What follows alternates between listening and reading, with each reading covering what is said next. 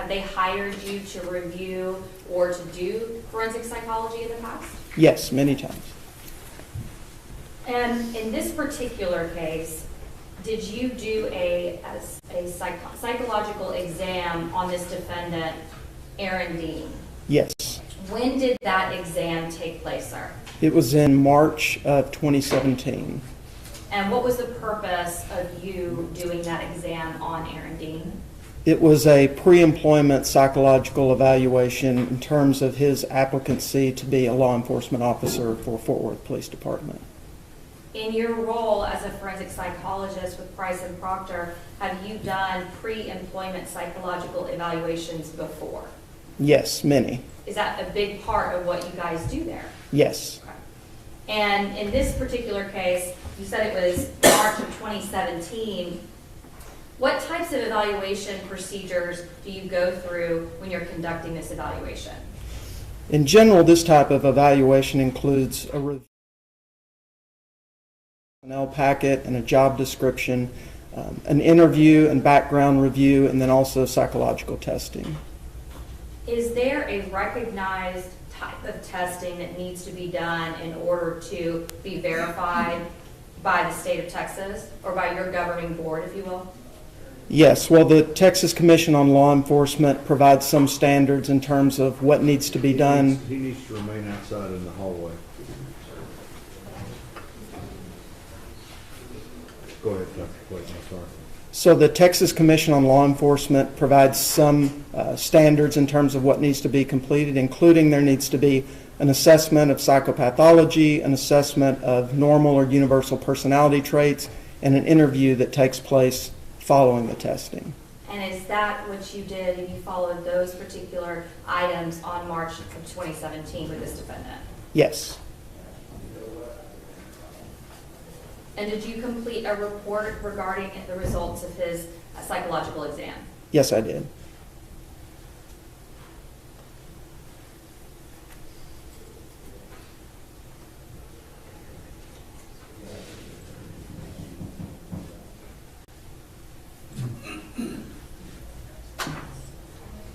Who's in there? Who's in the vestibule? That's not a phone booth.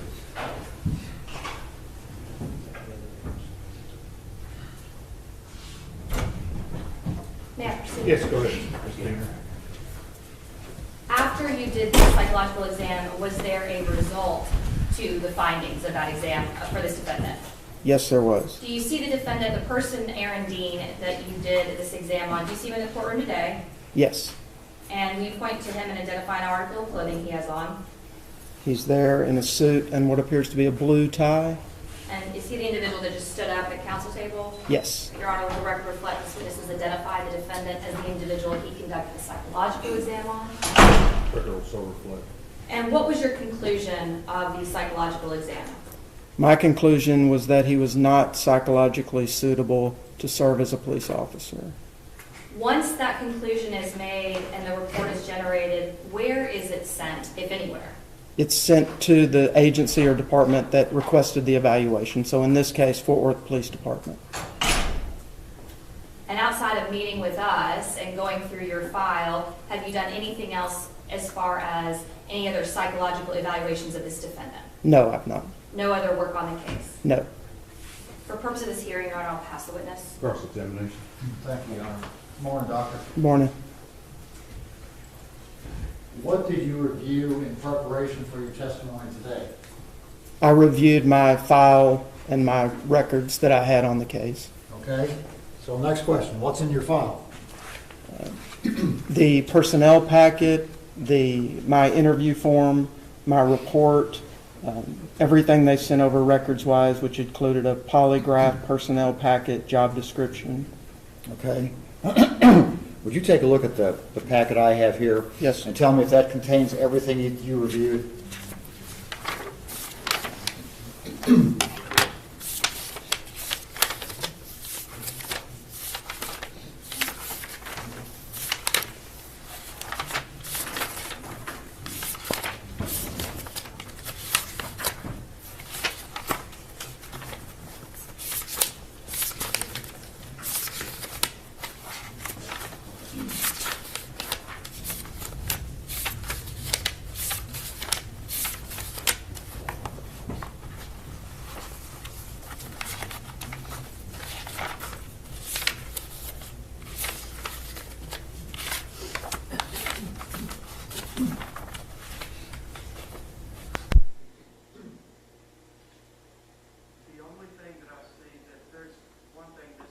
thing I noticed is the personnel packet that they sent me from the agency or the department. Okay, what would be contained in the personnel packet? It's answers to questions that they fill out in terms of their background and history that's provided to the department. You mean the applicant fills out? Yes, Okay. Well, who would have a copy of that? I have a copy. I've provided a copy to the state as well. Okay. And Your Honor, just for purpose of this record, if I may really quick, may I approach the witness and hand this to Bob? This is something that's already been provided to the defense. Okay.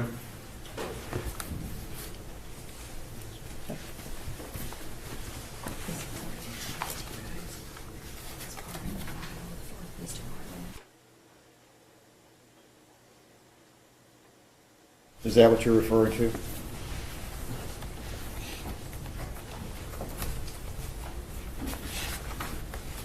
Yes, this is Okay. it. So between what you have in your hand and what I have in my hand, is that everything that you reviewed? Yes. Thank you.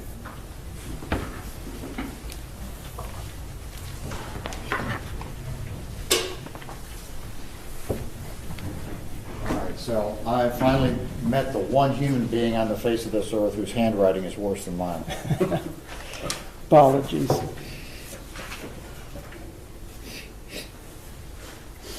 So is the handwriting in the margin your handwriting? Yes. Okay. And this is also my handwriting here. At times I have written beside something he's written. Okay. And maybe we don't need to do this on the record, Judge, but I'd like a translation. So do you want to talk to him for just a minute? We can If I keep could. him off the record. If I could, yeah. Okay. Kill the camera down.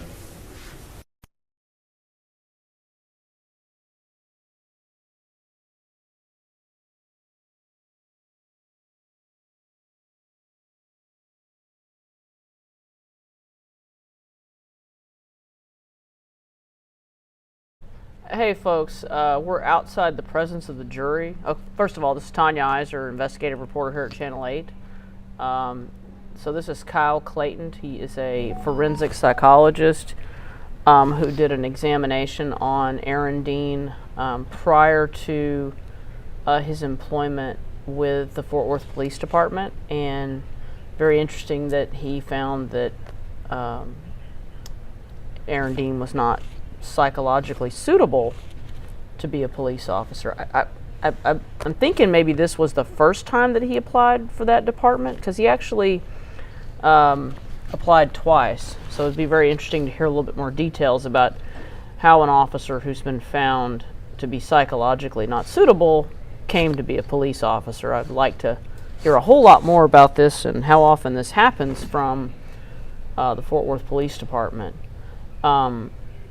So as you folks are all well aware, or should be aware if you've been following this, Aaron Dean was found guilty of manslaughter by this jury yesterday. They had deliberated for about 13 hours.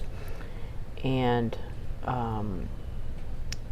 it was a long day, a lot of deliberations. We don't know exactly what they took into consideration, but it was pretty clear for those deliberations that they weren't a hung jury, because there was no questions that came out that indicated anything like that. So it seems like it came down to a lot of deliberations, reading the tea leaves, probably of debating between murder and manslaughter. Murder, of course, having that intentionality component, and manslaughter being more of a reckless nature. I'll be really interested at some point to know what went into their considerations. I mean, just from my perspective, from having watched this trial, that body cam was pretty key, showing that as he is uttering those commands, because there's about a half a second difference between the beginning of those commands to the moment of the shot. I also thought it was his what he said when he found the weapon. Looks like he said, "Looks like we have a weapon here," which seems to indicate, did you really see a weapon before you fired? Or, did you think you saw a weapon? I thought those were a couple of really interesting things that made you think. And so, like I said, we've got Kyle Clayton this morning. He's this forensic psychologist. And again, we're outside the presence of the jury. And they're doing a lot similar to what they've done on prior days, qualifying witnesses before they bring the jury in. And in the sentencing phase of this case is going to be much like, it's akin to a mini trial. You're going to have opening statements, you're going to have testimony, you're going to have closing arguments, and it's basically what we're going to see here is that the prosecution is going to be looking to get the longest sentence possible, and the defense, of course, will be looking to mitigate. And so somebody was asking, do we think they would have acquitted if if we didn't have the manslaughter option? I think that's a very interesting question. I think that murder was going to be a very high bar. I've talked to a lot of legal experts about this. It was just going to be very, very difficult to reach that bar, to get past reasonable doubt on murder. Had she not had a weapon, then okay. But the presence of that weapon and Zion's testimony makes it difficult to get past that bar. But clearly the jury thought he was reckless, and that's why they went with manslaughter. Now, manslaughter is interesting because prior to this he was not a convicted felon. He can theoretically, he can get probation if he is sentenced to 10 years or less by the jury, and they recommend it. If it's 10 years or more, if it's more than 10 years and a day, he will go to prison, and he cannot get an appeal bond. I'm sorry, Olivia. They haven't put my shot up right now because I'm I'm still waking up, frankly, guys. Yeah, we started a little earlier than expected, and I would be honest with you guys. I worked about 14 hours yesterday, and so mentally I'm still kind of like coming up for air. It was a long day yesterday. I tell you what, I'll make myself a little bit more presentable. Give me a second, guys. I'm gonna put on a jacket and look more like TV ready. But it's just been a long day, folks. I mean, a long week, and I'm not gonna lie. Last night I was so tired, and this morning I'm tired, and then they had me on our early show, and so it's been something. Hold on, I'm putting on a jacket so I can look like a TV person. Now you can kill my mic for a second.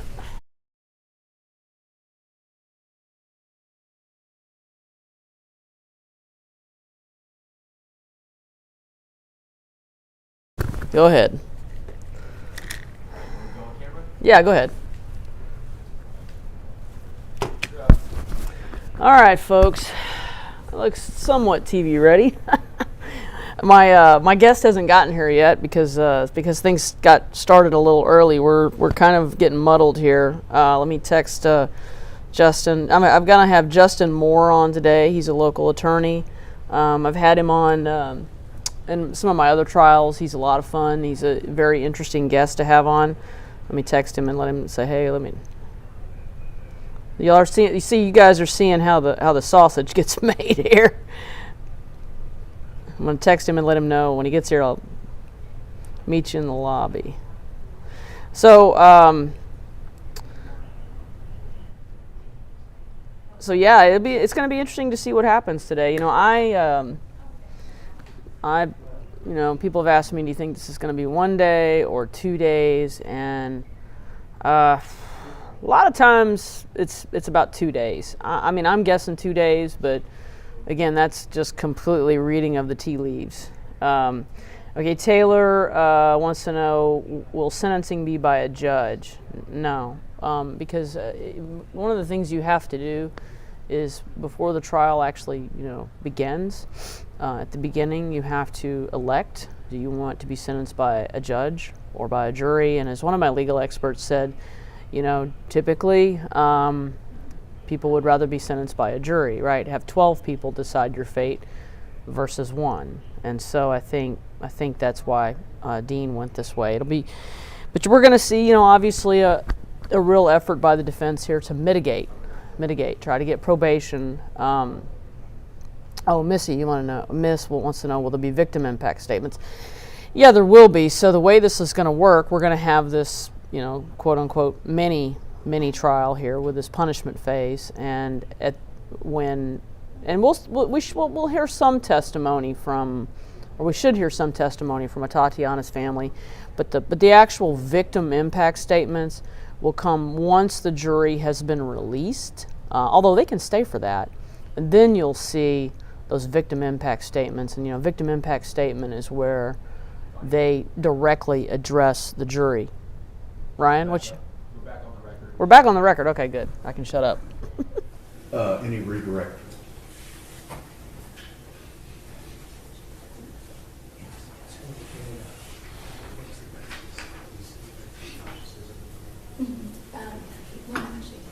Just briefly, if I can. Go ahead. So you had mentioned before the result of your psychological evaluation was he was not suitable for employment with the Fort Worth Police Department. What was that based upon? Based upon the results of my evaluation. And the results of your evaluation, what types of personality styles did he exhibit? Narcissistic personality style. Okay. And why is that then concerning as in terms of someone that has that personality trait for being fit to be a police officer? Well, in two major ways. One, in terms of how it impacts their decision making, puts them at risk for poor judgment, poor decision making, interpersonal difficulties, and for behaviors that could put themselves or others at risk. And in this particular evaluation, with the personality assessment inventory, the PAI, and the neo-personality inventory, the two different tests that were used, the way that this defendant scored on those, would you expect those particular personality traits to change drastically over time? In general, we don't see a drastic change in personality traits absent some type of intervention or some big life change. So if they haven't had treatment or if there hasn't been a big life change or major event, typically personalities tend to stay fairly stable. That's all. The state round will pass. Mr. Gill, We don't have anything else.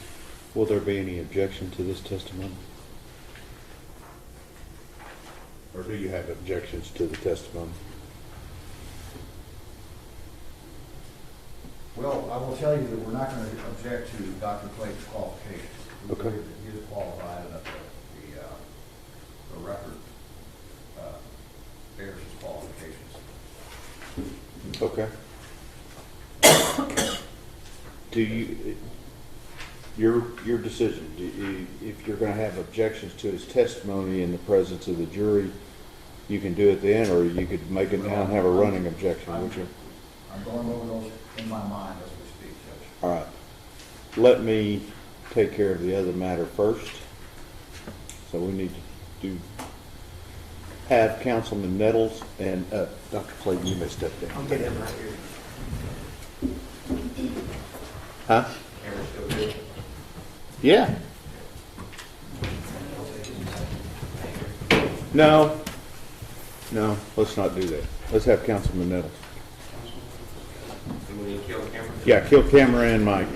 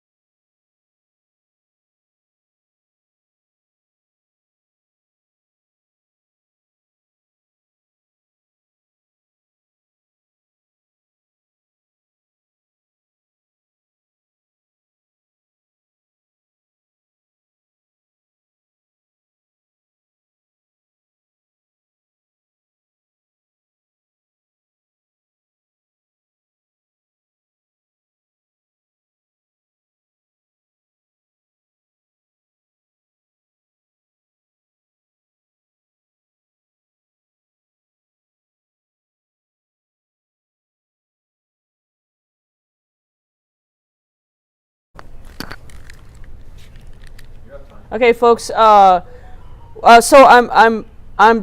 texting with Rebecca right now. Rebecca Lopez, our senior crime and criminal justice reporter. She says the courtroom is locked now. We do not live in a society where we lock courtrooms, especially if there are on the record proceedings going on. Now we're not clear exactly what's going on in that courtroom. You saw, or we heard the judge say, "Let's have Councilman Nettles," and then kill the camera and the mic. So we're all kind of just going, what does that mean? I don't know. So we're just kind of like, we're in kind of the same boat you are, and even our folks who are at the courthouse are in this situation. Tell them you and Justin will be on in a minute or two, okay? Oh, okay. So you can bring my camera. You want to bring my camera up? Yeah, bring your, hold on, Sam. Okay. So, yeah, Justin Moore, our legal expert, is getting here. He is getting a cup of coffee, folks, and the morning is starting off already kind of topsy-turvy with what's going on in the courtroom. Okay, somebody's saying they took a break. Okay, I don't know. Are you at Chrissy? Are you at the courthouse? So I don't know. We're just trying to. I hate to make too many comments on what's going on in that courtroom, since we literally don't know. Rebecca's, again, she's working on it. She's trying to figure it out. Go ahead and come on over, Justin. There's no worries. The YouTube jury is they're good with they're pretty good with things being a little topsy-turvy here this morning. So Justin is getting situated. He's getting his mic on. Let's take just 30 seconds to get his mic set up, Connie. Yeah. Okay. Yeah, we're going to take a little quick moment for Justin's mic. So.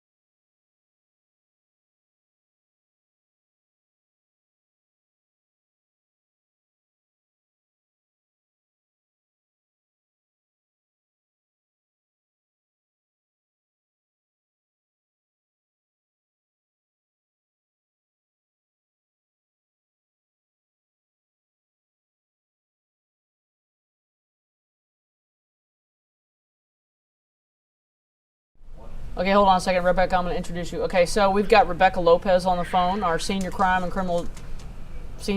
and criminal justice reporter. Rebecca, I'm trying to get your title straight.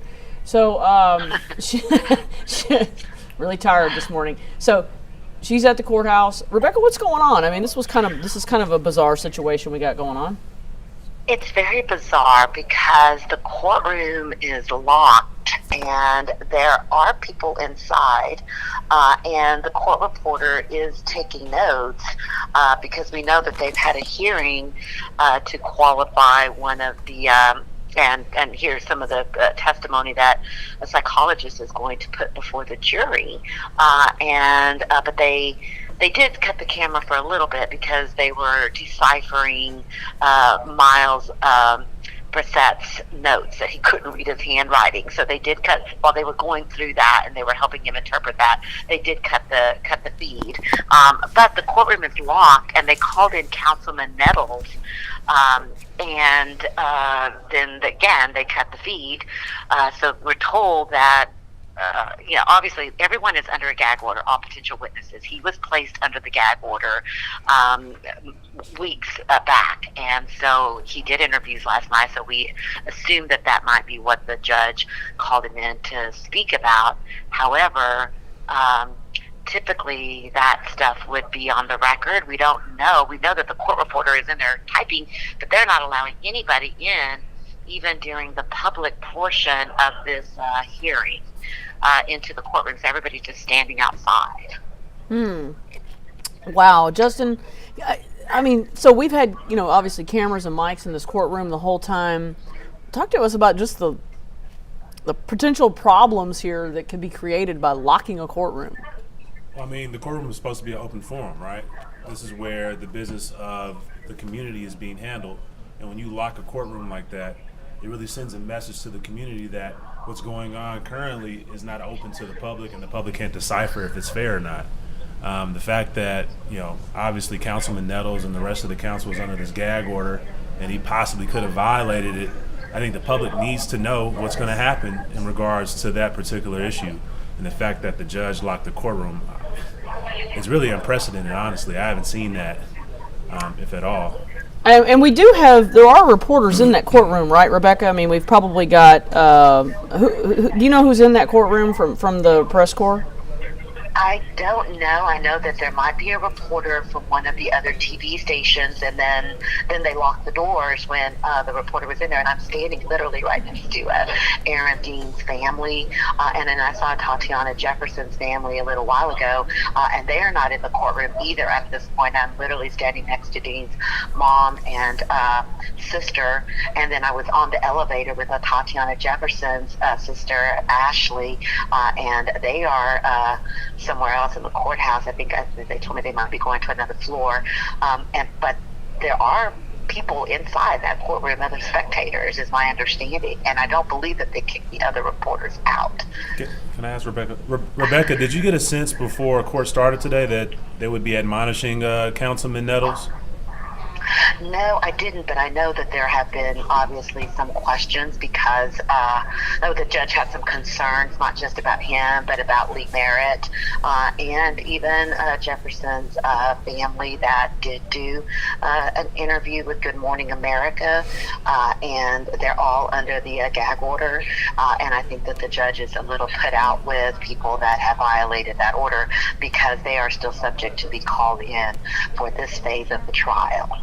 Yeah, I think probably he folks got up on his last nerve, and because it's been clear throughout these proceedings that there's a gag order in place. You're not supposed to be talking. Right. And so, like on the first day of trial, you folks that were watching, he called Lee Merritt up and read him the riot act, told him don't be watching anything, and ejected him from the courtroom. And so we've seen some of that kind of stuff happening. So we knew that.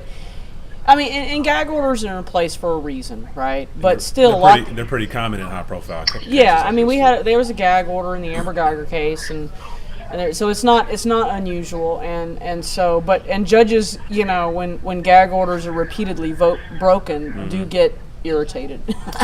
And I will say this, that Lee Merritt also did an interview, I believe, yesterday. I know he talked to the media, and they were going to call up a second person, so I'm wondering if they're calling in Lee Merritt also at this point. I did not see him here this morning, or if they're waiting for him to come into the courtroom.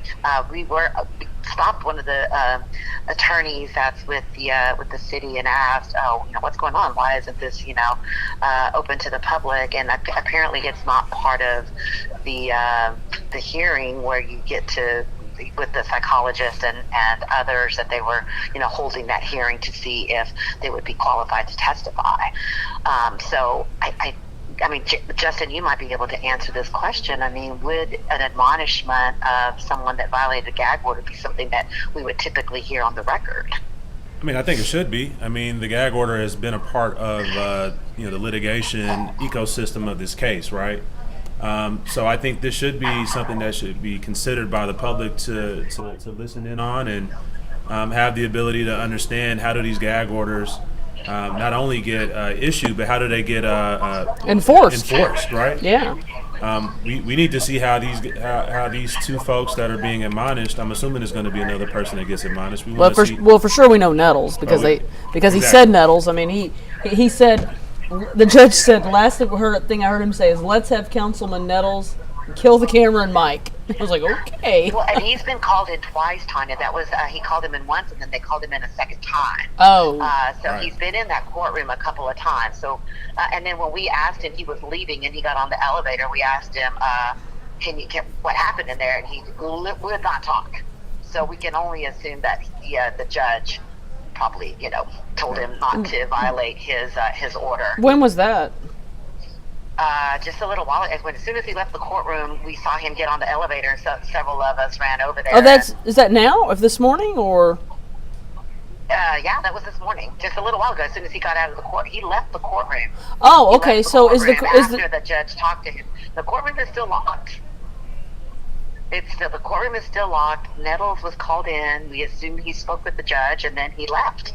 So, do you know if is the Star Telegram in there, or the Dallas Morning News? I mean, I'm just trying to figure. No, the Star Telegram and the Dallas Morning News were both of their reporters are out here with us. And like I said, I mean, they're not even allowing Aaron Dean's family in at this point. So I'm not really clear as to how many people are still inside that courtroom. I do know that the judge. There was someone that was going to walk in the courtroom. I'm not sure who that person was. He's like, no, that person can't come in. And then that's when they locked the doors. I'm really stunned. Like I'm trying to think of I can't think of a similar situation. Yeah, I mean, it seems unprecedented. I'm sure it's happened before, but I am curious to see. I mean, if they're looking at enforcing the gag order right now, currently. I wonder what type of admonishment are they providing to Nettles, and what penalty he's facing for, basically obstructing justice in the court. Now, I've known judges that allow you to come into the courtroom and then won't let anybody else leave or in and out. I have seen judges do that because they don't want people walking in and out, especially in federal court. I have been told you're going to sit here. Federal judges do not play. Oh, yeah. Yeah, so you're sitting here through the whole hearing. They'll be walking in and out of the courtroom. And I have covered other trials where they have closed the courtroom but not locked the door. They just have the bailiff there saying, sorry, nobody can come in right now. I mean, I have seen them do that. But to completely lock a courtroom and not allow anyone in, because typically the judge would just say, hey, this is off the record. And then they have sidebars in front of the in front of the bench. But I'm really baffled by this. I mean, I know there's tight security. I know that there's concern for safety here. But they have been locking that courtroom door when the judge has not been on the bench. Right, and you understand. We can understand that. I understand that. Right. But locking it in the middle of hearings with the attorneys. I'm a little baffled. Yeah, I mean, I will say that I have, found Judge Gallagher to overall be a really good judge and running a really tight ship. So, I want to give him some benefit of the doubt because maybe there's something we're not aware of right now, and so maybe I'm trying to security concerns. Could be. Because we don't know. Right, because I mean, I've met this judge. I really like this judge. I've been super impressed with how he runs his courtroom. I mean, he really, it is just down the line, and so I don't know why. And so I really want to be careful here about going too far because we don't know, right? Which is the frustrating part. Well, I mean, you've gotten the sense of how by the book this judge is running this trial. So honestly, I think Councilman Nettles needs to be concerned about what his penalty could be. You can face up to 6 months in jail or a $500 fine for breaking that gag order. So, if anyone else, and I think this should be a message to anyone that's subject to a gag order during a trial, you can't break it. And if you have a judge that's sticking to the letter of the law, you're going to be facing some significant jail time if you do. And it's important not to break these gag orders because you're in the middle of a trial right now. Right. And why do we do gag orders? Why do judges issue them? They just opened the door. Oh, they just opened the door. Opened the door to the courtroom, and they are. Let me see what's happening. I'm going to walk over here. Of course, they've confiscated everybody's cell phones and all of that, but they are now letting people into the courtroom. Are you going to go in and check it out and come back out to us? Well, I can't take my phone in, so yeah, let me go in, check it out, see what's going on, and I'll call you right back. All right, great. Thank you. Okay. All right, bye-bye. Okay, so Rebecca is going to go in and try to get the 411 for us.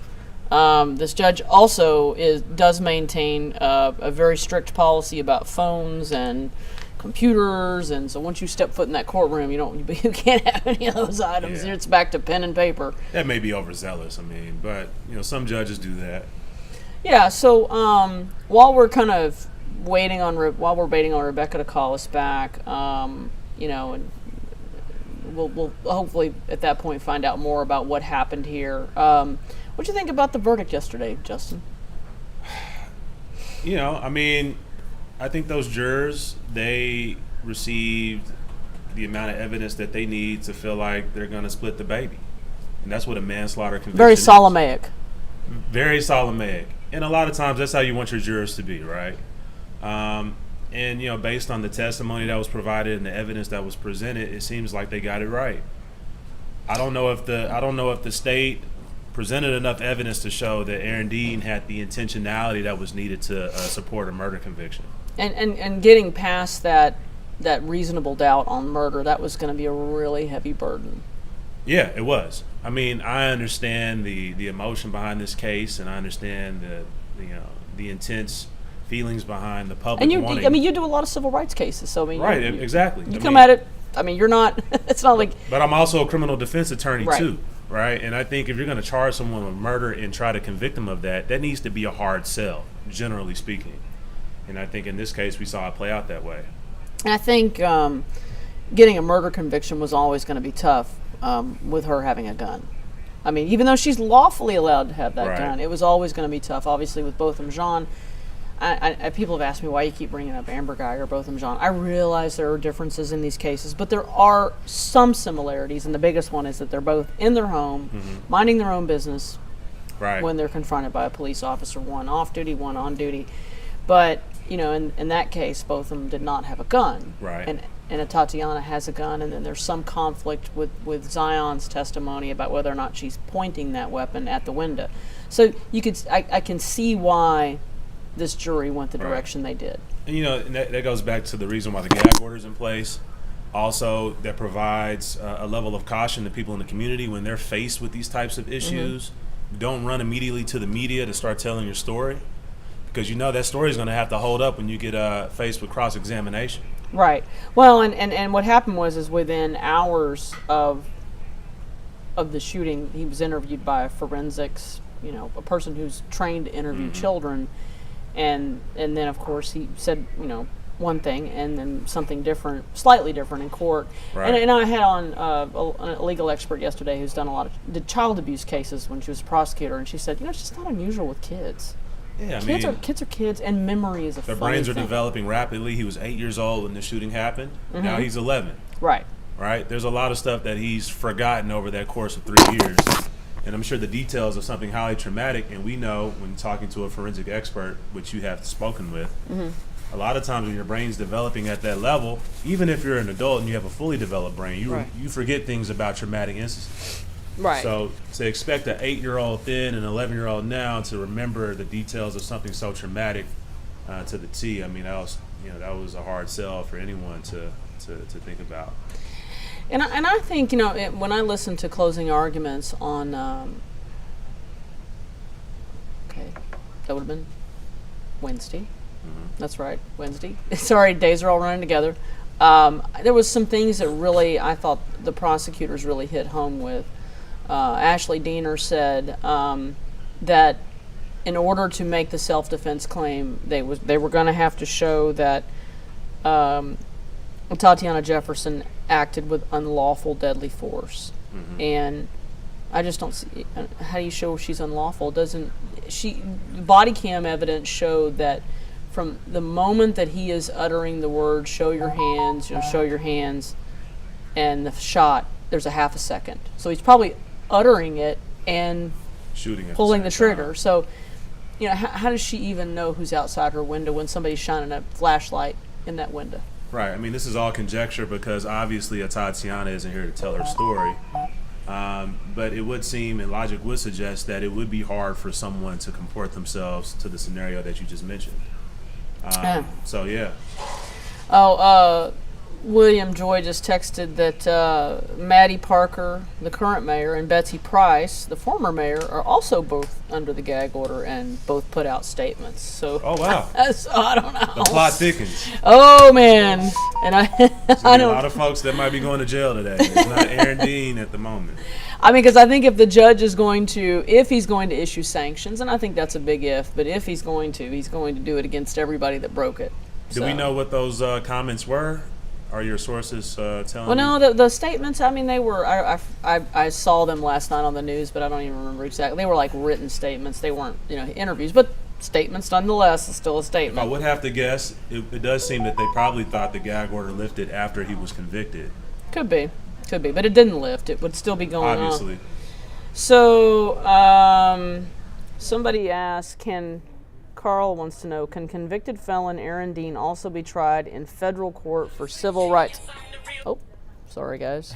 I know, I have a funny ringtone. That's her ringtone? I know. I like my ringtone. What was that? What song is that? It was Slim Shady. I real like Slim Eminem. I know, but Why does she have that ringtone? well, it's all my ringtones. Oh, okay. I have a thing where I I like was about funny to say, ringtones. why is All right. Rebecca the real Slim Shady? Do you have a special ringtone for me? No, it's my ringtone. I like to have funny ringtones. Anyway, all right, folks. We're obviously all tired here. Or at least I'm tired. So is Rebecca. Okay, so Rebecca, I've got you on speaker now. Tell us what you know. Well, when I went in the courtroom, I just saw Aaron Dean hugging his family. The psychologist is still that's going to testify now before the jury is still sitting there on the witness stand, and I did see that some of Aaron Dean's team. There's a former WFA reporter that's actually on that does some was doing some PR for Jim Lane. He was actually outside the courtroom too. I don't think he got a chance to get in there either. And I really couldn't see anything else. I mean, there was just everybody was let in. They all sat down, and the psychologist was still sitting there on the stand. Well, why don't we have a So camera shot up? Where's our camera? Yeah, they asked us to cut the feed. So again, at this point, I do think that this all has to do with the gag order that was in place and probably admonishing some people who violated that order. So, but that is, but it looks like they're going to bring in the jury pretty quickly. And I was wondering if the jury was still sequestered, and I was told that they were, but I'm still trying to double check that. Would that be pretty common, Justin, for them to go ahead and sequester them even during this punishment phase? Yeah, because he sequestered Yeah. when they started deliberations. Is he going to leave them sequestered? Do you think he would have left them sequestered? Yeah, I mean, that's pretty common, especially with a high-profile case like this, yeah. And I think he'll leave them sequestered if this goes into the weekend. They may even come back tomorrow and finish punishment phase. We can't get it I taken did care of. speak with one of the people on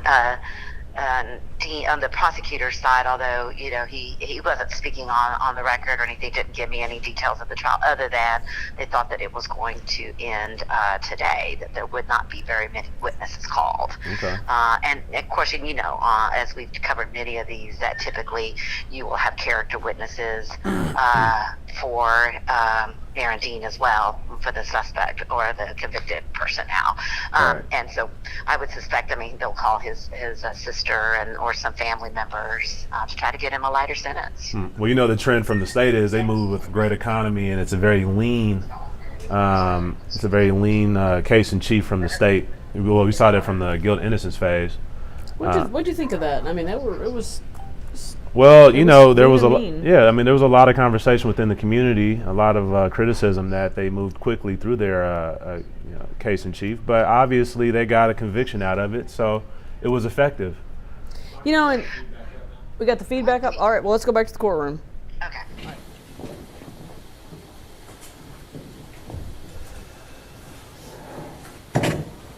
Good morning. Both sides ready for the jury? State's ready, Ryan. Yes, Your Honor. All right, let's go.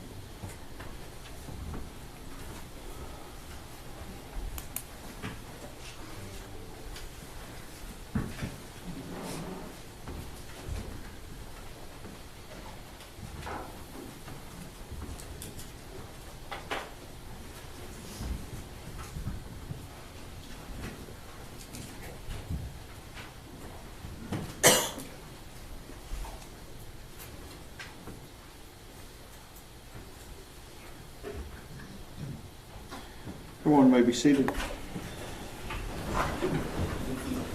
Good morning. We are ready to proceed, ladies and gentlemen. This witness has been previously sworn to testify truthfully. Ms. Diener? The state calls Dr. Kyle Clayton. Yes, proceed. Good morning, sir. How are you? Good morning. Well, how are you? Good.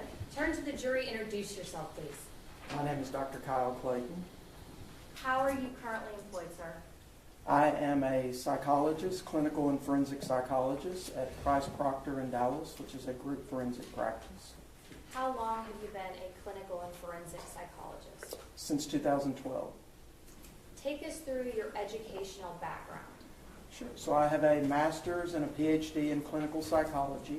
After my PhD, I completed a postdoctoral fellowship in forensic psychology, and then I also attained board certification in forensic psychology. And so what do you mean by postdoctoral fellowship? Explain that to us. A postdoctoral fellowship is just a specialized type of training in a certain area. So in this, it was in forensic psychology. And I want to go a little bit through some of your clinical experience, if we can. Before you worked there at Price and Proctor, where did you work? Before I was at Price Proctor, I was a full-time student at UT Southwestern Medical Center in the clinical psychology program. And did you also work at some point at UT Southwestern as well in the psychotherapy clinic? Yes, that was part of my practicum. And what does that mean, practicum? It's part of your training process and for attaining your PhD. You're getting clinical experience. Did you also work at Parkland Memorial Hospital? Yes, I did. In what capacity? I was in the psychiatric emergency room there doing assessment of patients that would come in. As another part of your psychology practicum, did you work at the Shelton School and Evaluation Center over there in Dallas as well? Yes, I did. What is that? That's a specialized school for individual students with learning difficulties. Have you worked in other psychiatric hospitals before? Yes, I did do a practicum during my master's degree at a psychiatric partial hospitalization program through Brentwood Hospital. That was in Longview. And so take me through some of the books or articles that you yourself have written. Sure. So my published article from my dissertation was in the area of health psychology. It had to do with healthcare utilization for adolescents who were dealing with type 1 diabetes. And have you also participated or contributed to certain chapters in various books? Yes, I have. I contributed to a chapter dealing with caffeine and the effects of caffeine, also in antisocial behavior treatment, those types of things. So we shouldn't have caffeine, or we should? A little bit is okay? Depends on how much. All right, okay. Okay, so explain to the jury what clinical psychology is. So clinical psychology is dealing with the treatment of assessment or treatment of patients. What is forensic psychology? Forensic psychology is the application of mental health issues to issues of the law. So assessment or treatment of mental health issues as it relates to a legal question. And so explain to us your duties as a forensic psychologist working where you work now at Price and Proctor. Well, I do a number of things. The majority of my work is in adult criminal cases where I'm doing assessment of things like competency to stand trial, insanity, risk assessment, that type of thing. I also do evaluations related to occupations, so pre-employment evaluations for police officers, firefighters, that type of thing. Have you testified before as a forensic psychologist in this county? Yes. In this court? Yes. Have you testified for both the state as well as the defense? Yes. As an expert in the area of forensic psychology? Yes. Have you worked with or been hired to be consulting on different cases by these particular defense attorneys? Yes. Few or many occasions? Many occasions. All right. Did you conduct a psychological evaluation on Aaron Dean back in March of 2017? Yes, I did. What was the purpose of your psychological evaluation at that point? This was a pre-employment psychological evaluation for the Fort Worth Police Department. Officers are required, as they apply, to go through this process and go through a psychological evaluation. And you mentioned earlier that you do other pre-employment evaluations. You said police and fire. What other types of professions have you done these pre-employment evaluations for? I've also done them for private security. I've also done employment evaluations having to do with individuals that are air traffic controllers, nursing evaluations, that type of thing. Those all seem to sound like high-stress jobs. Why in particular are you doing psychological evaluations for potential police officers? Well, it's required by the Texas Commission of Law Enforcement. My understanding, it's required because of that, because it is a high-risk, high-responsibility type of job. So they want to make sure that in addition to a physical screening, they're getting a psychological screening as well to see if they're suitable to hold this type of job. And do you see the person, Aaron Dean, do you see him in the courtroom today, the person you did the psychological evaluation on? Yes. Can you point to him and identify an article of clothing he has on? He's standing right there with what appears to be a blue tie.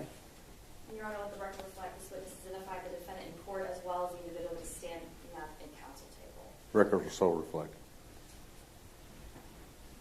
Okay, so tell me, what date did you actually perform this evaluation on the defendant? I saw him on March 29th of 2017. Okay, so take me through the process. Somebody comes to your office, and where's your office located, sir? It's in Dallas. Somebody comes to your office in March 2017. What is the process for how you go through this psychological evaluation? So the first part of the process is I review any documentation, referral documentation that's been sent to us. Typically that includes like a personnel packet, also a job description for whatever job they're applying for. And then once they're in the office, they're completing background forms. They also are completing an interview with me, and they're going through psychological testing. Okay. Let's go through and talk first about just some of the background and some of the paperwork you're reviewing. In this particular case with this defendant, where did that information come from? It came from the agency, Fort Worth Police Department. And so the personal history that you're reviewing from the Fort Worth Police Department, what kinds of information does that have that is helpful to you? It basically provides just an overview of the person's background. It's information that they have provided to the department, the agency, on their various background issues, employment, any legal history, that type of thing. When you say they, are we talking about, in this case, it would be the information provided by the defendant to the police department? Yes. Prior jobs? Yes. Different types of, if there's been any issues in the past as far as any legal issues, any offenses, incidents, things like that? Correct. Where they went to school? Yes. All right. Past employment, past education, those types of things? Yes. All types of biographical information? Yes. So in this case, did you review the personal history information from the Fort Worth Police Department pertaining to this particular defendant? Yes. So after you reviewed that information, and you said that there are some other forms that are filled out, what other forms are filled out, sir? When they come to the office, they fill out and initial the consent forms for the evaluation. They fill out just a brief information sheet that lists their name, date of birth, phone number, email address, that type of thing. And did this defendant fill out your background information form in this case? Yes. We provide them with a background information form when they get to the office that they fill out before the interview. And so when they're filling that information out, are you looking over the information that's provided by the Fort Worth Police Department? Yes, or I've already looked over it before that time. So after they fill out the information, the background information form for your office in the lobby, what's the next thing they do? So the next thing they do is start in on the psychological testing. So they complete their psychological testing. Once they're through with that, then they see me for an interview. So let's go through the different processes for the psychological testing. Take me through the two different types of personality or psychological testing that is done. Sure. So in conjunction with the Texas Commission on Law Enforcement, they provide some standards with what type of testing needs to be done. In particular, they state that there needs to be at least one assessment of psychopathology or abnormal psychological functioning. and then also a test of normal or universal personality traits. So we conduct the testing of both of those things, two different type of tests. In this case, he completed the PAI, which is the Personality Assessment Inventory, which is a test of psychopathology, general psychological functioning, personality functioning. And then he also completed what's called the NEO-PI3, which is the test of universal or normal personality traits. So it's not looking at psychopathology, it's just looking by self-report how he assesses himself in terms of general traits, like how extroverted he thinks he is, how conscientious he thinks he is, that type of thing. Can you explain to us in more depth what psychopathology is? Psychopathology is just an abnormal psychological functioning. And those two tests, are those accepted as, and are they required to have a general psychopathology as well as a personality test when conducting these pre-employment interviews for law enforcement? Yes, they are. Okay. And are these the most common that are used, the personality assessment inventory and the NEO personality inventory? I'd say they're definitely in the group of what's most commonly used. How are these two assessments conducted? Where are they done? They're done in our testing room via computer administration. So the items are on the screen, they're responding on the computer, it follows along as they go. And about how long does it take to complete? Let's just first talk, is there one that's done before the other one? It doesn't have to be. Typically, they take the personality assessment inventory first with how our office administers them, but they can be done in either order. So let's just first talk about the PAI, the personality assessment inventory. The test that's determining the psychopathology of an individual, how long does that take? It's not timed, so it can vary depending on how long it takes a person to read the items and respond, but in general, typically around 45 minutes to an hour. And can you give us some examples of the types of questions or how this assessment is done? I can't give you the specific questions due to the publication issues, but I can tell you just in general, there are statements. Each item is a statement that you then respond to. So a statement might be something like, I enjoy spending time outdoors, or I enjoy spending time with my friends, or I have trouble sleeping. Just a number of various statements that you then respond to, whether or not for you that is false, not true at all, slightly true, mostly true, or very true. So there's a gradient that you can respond to for each item. And whether that's done before or after the NEO personality inventory, regardless, as far as the NEO personality inventory, how is that administered? The same way? Same way. It's a computer administration. Again, there's items that they respond to, that they have a range of responses. For that one, they're responding anywhere from strongly disagree to strongly agree. There's a range. And so overall, after these two assessments are done, is there a result of some sort that's given to you? Yes, there's a report for each assessment that's provided. Is that provided to you before or after you interview the defendant? Before. So I review the testing results before in case I want to review any of that or ask any follow-up questions with them. It's also required as part of the TCOL instruction that the interview has to come after the testing. And so overall, the personality assessment inventory, the NEO personality inventory, are both of those, would you agree with, based on self-reporting, whatever they answer, and then it's reported to you? Yes, but the PAI is a little different in that it assesses the extent, what we call validity or impression management. It assesses the extent to which a person is trying to present themselves maybe better than they are or with little faults, or if they're trying to present themselves as having more problems than is actually present. The NEO doesn't do that. And how are there those safeguards? How does that show up on a test if somebody's trying to seem better or to seem like they have more problems?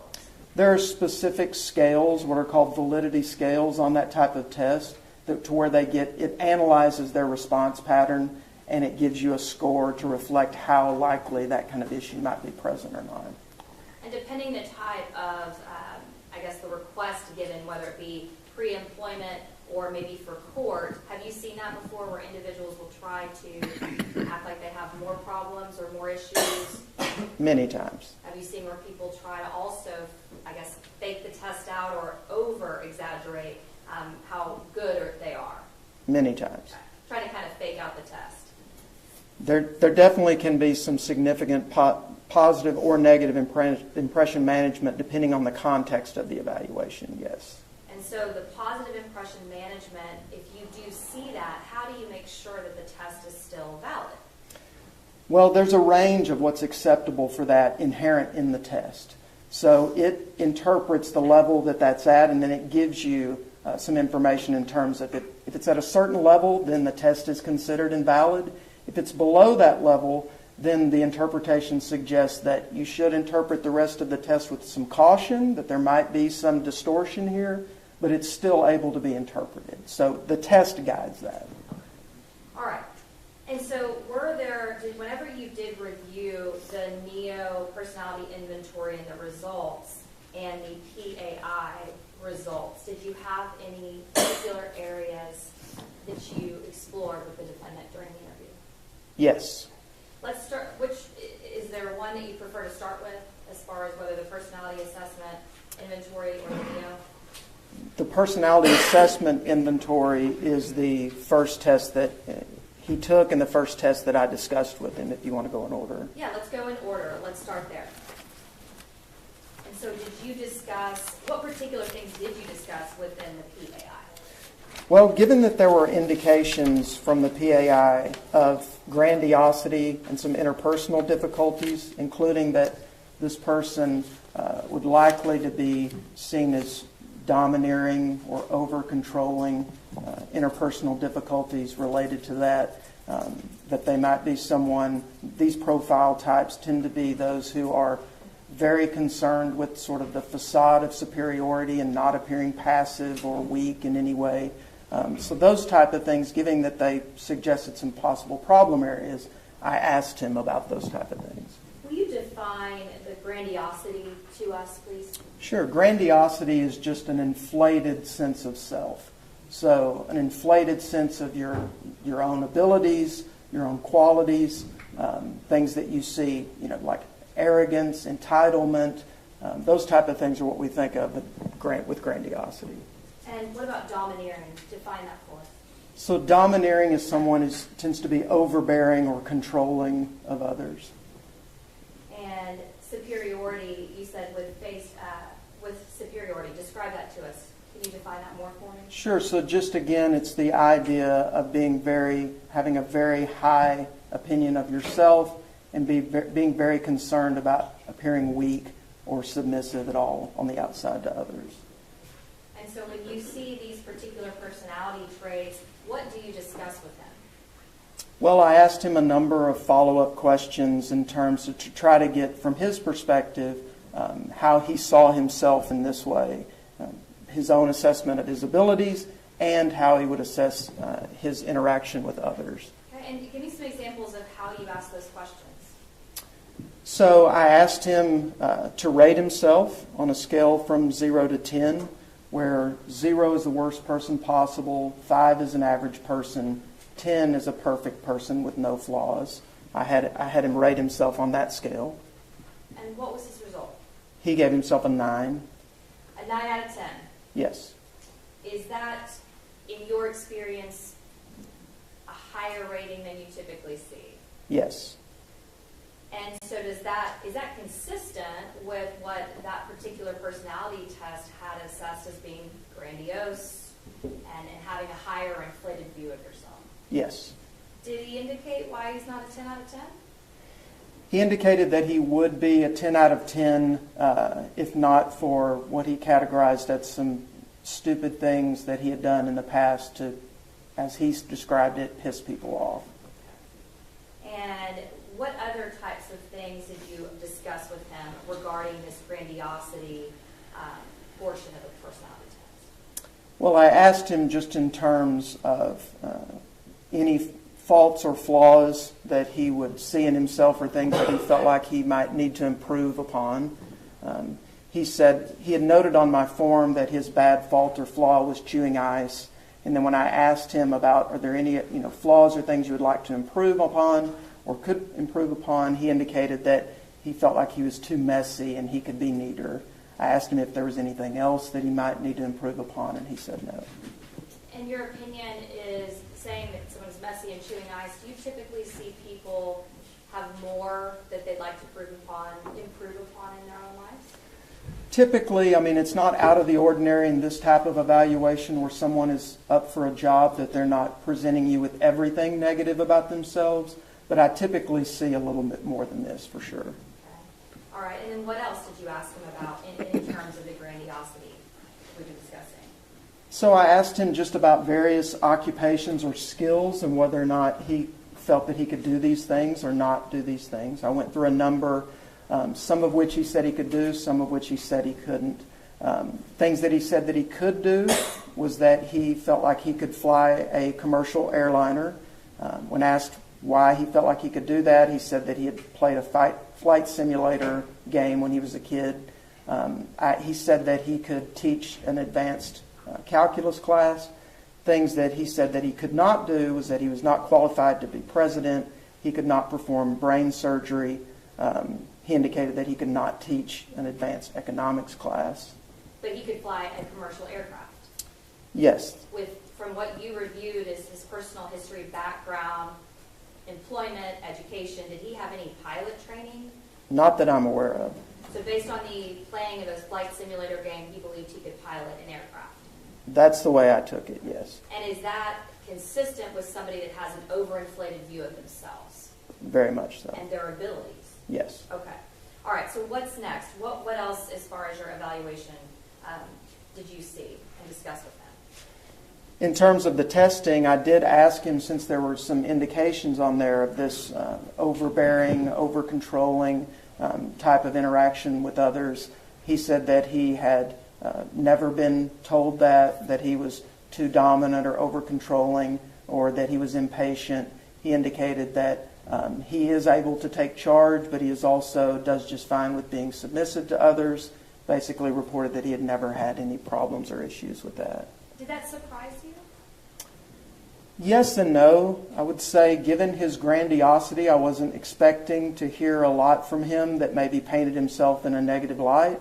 But I was somewhat surprised that if that was his personality style, that he might not have ever heard that, at least from someone else, even if he didn't agree with it. Okay. All right. And so what else was discussed with him as far as the concerns that you saw on the test? The majority of my discussion with him in terms of concern of testing revolved around those two areas, his grandiosity and then his interpersonal style and difficulties that might result from that. That was the main focus of the follow-up from the testing, because those were the two main problematic issues. And when he talked about rating himself, and he would be a 10 with the exception of some stupid things that offended or bothered people, did he go through and talk about the specifics of what those were? He provided 3 examples, yes. Did you also, in reviewing his personal history from the Fort Worth Police Department, were some of those things mentioned? Yes. Okay. So let's go through those if we can. Tell me one of those things that he mentioned in the testing and in talking to you. So one of the things that he noted was that he had had an incident where he had gone into a fast... Yes.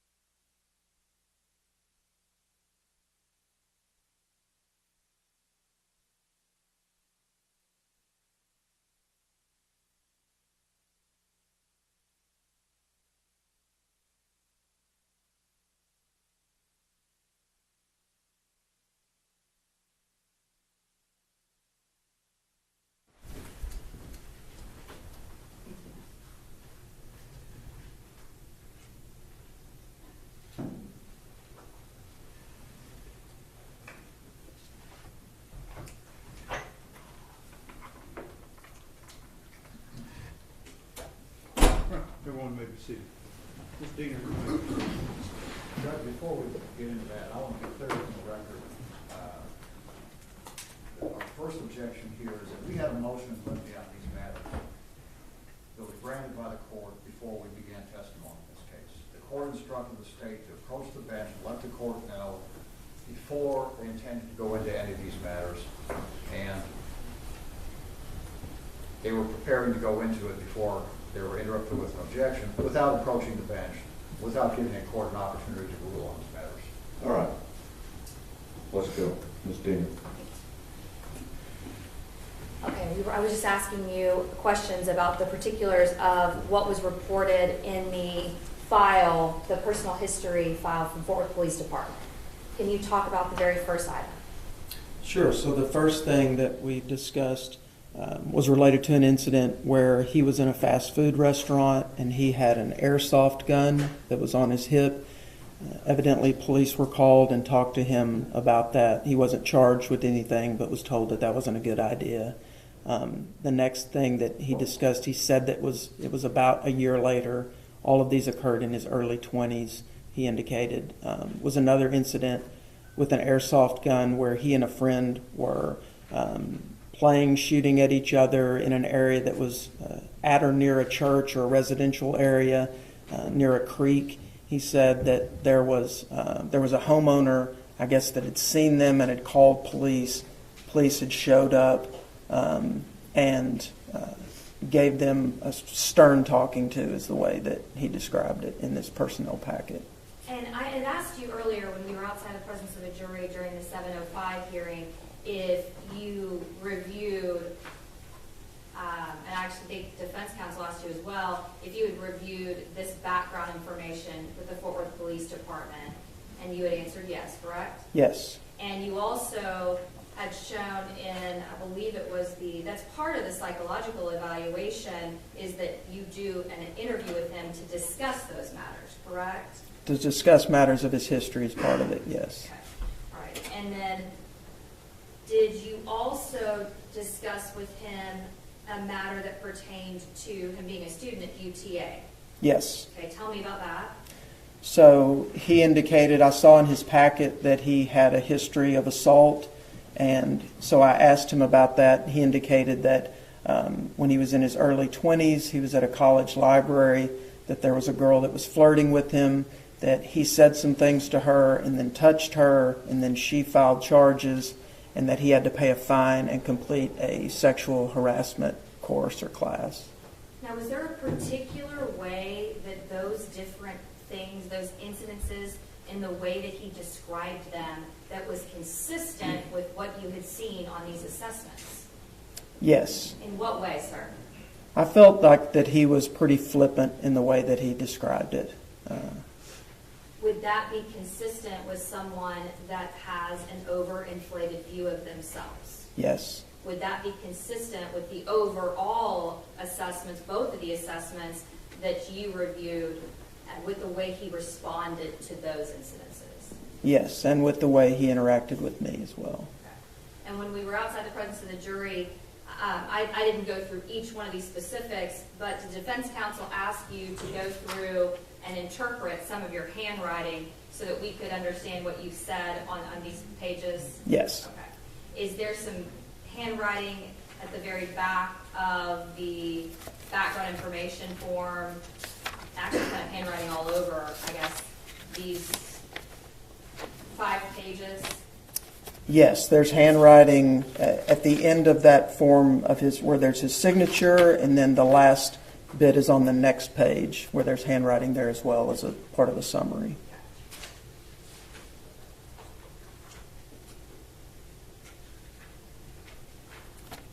Looking now here at the Fort Worth Police Department's background information,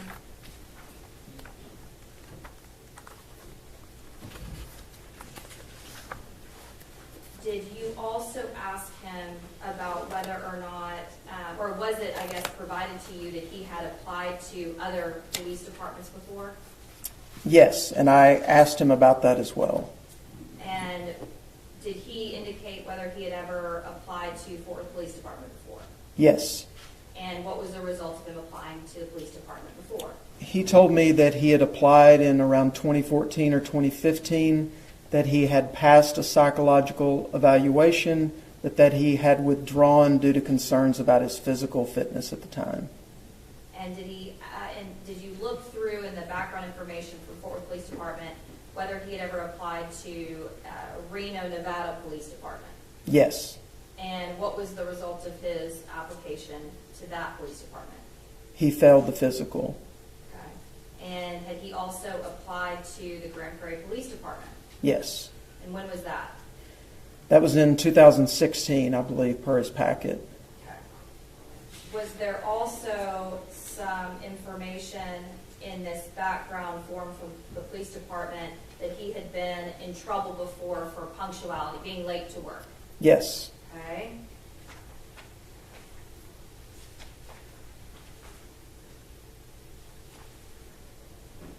Was there also information about him having several traffic citations and several, I guess, a mention regarding his insurance, his auto insurance? Yes. All right. Now, when you asked, or when you reviewed this background information, did he put the two instances with the gun and the incident involving UTA, are those both also in that background information? The information that he filled out for my office? No, the information he filled out for the Fort Worth Police Department. Yes. And is that also in the information that he filled out with you? Well, in the information that he filled out with me, he noted his assault. There was nothing that he wrote on his background form related to the incidents with the airsoft guns, but I did talk to him and ask him about that. And why was that important to you to talk to him about that? Well, just because they were interactions that he had with law enforcement in the past, and that to assess his behavior and judgment at the time and what occurred.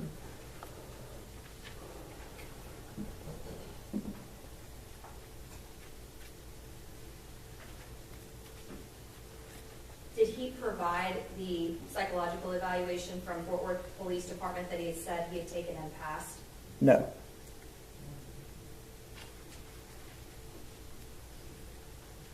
If he had provided that to you, would that be a part of the file that you would have provided to me? Yes.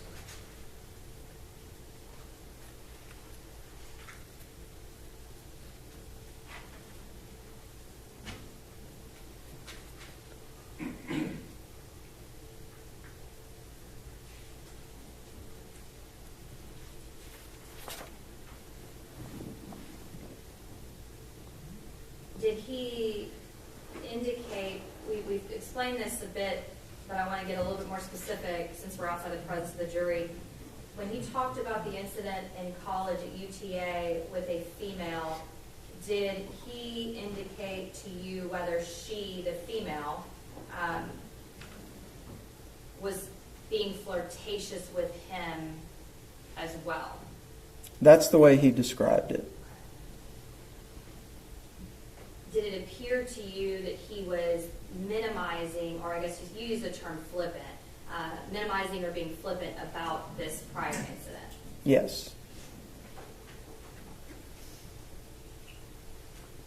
Did these things that we've mentioned specifically involving the guns and the incident with UTA, did those all appear to be consistent with someone that bears the same personality traits as this defendant? Yes.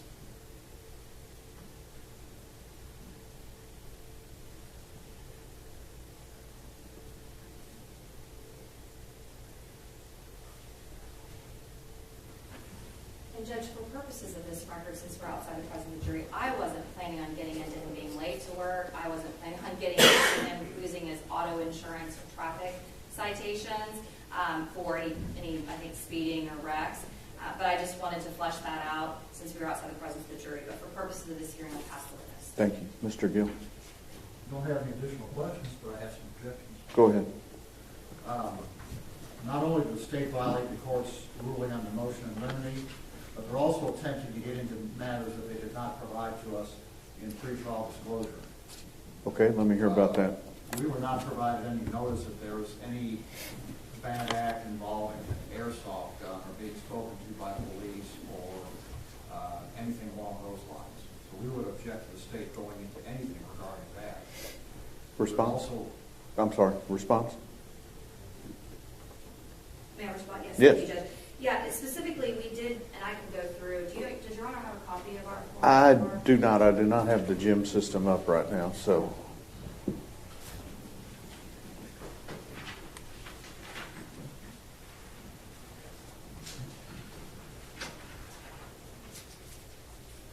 And I can go through it. It's actually quite lengthy, Your Honor, so I may need just a minute. It's 13 pages. But I believe specifically I did go through and discuss in the 404 notice that was provided to defense back on April of 2022. And just to be clear also so that you know, Judge, we actually didn't provide this into GEMS or e-file it for a particular reason. We had an agreement with defense counsel that the 404 extraneous notice would be provided via email and acknowledged. Then I wouldn't have a copy then, would I? That's correct. But I did go through and discuss the various traffic violations. Also, it's shown that he had committed the offense of assault in college. That's also mentioned. I talked about the receiving disciplinary action from employers, and I believe that we also discussed his, if you look for defense counsel, on page 12, it discussed him having, I discussed a particular other witness, but about him shooting guns, having guns, being very proficient with guns, and overly confident about guns, always being the person that wanted to protect others with his gun at the church. And I will probably just need a few more minutes, Judge, as far as if I gave into the specifics about the underlying incidences that are in the background report that this witness reviewed. I did give notice that he had failed the psychological evaluation and had those particular personality traits. Those are things that are all considered within that packet of information that he's testified about. All of that packet of information was provided to defense counsel, the background information, as well as his failure of the psych eval. That was actually ordered, that entire file was ordered by Judge Hagerman at this point, months and months and months ago. All right. I've got some concerns about the airsoft stuff. So I'm going to sustain your objection. Don't go into the airsoft guns with this witness. Okay? The UTA situation, that's fine. But the airsoft guns, stay away from.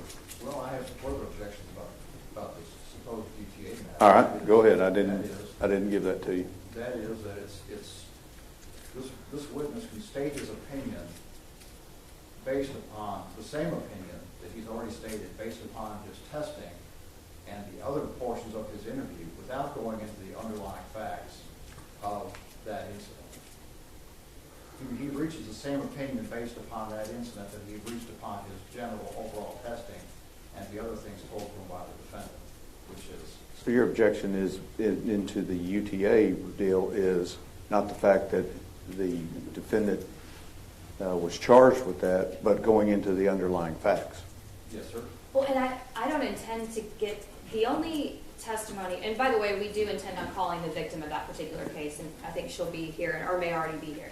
So we'll get into the specifics at that point.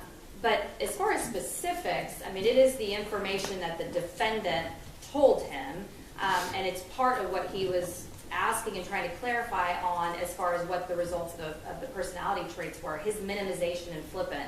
I don't intend to get into anything more specific about what happened with this witness, with the exception of asking him with what he told you happened, a simple assault dealing with a female or an assault dealing with a female, did he minimize that? Did he appear to be flippant about that? And did he appear to indicate that she was also being flirtatious with him, which is consistent with why he believes it to be flippant and minimization of it. But I don't intend to get into anything more. All right, I'll let you ask very general questions in regard to Dr. Clayton's evaluation of his responses. Okay. Okay? I don't want him getting into the underlying facts because he's not a fact witness in regard to that charge. You have a further objection. So your objection would be overruled. That objection. To that objection, yes.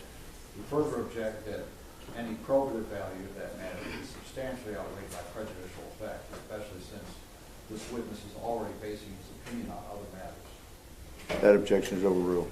You may have a running objection to that also. Are we ready for the jury? State's ready. No. Okay. I'd ask the court to inquire from Manuel Mata, MATA, is present in the courtroom. If they are, I'd ask them to be brought forward and sworn and placed under the rule. Is there a Manuel Mata present in the courtroom? There does not appear to be a Manuel Mata. What's your name, sir? Anthony. Anthony, what's your last name? Lasson. I'd ask Anthony Lasson to be brought forward and sworn in, Your Honor. Come up, please, sir.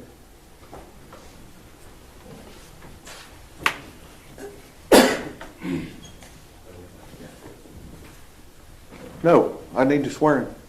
Yeah. Oh, I see. Okay. Now, you know what? Just come up to the rail. Just stand right there. Raise your right hand for me. Solemnly swear or affirm testimony given this cause to be the truth, whole truth, and nothing but the truth, so help you God? Sir. Would you tell me your first and last name and spell it for my court reporter, please? Anthony Lasson, A-N-T-H-O-N-Y. Last name is Lasson, L-A-Z, and zebra, O-N. You have been sworn as a witness in this case, and there is a rule of procedure in effect that says that you cannot be in court while you're testifying, unless you're testifying. You're not to discuss this case with anyone else in anticipating of you being called as a witness. So if you'll remain outside in the hallway and do not talk to anybody out in the hallway, do you understand? All right, thank you very much. 1 second. On a minute. Sure.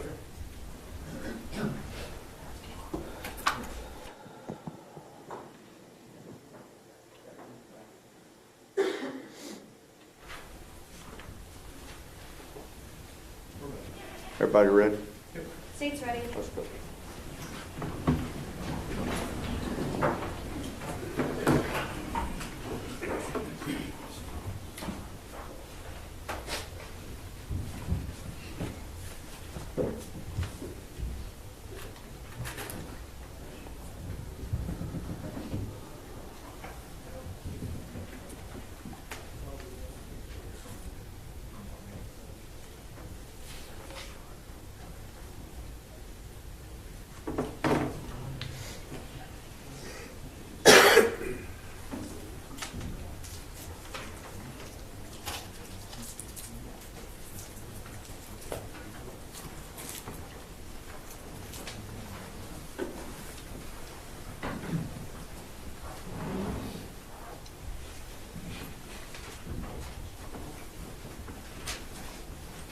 Judge, just one more matter to bench real quick. Okay. Everyone may be seated. Thank you.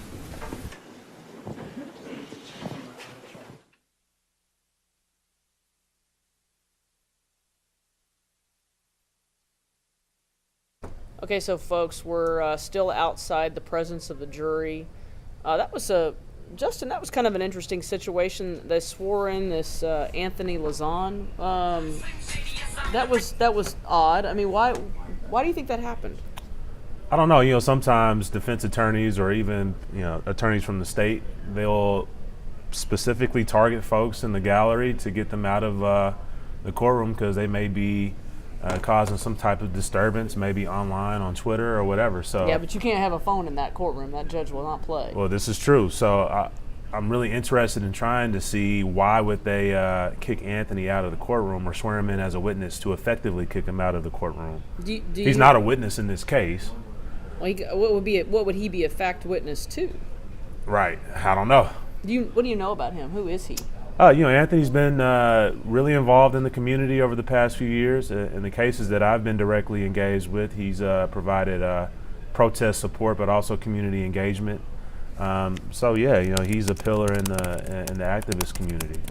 So that could be the reason why the defense wanted him out.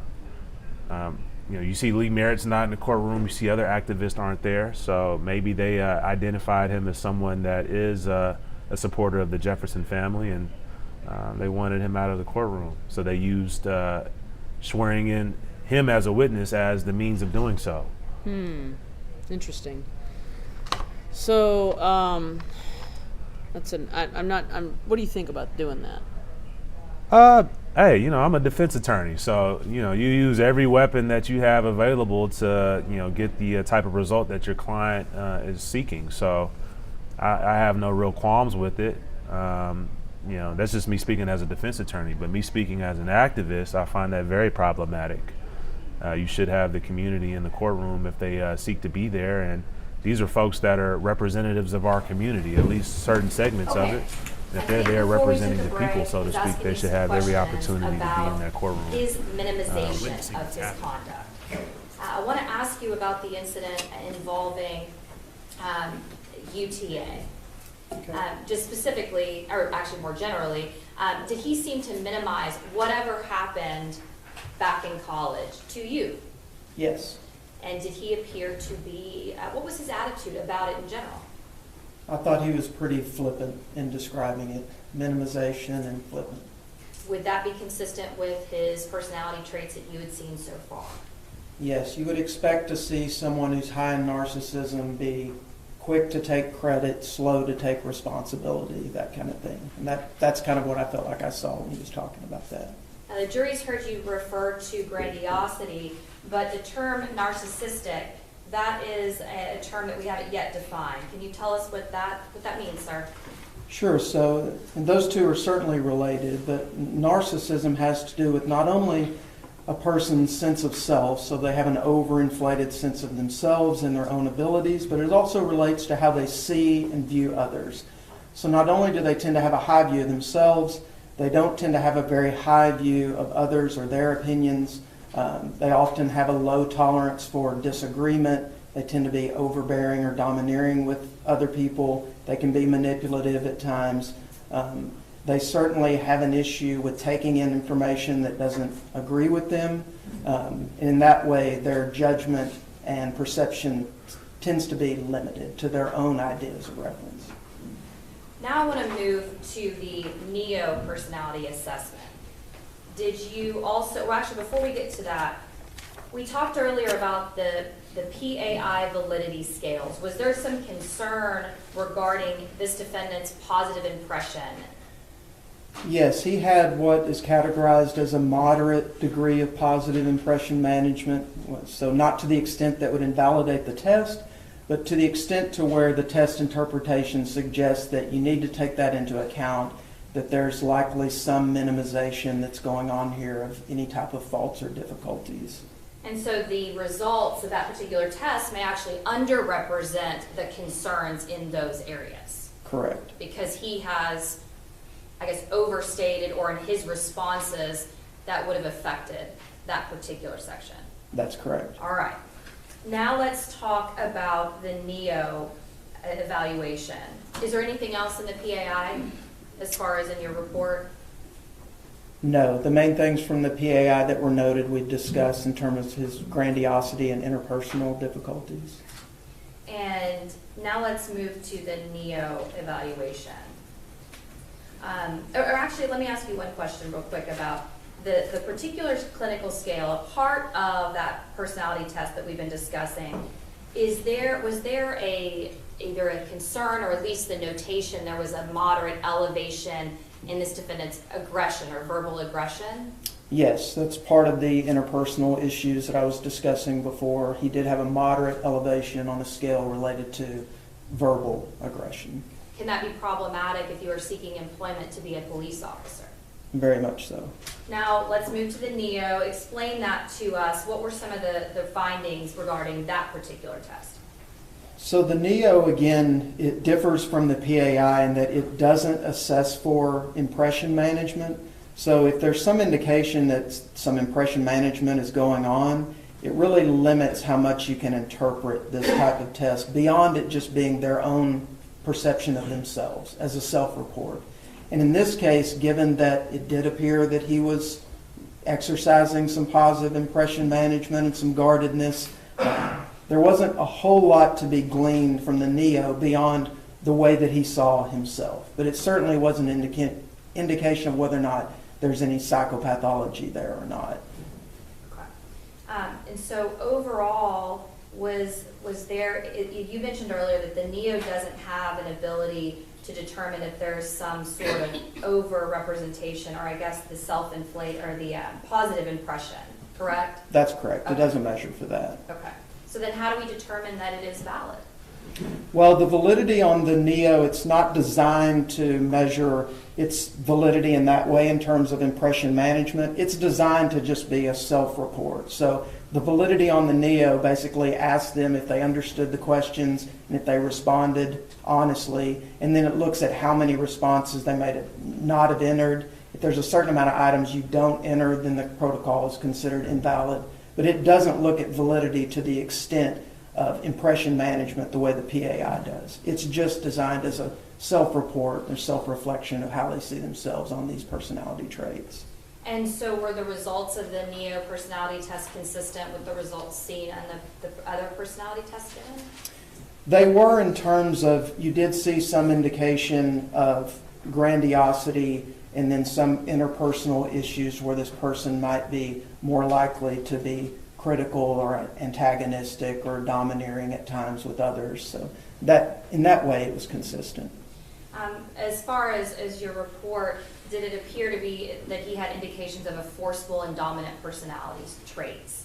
Or Yes. style, rather? Yes. Okay. And we've heard you talk about domineering and dominant personality traits. Why is someone that has a forceful or dominant personality trait or style concerning for being a Fort Worth police officer?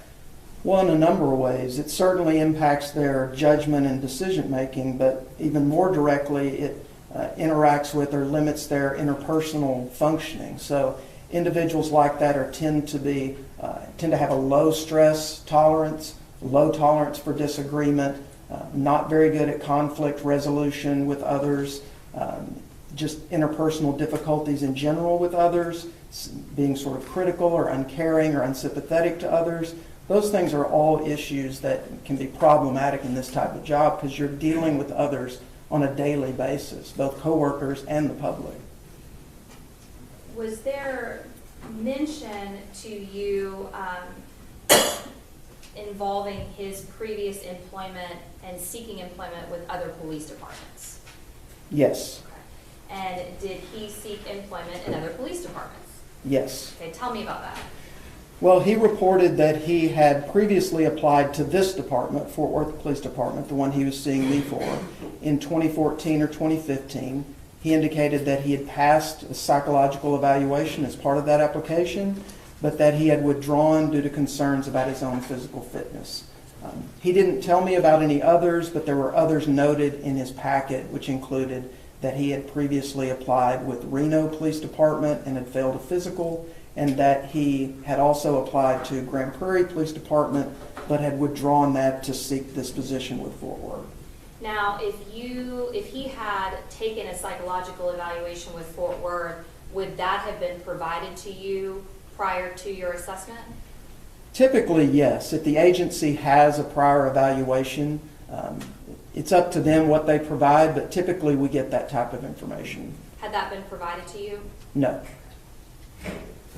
Okay, and so the personality traits that you have discussed so far, are those traits that you would expect to diminish or go away over time without any treatment or intervention? Typically, no. Why not? Well, because personality traits or structure tends to be, especially once you reach adulthood, tend to be fairly stable over time. You can see some changes in behaviors, things that you can address in terms of symptoms or behaviors, but one's personality structure, once it's established, doesn't tend to change night and day. You don't typically see someone that's highly extroverted at age 30 and then at age 40 they're all of a sudden very, very introverted, unless something big has happened, whether it be treatment or a life event or injury or something like that. And the particular traits of the overinflated view of themselves, the forceful dominant personality, would that be concerning in terms of how they view, for example, a call when they're responding as a Fort Worth police officer, how they view the steps that they take? Yes. Objection, that's beyond the scope of expertise. Sustained. And overall, what was your conclusion of this defendant's psychological evaluation? My conclusion was that he was not psychologically suitable to serve as a police officer, And why is that? because the results had suggested that he had a narcissistic personality style that would inhibit his judgment, decision-making, interpersonal abilities, and would make him more likely to engage in behaviors that could put himself and others at risk.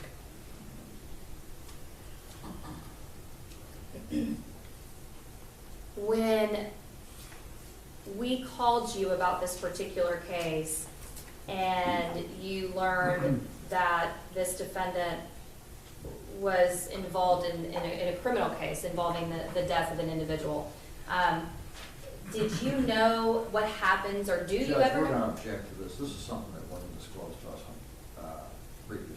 Let me hear the question. Do you know what happens to those after they take their psychological evaluation? No. I'm going to answer that question. No, I submit my report to the agency, and then that's typically the end of the process for me, unless they call and have questions. Would it be surprising to you that someone that bears these particular personality traits then is involved in this type of offense? No. Why not? Well, because again, the higher you are in narcissism, the more likely that you are to engage in things that may be poor judgment, decision-making, problems interpersonally, overconfidence can impede their judgment. They can tend to be, the higher you are in this, you tend to be more reckless, less prudent, just in general.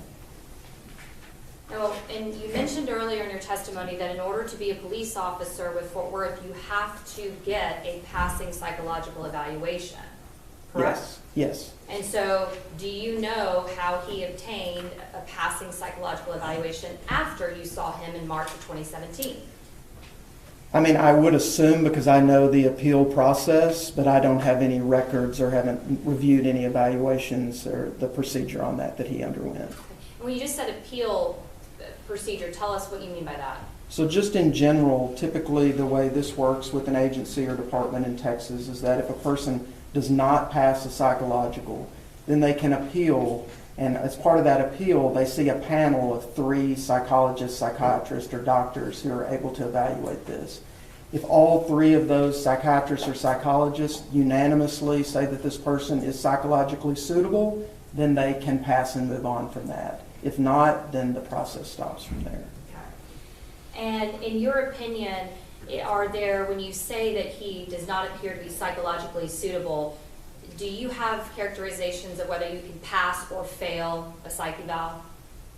It's a judgment based on the evaluator, but there's not a test score or anything like that where there's a cutoff. It's just my judgment based on the assessment and the job description of what's being asked for here. Are there times when there is a clear, I'm going to use the term pass, but clearly that they are suitable for the employment, and times that it's very clear they are not?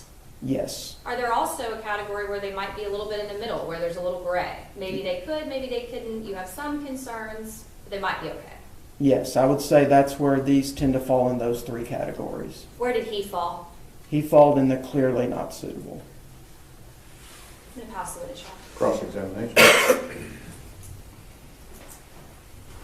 Dr. Clayton, if I said that the practice of psychology is highly subjective, would that be a fair statement? I think it depends on what aspect of the practice of psychology you're referring to, but it definitely involves, from my standpoint, it involves a clinical judgment that I'm making based on the evaluation, yes. And that's a subjective judgment, isn't it? Yes. There's not a measurement tool that you can use to evaluate someone's psychological makeup, is there? There's not anything like an x-ray that shows you one thing definitively. There's testing you do, interviews you do. From all of that, you try to form an informed clinical opinion, yes. And you make your living by examining people and examining situations and developing these opinions, isn't that right? Yes. And other psychologists do the same thing. Yes. And you know that if Aaron Dean became a Fort Worth police officer, that it was the opinion of 3 other psychologists that he was in fact fit for duty. Is that right? Yes. So 3 other psychologists reached an opinion different from yours. Is that right? Yes. And that would have been around the same time that you talked to Mr. Dean. Isn't that right? I don't know the time frame, but I assumed it was pretty close in time to when I saw him. And that appeal process is allowed because the Texas Commission on Law Enforcement recognizes that the decision and the opinions made by psychologists in this realm are highly subjective. Isn't that right? That's my understanding.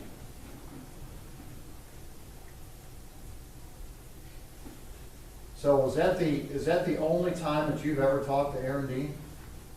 Yes. You didn't ever see him before that? No. Did you ever see him after that?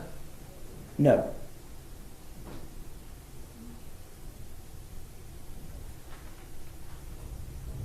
You mentioned that there were a couple of statements that he made that were brought out by the prosecutor that you took note of.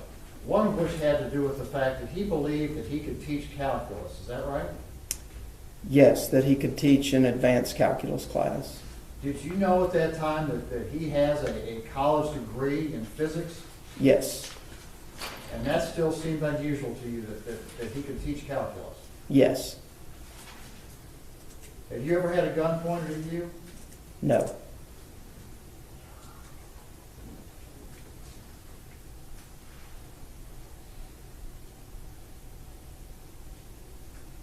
The matters that you talked about here today in front of this jury, one of those matters had to do with an alleged incident that took place at UTA. Is that right? Yes. And that matter was brought to your attention in the packet that you received from the Fort Worth Police Department. Is that right? Yes. So the Fort Worth Police Department knew about an alleged incident at UTA. Yes. Is that right? So that was in the Fort Worth Police Department's packet of information in their hiring pack that they would have had access to when they hired Aaron Dean, correct? Yes.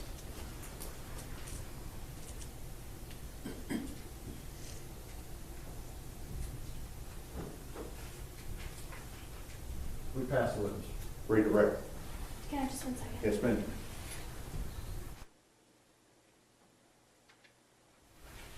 We don't have any questions, Your Honor. May Dr. Clayton be finally excused? No objection from the state. Subject to recall. If you're available at this time, would you have that? Yes, sir. Thank you.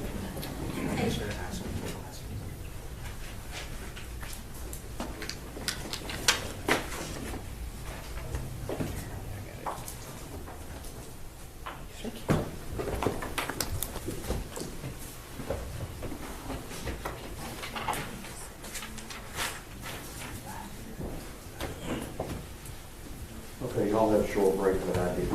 So give me a few minutes, all right? Let's take about 15 minutes, see you in a little bit.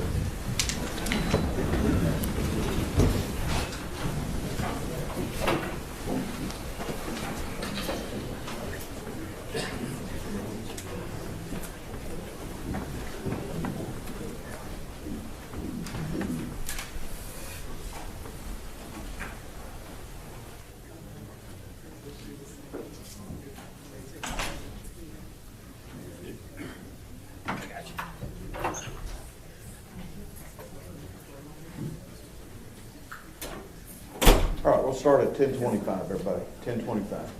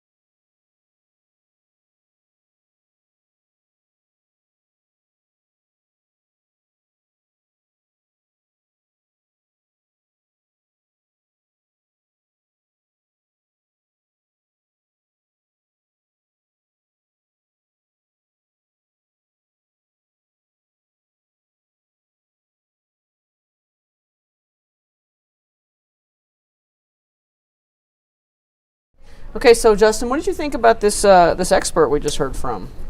Well, I mean, I think he should be qualified. I mean, he has the qualifications, the CV, the resume to support him providing testimony that can assist a trier, in fact, in determining what's being presented in punishment phase. So I think this expert comported himself well, and he has the resume to support him providing testimony to a jury. And I thought it was interesting. So he came to the conclusion that, let me read the exact words, that he had basically that he was not suitable to be a police officer. He had a narcissistic personality type that would inhibit decision making, which seems problematic in a police officer.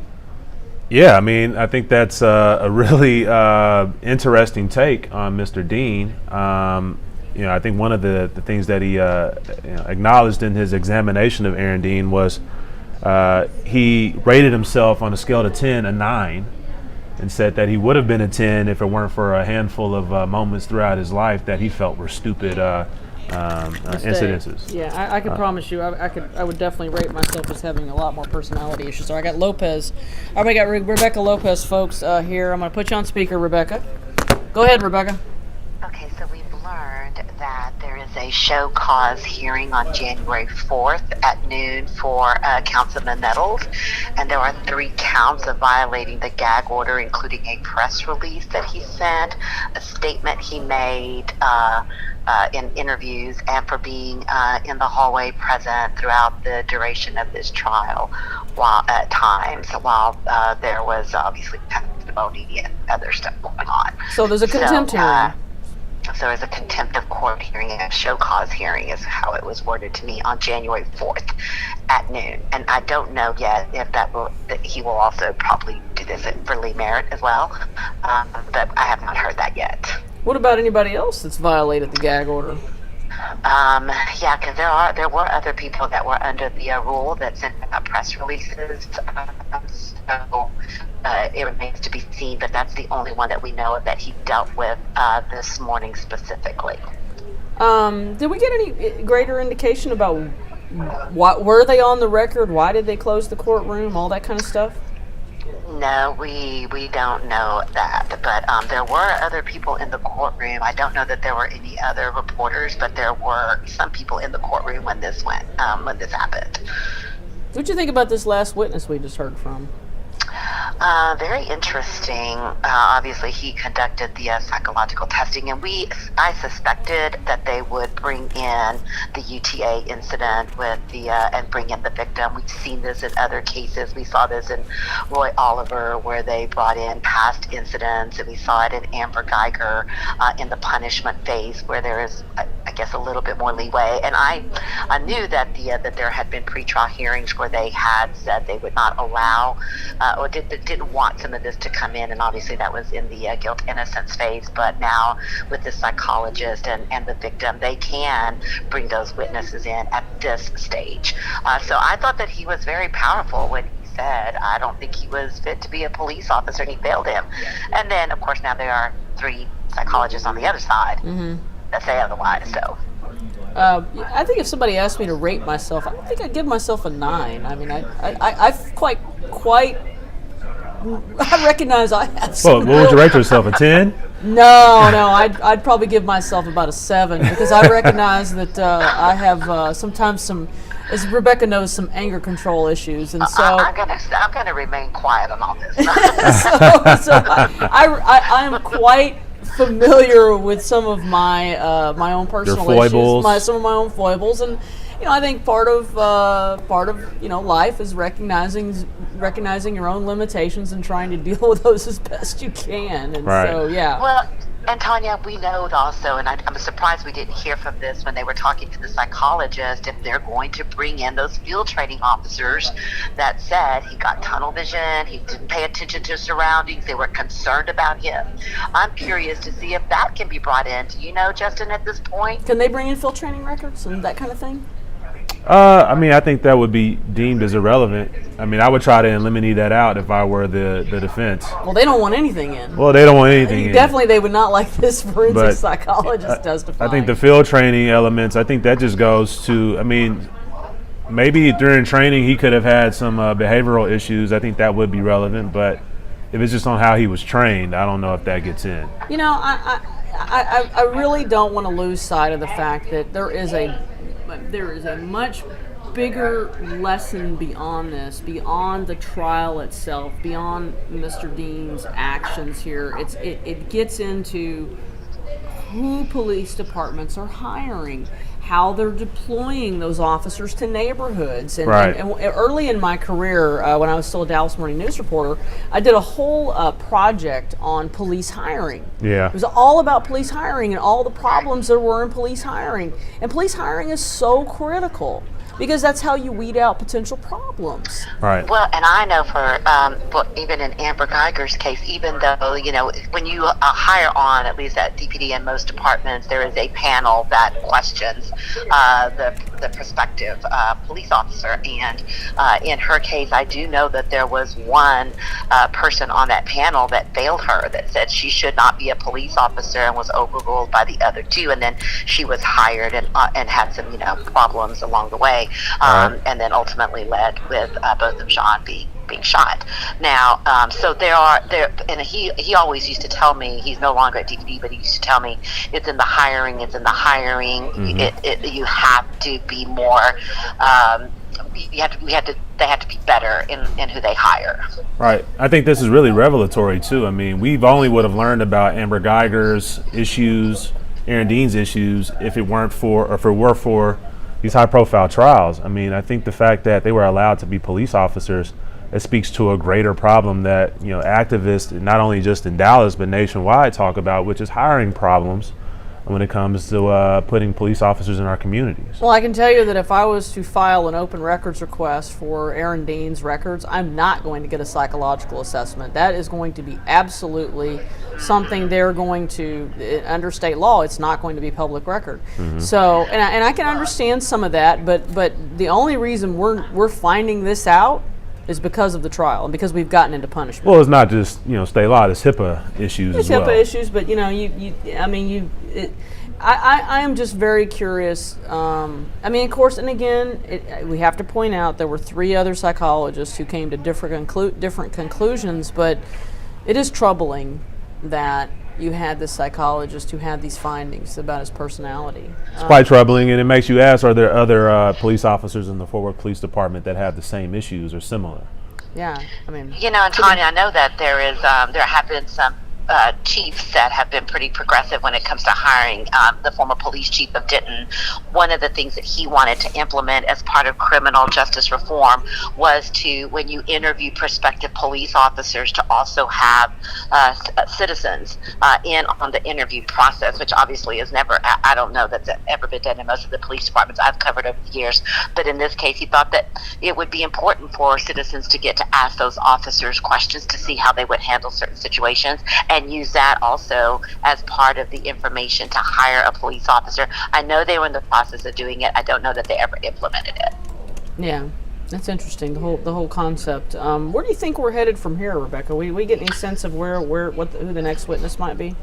Well, they said they're going to bring in the victim from the UTA incident, and we know that she filed a complaint because she felt that he had touched her inappropriately. I believe he touched her breast inappropriately, to be more specific. I mean, all of that we've reported on before in some of our past stories. And I was curious, though, who the guy was that they brought in the middle and told him that he couldn't be in the courtroom because he has been in a lot of the hearings, and we've seen him all week. So I don't know who that person is, but clearly he's a potential witness. Well, Justin can speak to that. Talk to about so that was Anthony Lazan. He's a local activist here that's really involved in these police brutality cases.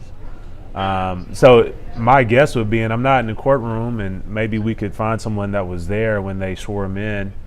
But my guess is that the defense used that as a means to get him out of the courtroom so he can't report back to the community what's going on in the courtroom currently. Well, and that was some of the sentiment that people felt about Nettles, that's why he was put under a gag order, or they requested that. So, I don't know. Yeah, it's, again, Justin speaking, he said earlier, speaking from a defense attorney's perspective, he can understand why they would do that. Yeah, I mean, you use every weapon at in your arsenal to try and get the result that your client is trying to receive through your defense strategy. So, I mean, if it's gamesmanship, like getting certain people out of the courtroom, or if it's using motions to do certain things that might not seem rational to the outside person that is a lay person that doesn't understand defense strategy, you do whatever you can. So, I mean, I have no problem with it as an attorney, but as a community member, I do have a problem with that because I do believe our activists, they should be allowed in a courtroom, especially in a case of this nature. And go ahead, Rebecca. I know that there have been a couple of people that had been wearing certain T-shirts, and they were asked not to wear those in the courtroom. That was, I think, on day one. And so I think that they're trying to keep that courtroom free of any kind of influence on the jury. So Brian is asking, Eve, what's the difference between live streaming and having some activists in the courtroom? What's the Of difference? course, because the jury's not seeing a live stream. Right, exactly. I mean, the jury doesn't have access to any type of media that talks about this case. Well, they're instructed not to engage. They should not get caught doing it because they'll be in big trouble. So, I mean, that's the big difference. An activist in the courtroom, this is the argument that could be made by defense counsel, could sway a jury to think a certain way about a case. Justin, were you, just while we're chatting, were you surprised at all by the verdict yesterday? Obviously, me being someone that is an activist and an attorney and someone that has, spoken with the Jefferson family at length, I wanted a murder conviction from that standpoint because I felt like it was justified. I mean, I think police officers hold a special place in our community and they should be held to a higher standard. But nevertheless, just looking at it from an abstract lens, I think the jury made the decision that they could only make, which was a manslaughter conviction. I don't believe that the DA's office presented enough evidence to show that Aaron Dean acted with that intentionality that is needed for a murder conviction. And I don't know if the DA's office mailed it in. I know some folks have that criticism due to the fact that they only had a case in chief that lasted 3 days. Maybe there was more evidence they could have presented to support a murder conviction, but from the evidence that they presented, I don't think they presented enough to support that. Justin, why did they not consider aggravated assault by a police officer, which carries more punishment than, and in fact, I believe that even could be up to a life sentence? Why wouldn't they include that charge? Well, it's because the victim died here. If Miss Jefferson would have lived, I think aggravated assault would have been on the table. Gotcha. Yeah, and we're hearing that it was the, and I haven't fully confirmed this, but we're hearing that it would have been was the prosecution that pushed for a manslaughter as a lesser included. Why, if they did that, why would they have done that? Why was that important? Do you think we could have gotten to murder on this? Well, I think it was smart that they pushed for a lesser included. I mean, these all or nothing prosecutions could basically leave us in a situation where the jury was only confined to make that one decision. And if that were the case, he could have gotten a not guilty, and we wouldn't be here right now. And we'd have a different set of problems on our hands. We'd have a different set of problems. I will say that the judge in jury selection talked to the jury about potential jurors about manslaughter. So I feel like the judge was always going to include it because they discussed that in the voir dire. Mm-hmm. Mm-hmm. Rebecca, did you catch what time the judge said they were going to be back? I believe he said 10:30. Okay, 10:30. Yeah.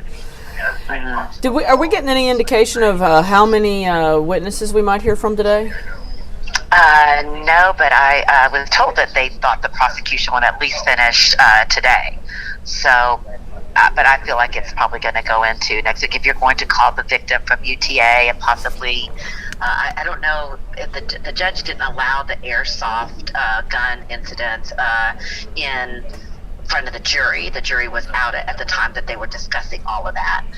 So I'm unclear if they would allow those people that complained or the people that that call the police at that time, if they're going to bring that incident in, or if it's just been excluded altogether because it's too prejudicial.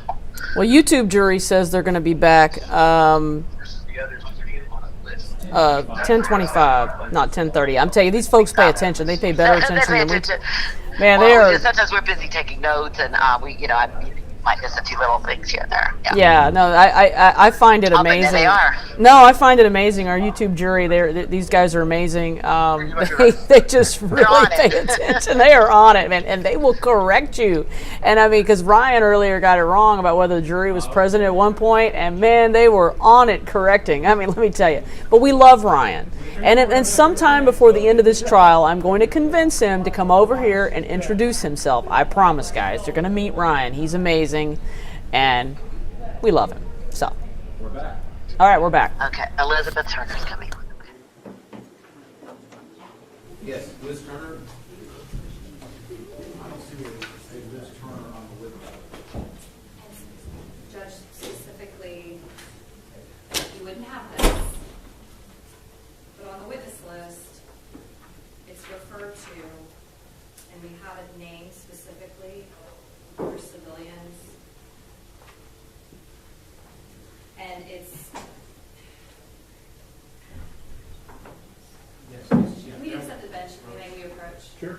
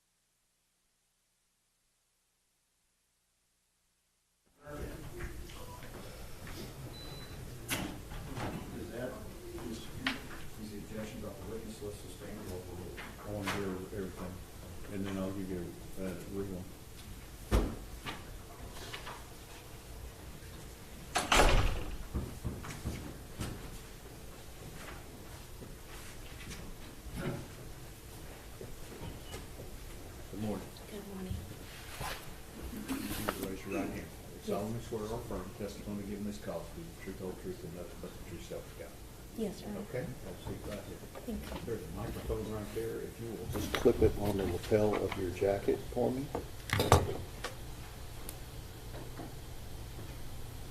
And the problem with long hair, a lot of times it hits the microphone. All right, so do what you Flip it can to back. keep it back behind you. Yes, All sir. right? Yes, sir. All right. Mr. Smith, is this your witness? Yes, it is, Your Honor. All right. Go ahead. Would you state your name for the record, please? Elizabeth Turner. And Ms. Turner, where do you live? I live in Fort Worth, Texas. And what do you do for a living? Without telling us where you work. I work in financial services. I am a director at a financial firm. I work in our project management office. And what did you do before you worked as a financial manager? I have been a project manager Right. for the bulk of my career And at the what- intersection of technology and finance. And where did you go to school to get this job? My alma mater is the University of Texas at Arlington. And when did you go to school at UTA, as it's known? I enrolled in spring of 2001, and I graduated in 2006 with my baccalaureate and my first master's degree. And what did you study? Information systems And in the College of Business. while going to UTA, did you meet a person named Aaron Dean? Yes, I did. Do you see that person in the courtroom today? Yes, I do. Would you point to that person and describe what he's wearing? Aaron Dean, the gentleman seated in the suit at the end of the table. May the record reflect the witness identified the defendant in open court. The record will so reflect. How did you meet the defendant at UTA?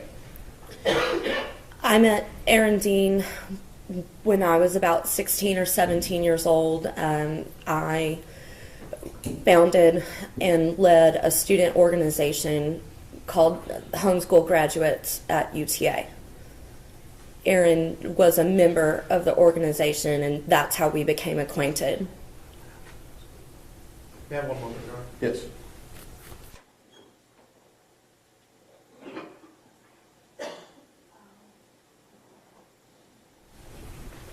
All right, so you were homeschooled growing up? That's correct.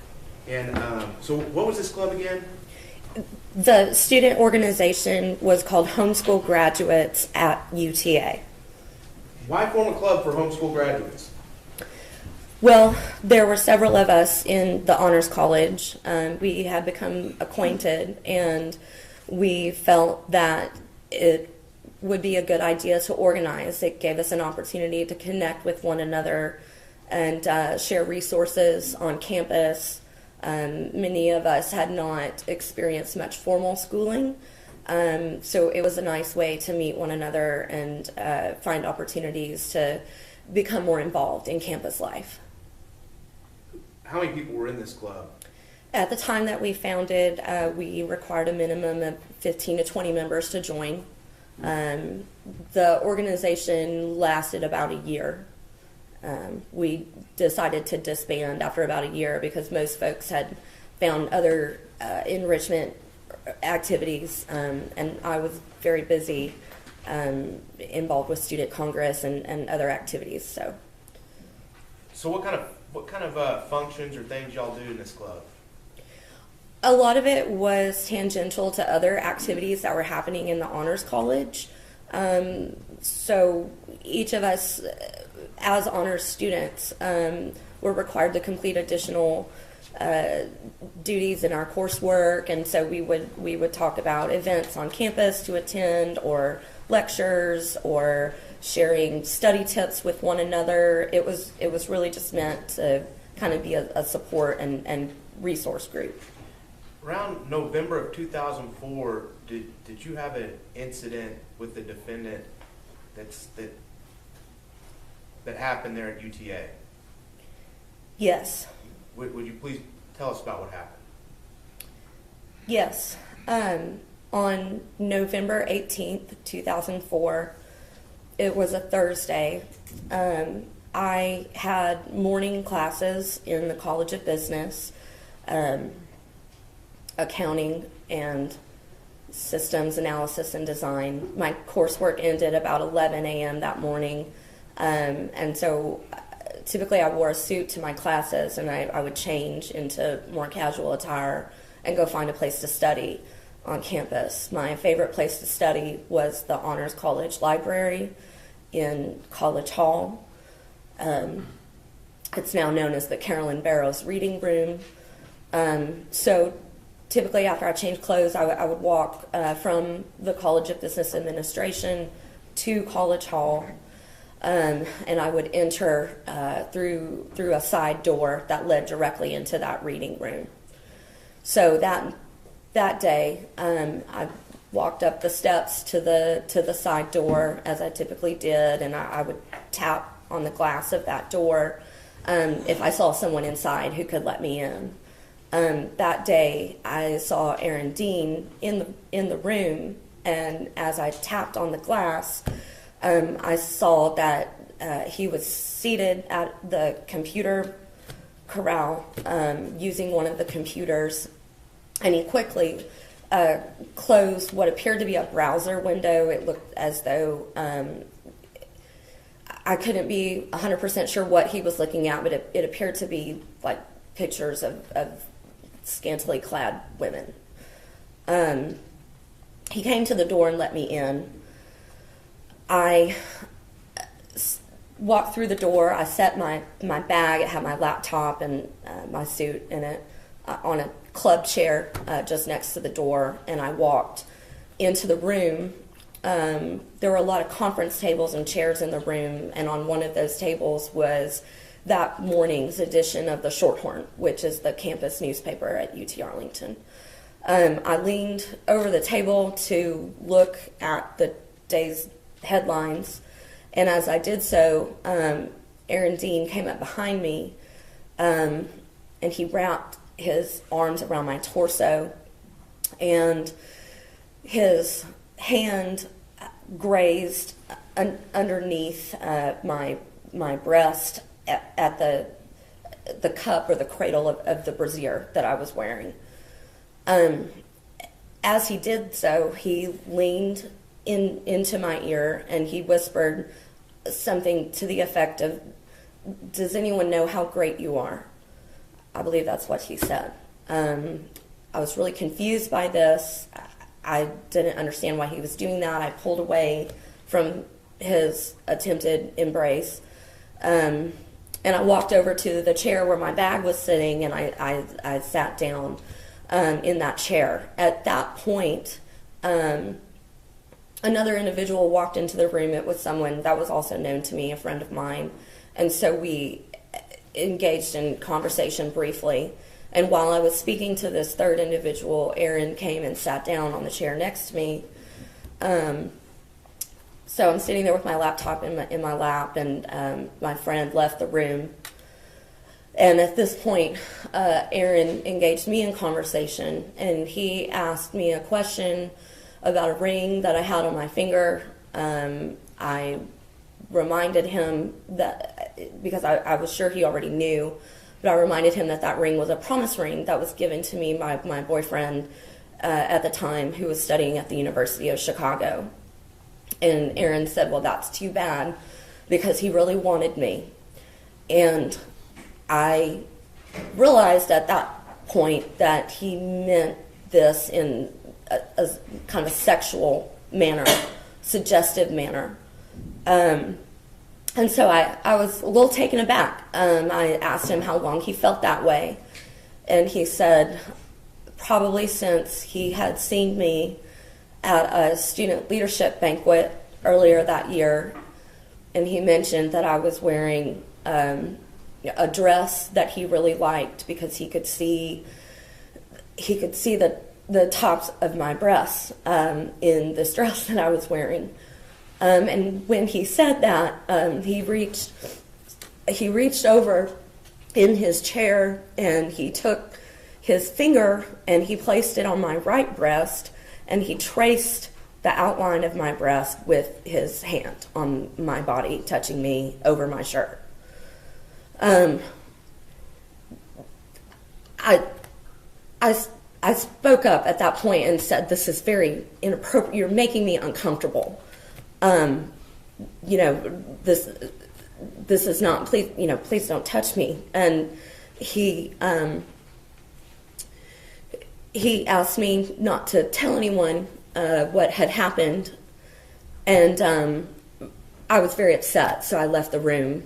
I made a phone call on my cell phone to my boyfriend in Chicago. I asked him for advice what I should do. He suggested that I walk across the street to the student union, Davis Hall, and connect with an adult that I trusted downstairs in student leadership. And the adult that I trusted was Tammy Tucker, who was head of judicial affairs at the university.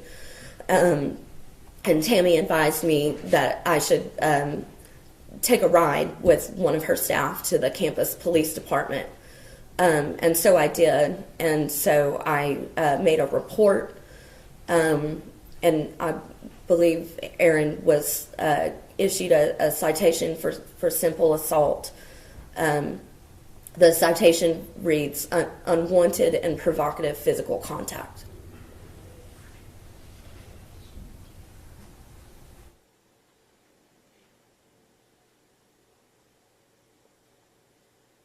Were you ever romantically involved with the defendant? Absolutely not. Did you ever flirt with the defendant? No. Had he ever shown any romantic interest in you before this incident? Not to my recollection. No further questions for the purposes of this hearing, Your Honor. Cross-examination.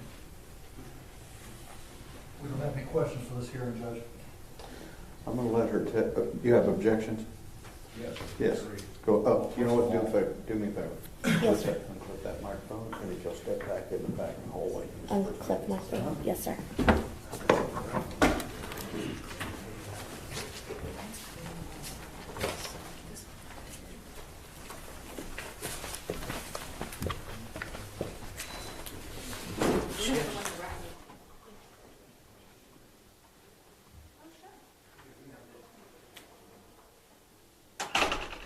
Mr. Gill. First of all, we object that we were not given any pre-trial notice that this witness would be testifying. We don't have any notice that this man would be testifying here today. That objection is overruled. We further object that a jury would not be able to believe this testimony beyond a reasonable doubt. That objection is overruled. But I do have a limitation. I don't want her, she was not sure about what she thinks she may have seen on the laptop. Okay. Don't go into that. Yes, sir. May I have a moment? Absolutely. And we are going to put this on the record, mark this for first the record.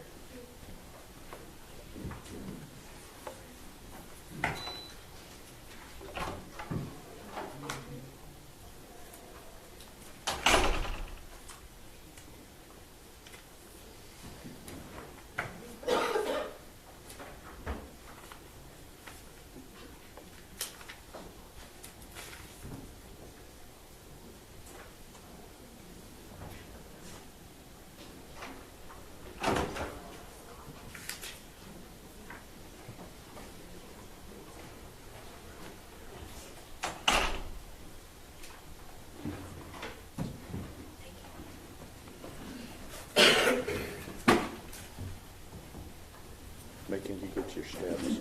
That's fine. Put that back on. Okay.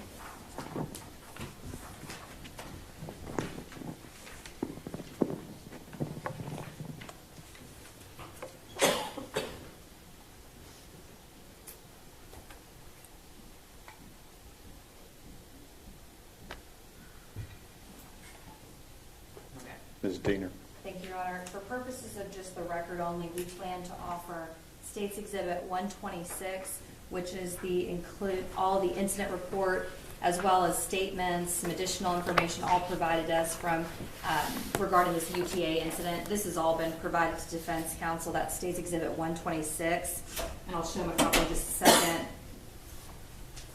State's Exhibit 125 is a disclosure that we have provided via email to Defense Counsel prior to trial, and I can get the specific dates on that as well. It would have been in October of 2020.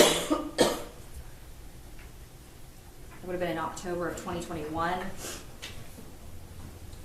And included in State's Exhibit 126, it indicates the full name of this particular witness, which is referenced in our witness list that was filed back in November of 2021. It specifically says KS, formerly known as ETC, provided reported TSP for full name. Included in State's Exhibit 126, it goes through and has a Elizabeth Catherine Sykes mentioned multiple times throughout the course of the report. And somebody provided. Motion to Dale, I'm listening. And so we'll offer those, 125 and 126 for the record only. Any objections for purposes of the record? Your Honor, no, but if we could clear up so we can find it in text share, if the state can tell us what the file name is in text share for the documents that they're marking, so we can compare it to the court's file mark copy of 3914. All right. This is back to the Mr. Lane with the paper file. We're just trying to make sure we have everything. Understand. So for purposes of the record, 125 and 126 are admitted right now, and we can work on the text share issue as we go throughout the day. Okay? Well, yes and no, Your Honor. Yes, we can, but if it wasn't, I'm just trying to make sure, I take their word that it's turned over, I'm just trying to find it in here. Okay? And when it was turned over with an exact file name, because if you search the acronyms UT or UTA, that's not it. All right, Mr. Smith's looking at it right now, so hang on just a minute. Your Honor, I brought copies in triplicate, if that would be helpful. We're talking about other stuff, don't worry. Understood. And for purposes of 125, that was an email provided to defense counsel. That's a disclosure that has been provided. It may also be in TSP as far as the emails, but it is an email.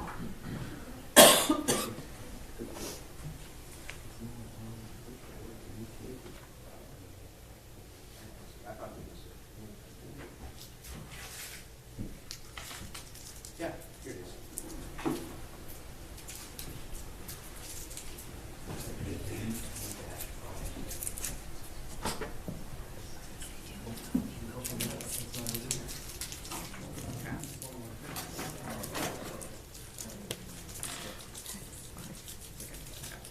I've got an info in my pocket. Okay. Understood. And is defense counsel satisfied with what's provided in TSP now that he's had opportunity? Hold on one second. No. Okay.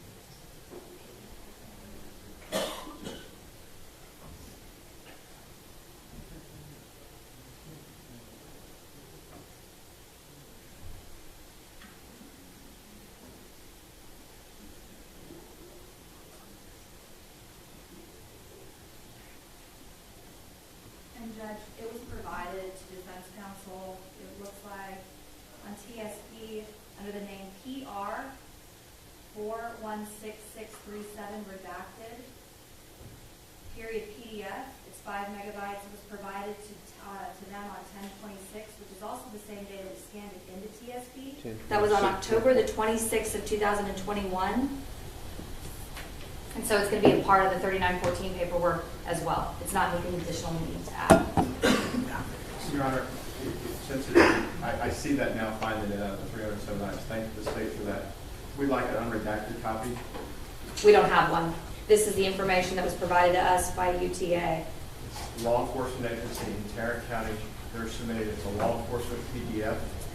They're the chief law enforcement officer of the county. This is another ORI that's under the state. The defense doesn't have access to it. We ask for an unredacted copy. I would just, to be clear too, we actually got it from this particular witness. We did not get it via subpoena or through law enforcement. It was provided by this witness because she kept it as part of her file, and so that was what was provided to her. We've never asked for a redacted copy of it from law enforcement, nor have we been requesting. Well, does it exist? I would have to go inquire, Judge. I can't speak to whether it does or does not at this point. This is all that we have at this in our possession, but I can certainly. Mr. Gill?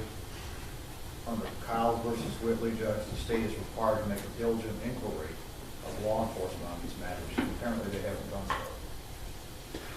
so. All right, check with UTA, see if they've got an unredacted copy. Do we have another witness that we could use, that we could do while y'all are working on that?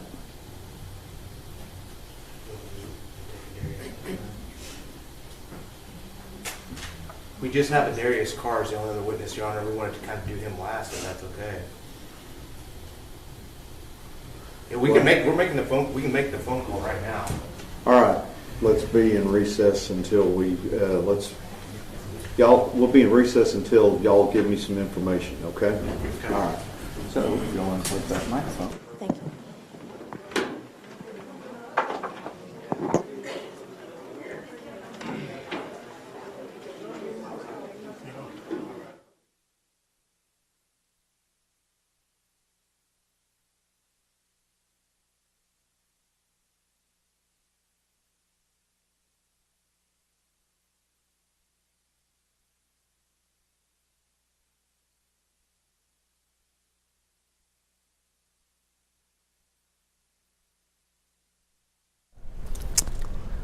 Talk to us about this, Justin.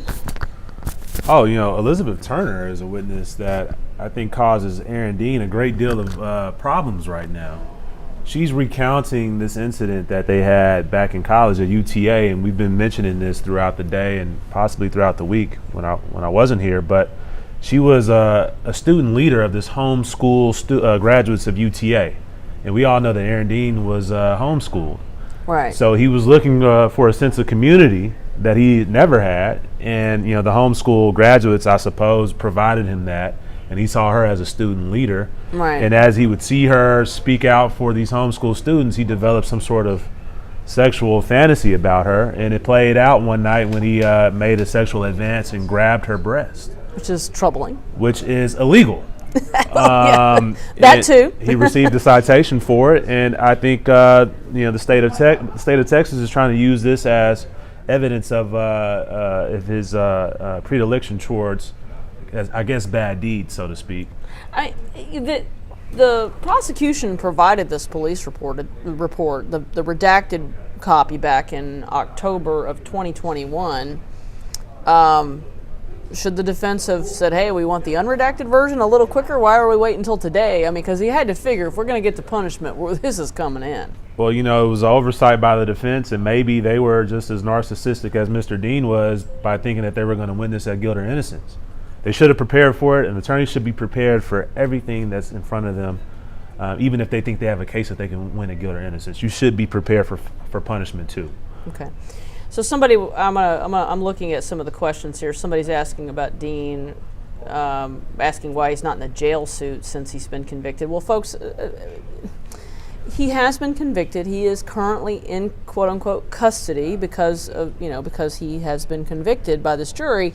But why not have him in jail attire? Why do they not do that? I mean, it's prejudicial, right? And right.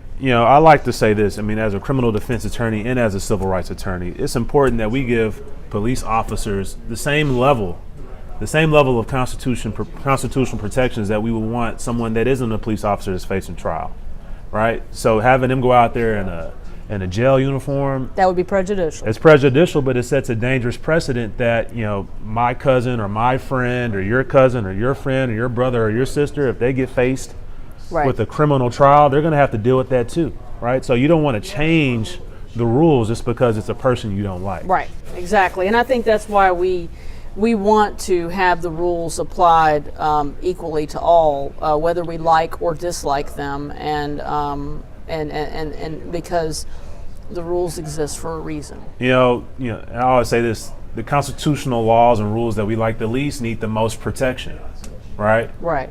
Because you see this playing out, especially in the comments. If we start chipping away at certain laws, what if you're put in that predicament and you want those laws to protect you too? Right. I mean, the laws exist to protect all of us, and I think that's why it's so key that we ensure that we follow the laws. But so far, the jury hasn't heard any of this, right? Well, the jury's been called back in, right? Right. And so initially, when they had this hearing to see if her testimony was going to run afoul of these motions in limine that we talked about, they needed to confirm that she wasn't going to prejudice Mr. Dean. And it would be, I would think, highly prejudicial. I mean, it would be something that would be of interest to the jurors, obviously. So it's not prejudicial if it's of interest of the jury, if it's going to help a trier of fact reach a decision. That's true. That's true. They can, and that's what attorneys are for. You instruct the jury on how to weigh certain pieces of evidence. So, if it's allowed in, Mr. Dean's attorneys are going to have to do a job in which they need to express why that bit of evidence isn't as important as other bits.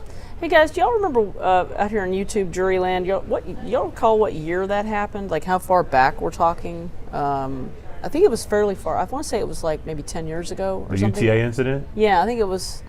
Yeah. I mean, 'cause over a decade ago. Yeah, a while back. I mean, in early to mid 2000s. So we are talking about a significant, a length of time. He would have been much younger. You'd like to think that people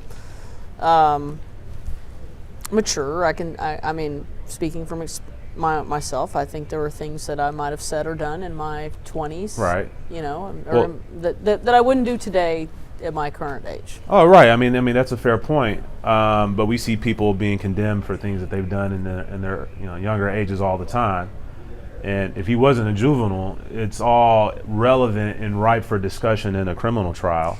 YouTube jury says 2004. I told you they were paying attention. These folks, they are on top of it. I mean, they catch. There's really nothing that gets past them. So I found that if I miss something, all I have to do is ask them. Or if I get something wrong, they'll definitely let us know. That's your second guest here. But another one thing that's not being allowed in punishment phase is Mr. Dean's predilection and proclivity towards using airsoft guns in public. I think there was 2 incidences in which he would use these airsoft guns in a way that were, very, frightening for the people that saw him with these guns. So it's not just this incident at UTA, but he has a string of incidences that call into question his character, and I think that's all important. I mean, the airsoft stuff isn't coming in because I guess our judge here figured it would be extremely prejudicial, but at least this UTA incident is being evaluated on the grounds of is this something that a jury should consider in punishing Mr. Dean?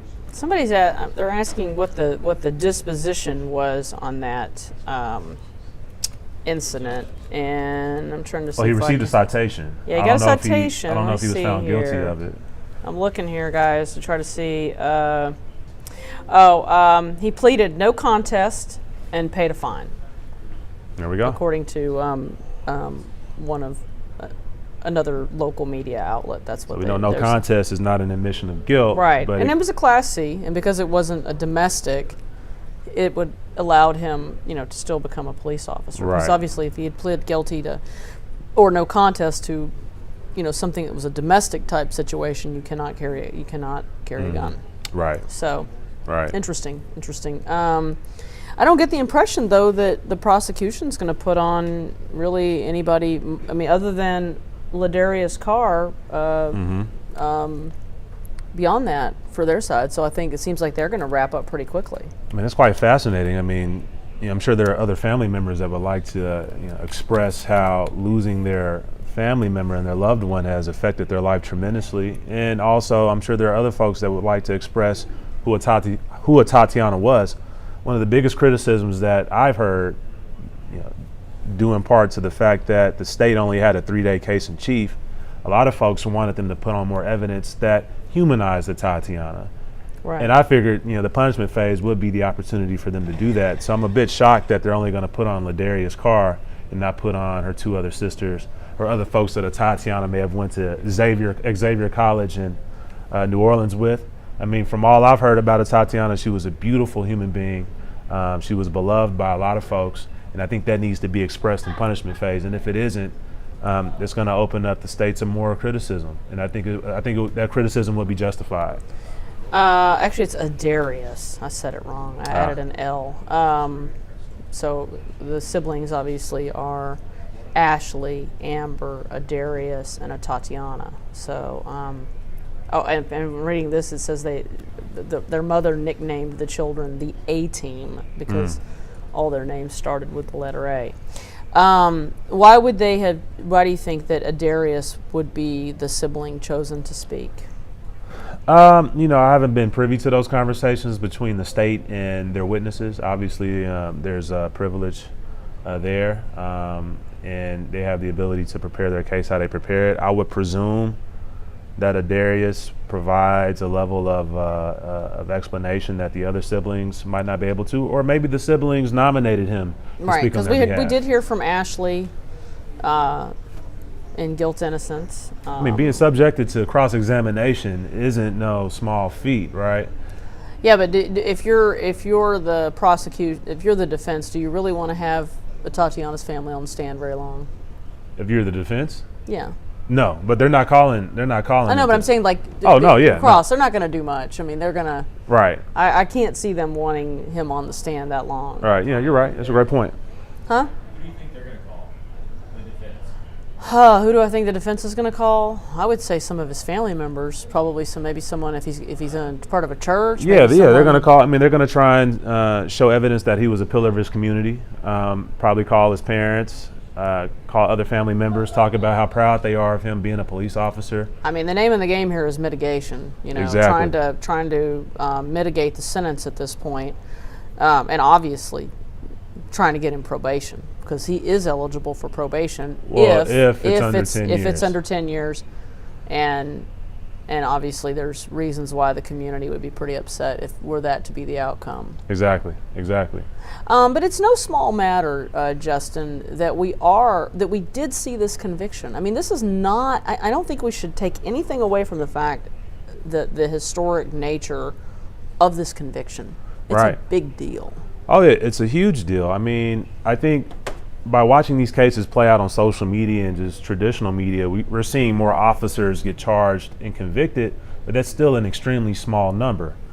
I mean, we haven't seen many officers get prosecuted or arrested since this case happened or this shooting incident occurred in 2019.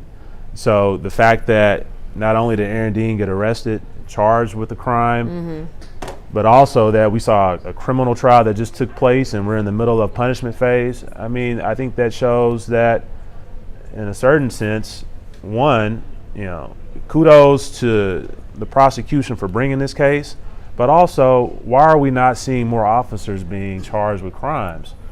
I mean, you guys report on this every day, well, every time there's an incident. I mean, I think there's been a change, but I think this also speaks to the unprecedented nature and how rare it is. It's a rarity. It is a rarity. Are we back up? Okay, let's go listen. All right, I know there's some matters we need to place in the record, so Mr. Smith, go ahead. All right, this time we'd offer State Exhibits 127 and 128 for the record. 127 being an open records request from Investigator Mo Brown with the Tarrant County DA's office asking for information about this witness. And this was opened in October of 2021 to the defense. And then also State Exhibit 128 is a records request from the city of Arlington for any information on this Class C ticket, which has also been open to the defense since October 2021. We did not get the city of Arlington did not have any records whatsoever for the ticket that was done in 2004 for this office. For purposes of the record, any objections to 127 and 128? Just a clarification, 127 is not an open records request from the district attorney's office. It's a response back. It's on UTA letterhead. And 128 is an email. It looks like, well, I don't know, it's not, it's a document. Whether it's an email or not is uncertain based on the format that it is. It's a web printout from some screen. It's page 1 of 3, but we only have one page here for state 128. Well, I'll let them in for purposes of the record. So is the state maintaining that you've made diligent search to try and find this document and that there has never been a response or any type of response to your request? We've never had a response to our request. Okay. And Your Honor, just for purpose of the record, our investigator, Marvin Brown, on October the 13th of 2021 at approximately 9:50 in the morning, made an open records request to the City of Arlington, the city attorney, for some information regarding the November 2004 assault incident. Due to the City of Arlington Municipal Court observing the defendant's information in their system, they had no citation information. So based on that, our investigator did the following open records request. And then he also, on the same day, a few hours later, emailed the University of Texas at Arlington with a public records request for information pertaining to the November 2004 assault incident involving this defendant. He then uploaded the public response to TSP, and then as well as that additional document. So those have all been uploaded, but just for purposes of the record, to understand the context, it was our investigator that was requesting those items. And this is the information that was provided to him. Judge, UTA has its own law enforcement agency. It has its own ORI. The request that Investigator Brown, Chief Investigator Brown, made was to the university, not to the law enforcement agency. And then he also made the second exhibit was a request to the City of Arlington, which is a separate law enforcement agency. And at the time of this event, 2004, UTA had its own police department.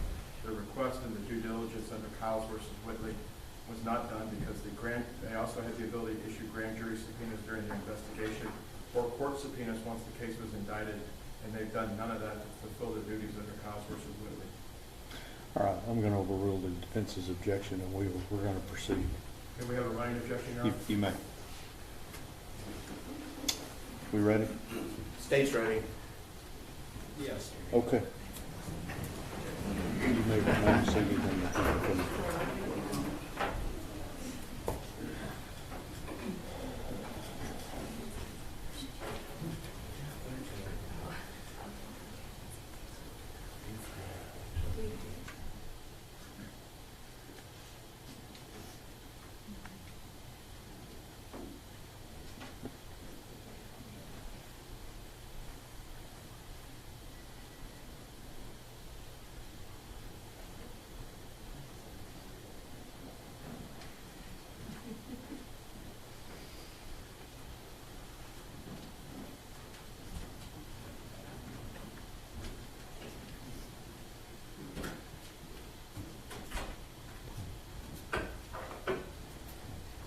All right, everyone may be seated. We are ready to proceed. Ladies and gentlemen, this witness has been previously sworn to testify truthfully. Mr. Smith? Would you introduce yourself to the jury, please? Yes, my name is Elizabeth Turner. And Ms. Turner, in what city do you live? I live in Fort Worth, Texas. And without getting into where you work, what do you do for a living? I work in financial services in a project management office. What do you do is in a project management office dealing with financial services? I lead projects and initiatives related to technology and finance. How long have you been doing that? I've been with my current employer for 8 years. I've been working as a project manager in the intersection of technology and finance since I was 19 years old. Did you graduate college at 19? I graduated college at 20 with a baccalaureate in information systems. It was an honors bachelor's degree and a master's of information systems with a concentration in project management from the University of Texas at Arlington. All at 20? That's correct. So when did you start at UTA? I enrolled at the age of 14 in the spring semester of 2001. Tough going to school at 14? Going to college at 14, I mean? It was an experience. So what'd you do before you went to college? Where were you educated before then? I was homeschooled. So whenever you got to UTA, were you a part of any clubs? Or did you create a club? Yes, I was very involved in campus activities. I served as a member, multiple terms, as a member of Student Congress. I was a university ambassador, was vice president of the Spirit Team, vice president of the Association of IT Professionals, and I also created a student-led organization called Homeschool Graduates at UTA. Now, in November, don't give me the date, but what year were you born? I was born in 1986. 1986. So November of 2004, you would have been 18? That's correct. Do you recognize someone someone in the courtroom you know as Aaron Dean? Yes. Would you point to that person and identify him for the record? The gentleman standing. May the record reflect the witness identified the defendant in open court. Record will so reflect. How do you know the defendant? I was acquainted with Aaron Dean when he became a member of the Homeschool Graduates at UTA. And what were the homeschool graduates of UTA? The Homeschool Graduates at UTA was a student-led organization. We petitioned the university with signatures of about 20 members to become official. Once we had achieved official status, we met at intervals in the Honors College to acclimate to the college experience together and share resources about campus life, time management, and study skills. And so was the defendant a member of that club? That's correct. He was one of the members. Did you know him very well? I saw him at intervals when we would have club meetings, occasionally various honors college events on campus. So, did something happen in November of 2004 with you and the defendant? Yes. And what happened?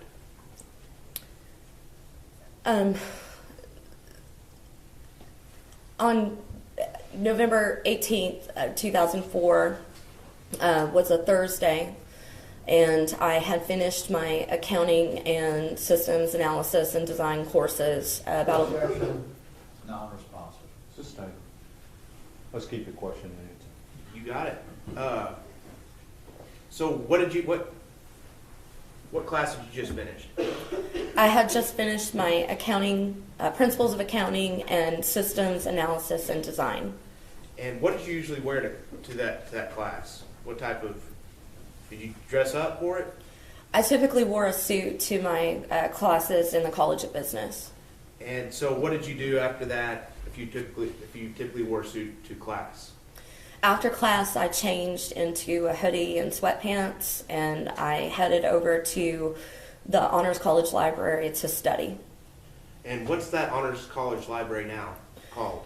It's called the Carolyn A. Barrows Reading Room. It's in Suite 100 of College Hall. And what kind of place is this? It's a quiet place where students can study. In 2004 it was. There were lots of like conference tables with seating. There was a corral with about 2 or 3 computers at it that students can use, and there were a couple of club chairs facing a wall of bookcases which housed all of the honors theses from each of the honors students before they graduated. When you got to that reading room, was there anyone else there?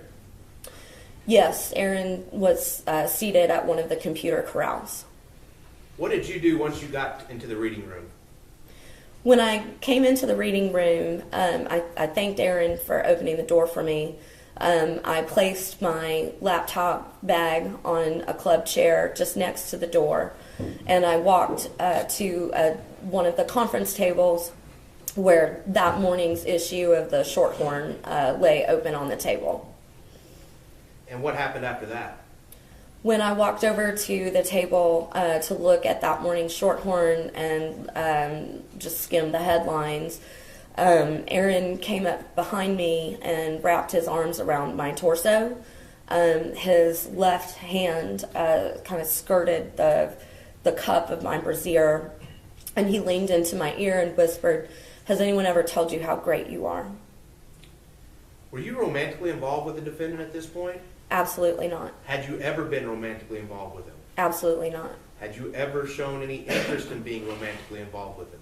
No. In fact, I had a boyfriend and was wearing a promise ring from my boyfriend at the time. What did you do after he whispered in your ear? I broke away from his embrace and I walked over to the chair where my belongings were, and I took a seat in the chair to pull out my laptop and put it in my lap. At that same time, a friend of mine walked into the room, and so I began a short, casual conversation with that person. Did that friend stay in the room for long? No, we briefly chatted. They actually asked about my boyfriend, so we talked about plans for William to come visit over New Year's Eve. And what happened after that conversation with your friend? While I was talking with my friend, Aaron came and sat in the chair just adjacent to mine. And when the friend left, Aaron began to ask me questions about the ring I was wearing and about my boyfriend. What did you tell him about the ring you were wearing? I indicated that it was a promise ring because William and I were dating long distance, and it was just a token of our relationship at the time. And did he have a response to that? Yeah, he said that was too bad because he really wanted me. Did anything else happen after he said that? I mean, when he said that, I was kind of taken aback because we had literally just been talking about my boyfriend and how much I cared for him and him coming to visit me and me wearing a promise ring. So I asked him how long had he felt that way, and he said that probably since he had seen me earlier in the year at a student leadership banquet. I was wearing a dress that he described as a really great dress because he could see the top of my breast. And while he said that, he took his finger and touched my right breast and traced the outline of the breast with his hand. So touching my body over my hoodie that I was wearing. What'd you do? I was deeply upset. I was, again, very taken aback. I told him immediately that he was making me uncomfortable, and asked him not to do that. And did he stop? Yeah, he pulled his hand away. He asked me not to tell anyone what had happened, and I grabbed my bag and I left the room. Where'd you go? Well, I was very upset. I believe I had started to cry. I actually took my cell phone and called my boyfriend in Chicago to ask what I should. The question was, where did she go? Suspended. Okay, so you talked to your boyfriend on the phone. Did he console you? Yes, he suggested that I go find an adult that I trusted. Objection. Just try and answer the question yes or no if it calls for a yes or no answer, okay? Understood. Thank you, Your Honor. Mr. Smith? What advice did he give you? My boyfriend suggested that I find an adult on campus that I trusted, and given that I was just outside College Hall, he suggested that I go across the street to the student union and find someone in student leadership. Who did you find in student leadership? I went down to the basement and spoke to Tammy Tucker, the head of Student Judicial Affairs. And did you know Tammy Tucker? I did. I was familiar with her because of my student leadership activities. Did you trust her? Yes. Did you trust her advice? Yes. After talking to her, did she give you some advice on what to do next? Yes, Tammy suggested that I take a ride with a member of her staff to the campus police department where I could leave a report. Did you make a report with the campus police department? Yes, I did. I gave a verbal report. I made a written statement regarding the event, and I also signed a separate statement regarding feeling offended by his disregard for my personal boundaries. And as a result of that report, what happened? I believe Aaron was either arrested or issued a citation, and I believe he pled no contest and paid a fine. No further questions, Your Honor. Pass the witness. Cross-examination. Commissioner, did you say something about filling out a witness statement or a personal statement? Yes. Joe, we don't have a copy of that. Let's stay, have a copy.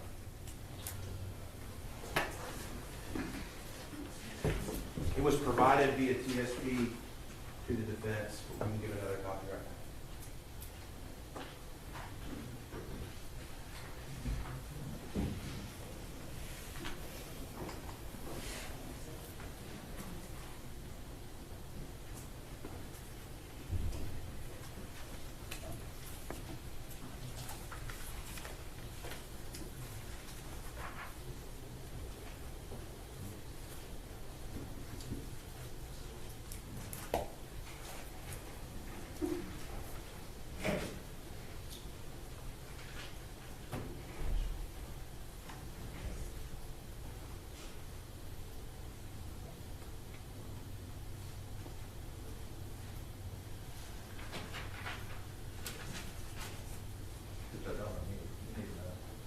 I'm letting you look at it.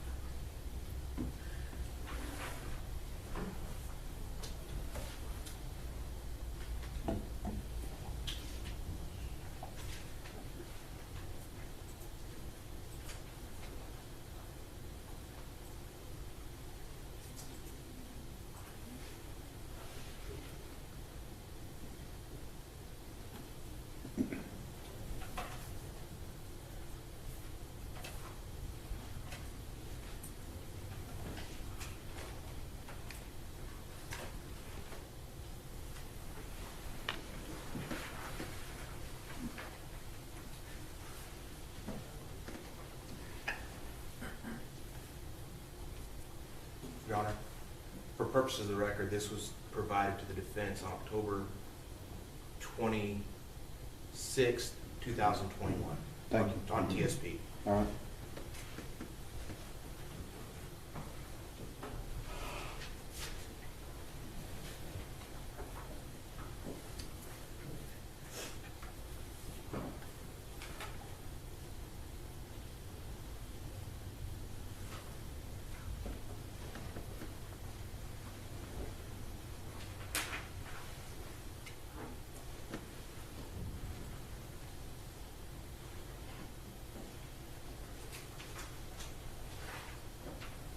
Good morning. Good morning. You say that this event occurred in November of 2004? Yes. Is that right? So approximately 18 years ago? Yes. That's right? That is correct. You were 18 years of age at the time, That is correct. and Aaron was around the same age you were, isn't that right? I believe he was a 19-year-old sophomore at the time. Okay, so is that an age that's somewhere around the age of 18? It is over 18. It's around the age of 18? It's a year older than 18. And You were in the honors library at the time? Yes, the Honors College Library. And is there a certain select group of students that are allowed to get into that honors library? Honors College students typically use the library.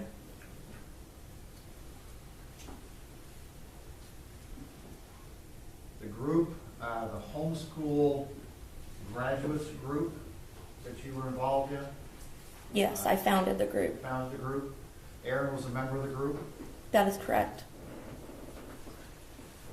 And isn't it true that one of the reasons that group was founded is because kids that are homeschooled have some adjustment issues that kids that go to public schools or private, more formal schools don't have, isn't that right? I would, yes. Okay, there's some adjustment issues that have to do with the way you structure your day, Perhaps. but also some issues that have to do with social adjustment, is that right? I think there are a variety of challenges that are unique to homeschool graduates attending a formal university for the first time. And it's one of those issues of social adjustment. Campus life and experience would be one of those aspects. Okay, so my question was socially, do kids that have been homeschooled have social adjustment issues? What's your answer to that question? As a former homeschooler myself, I would be a bit reluctant to claim that homeschoolers are socially maladjusted. I didn't say socially maladjustment. I said that they have adjustment That issues. homeschoolers would have social adjustment issues. Okay. So when you were homeschooled, how many kids were in your class? Typically a class of one. When you got to UTA, how many kids were in the class? Typical class. In my first college class, computer science ethics, there were over 100 students in the class. Okay. Pretty big difference, right? Yes, Right. Now, you wrote out a 5-page statement for the UTA police, is that right? that is correct. And isn't it true that in that statement that you told them that air had traced over your breast, is that right? That's correct. And that you told them that what you told him at that time was that was very flattering, but that he was making you uncomfortable. That's correct. And something else that you kind of left out earlier was that he apologized to you, didn't he? He did.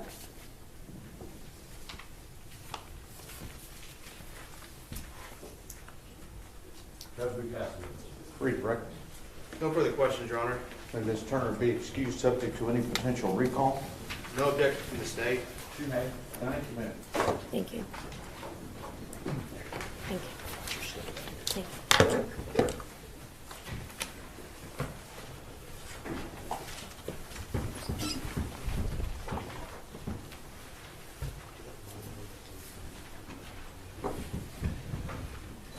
The state calls it Darius Carr. Mr. Carr, come up.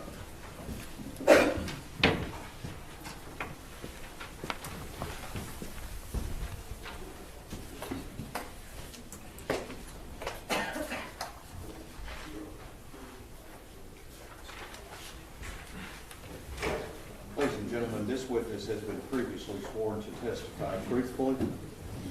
Mr. Smith?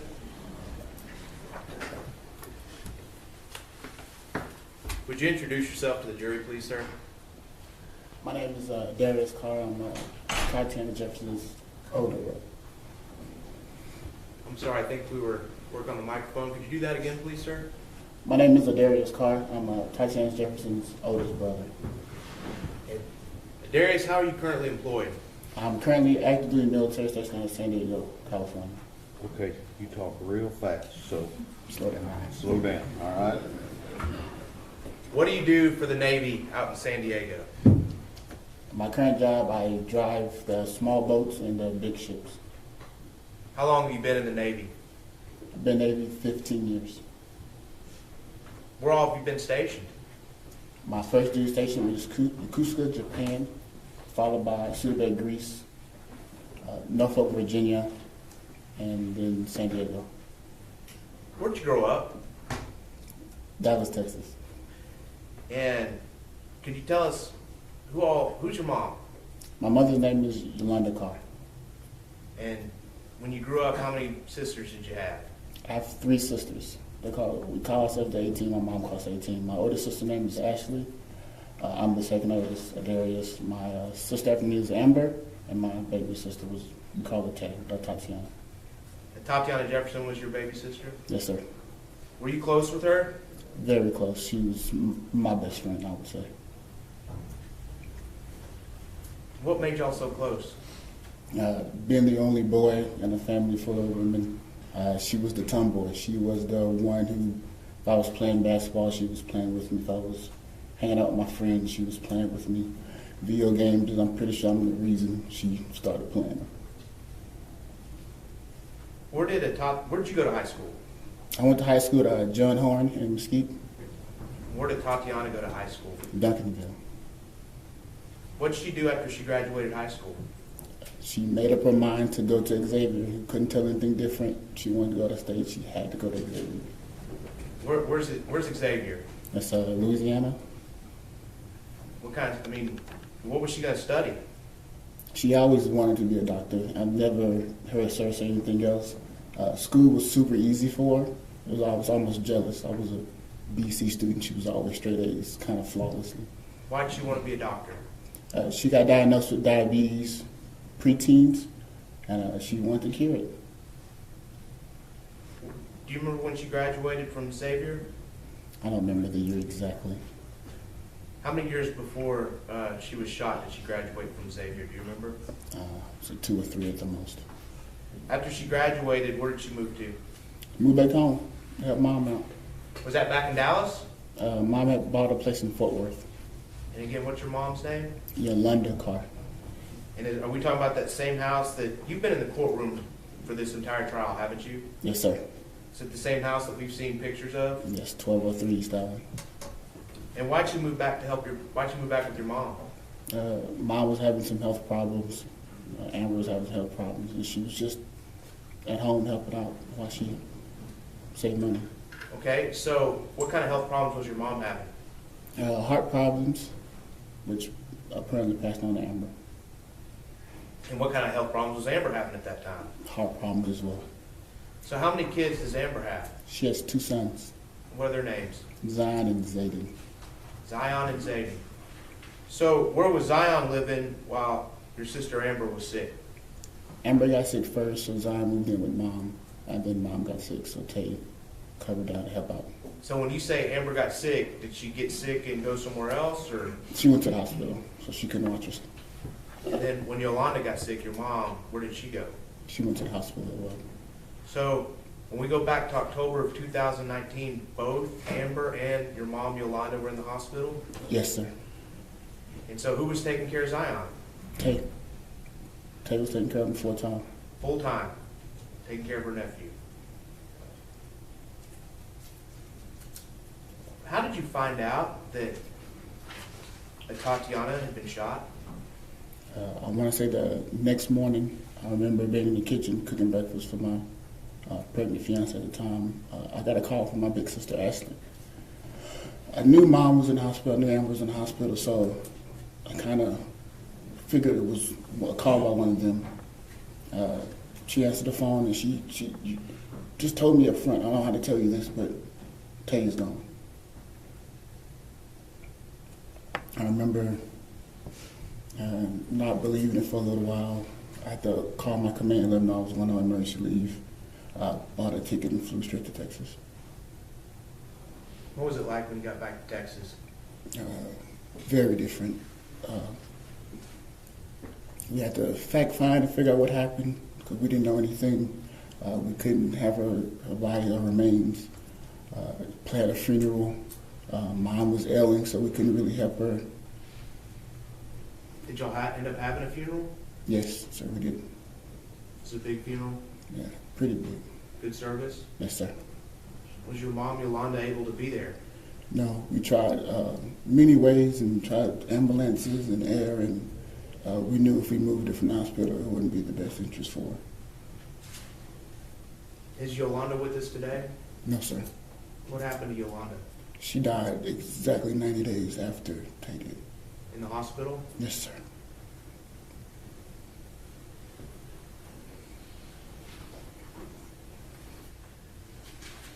May I approach the witness, Your Honor? Yes, sir. I'm showing you what's been marked as State's Exhibit 89. Do you recognize that? Yes, sir. What's that a picture of? My sisters came out to visit me in 2018 before one of my deployments. They hadn't had a chance to visit an overseas tour, so I was really happy they had a chance to come out. So I see you and four women. Who's the fourth woman? Our cousin Reese, she grew up with us. Okay, starting on your left, can you identify each person in this picture? To my left is Amber, then it's me, my cousin Reese, then Ashley, and then Atatiana. At this time, Your Honor, State would offer State's Exhibit 89 for all purposes. No further objection, Judge. Your previous objections remain overruled, and State's exhibit, your objections are overruled. State's Exhibit 89 is admitted. Your Honor, permission to publish using the board. I think Yes, we're sir. warming it up. Okay. Oh. No good.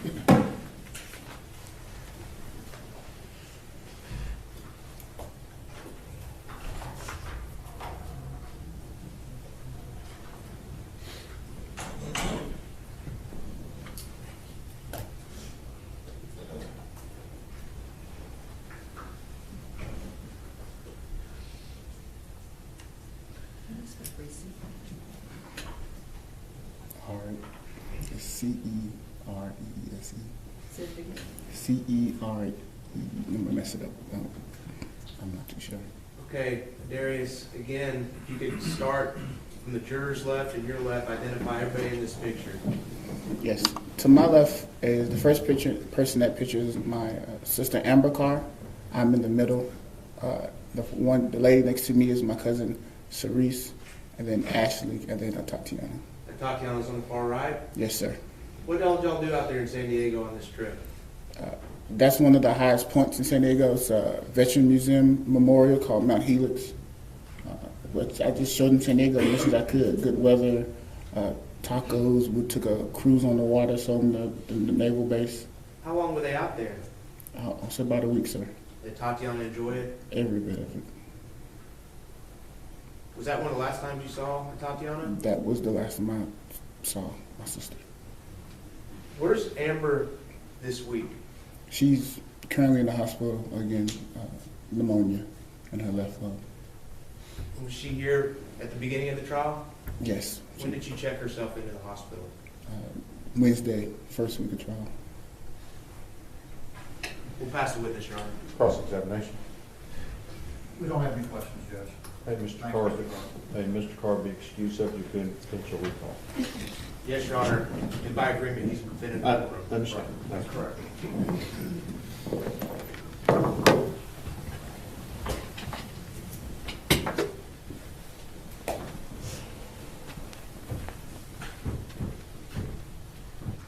Mr. Smith. Your Honor, ladies and gentlemen of the jury, the state rests. Well, the state would reoffer all evidence from the guilt-innocence phase. And the court will readmit it subject to any potential rulings on objections that remain the same. And, Your Honor, ladies and gentlemen of the jury, the state rests its punishment case. Let me see, counsel.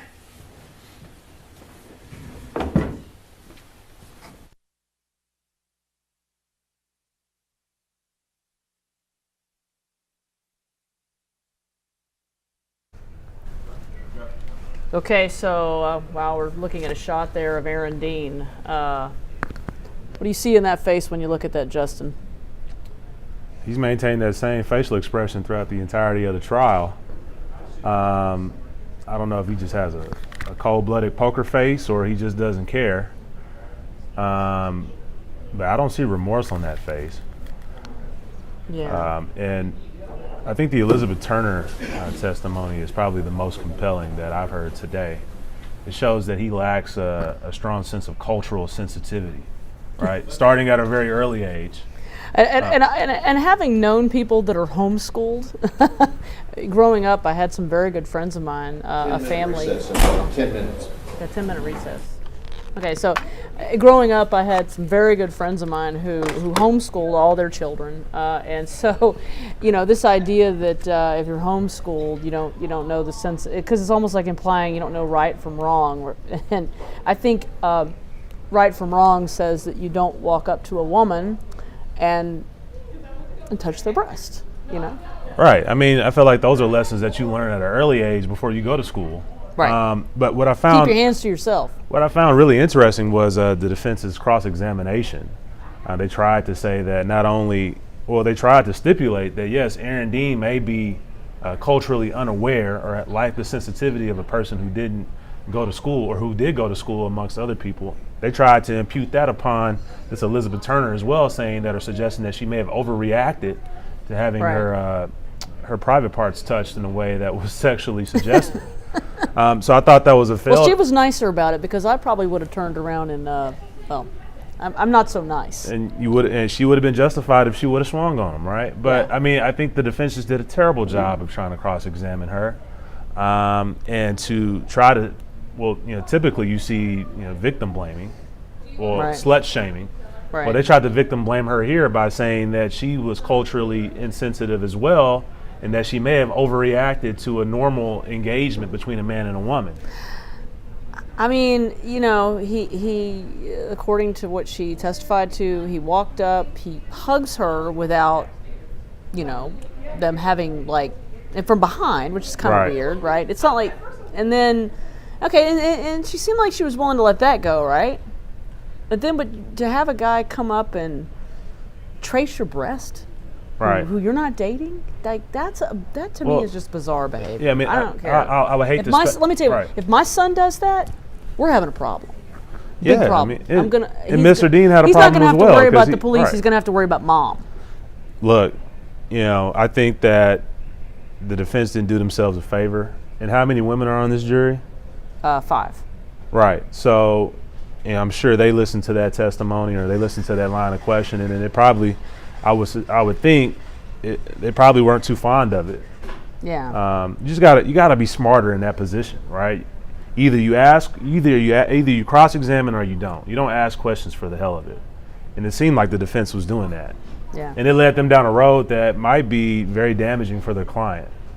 So somebody's asking, Sharon Quinones wants to know, WFA, is the punishment phase always so blah and basic?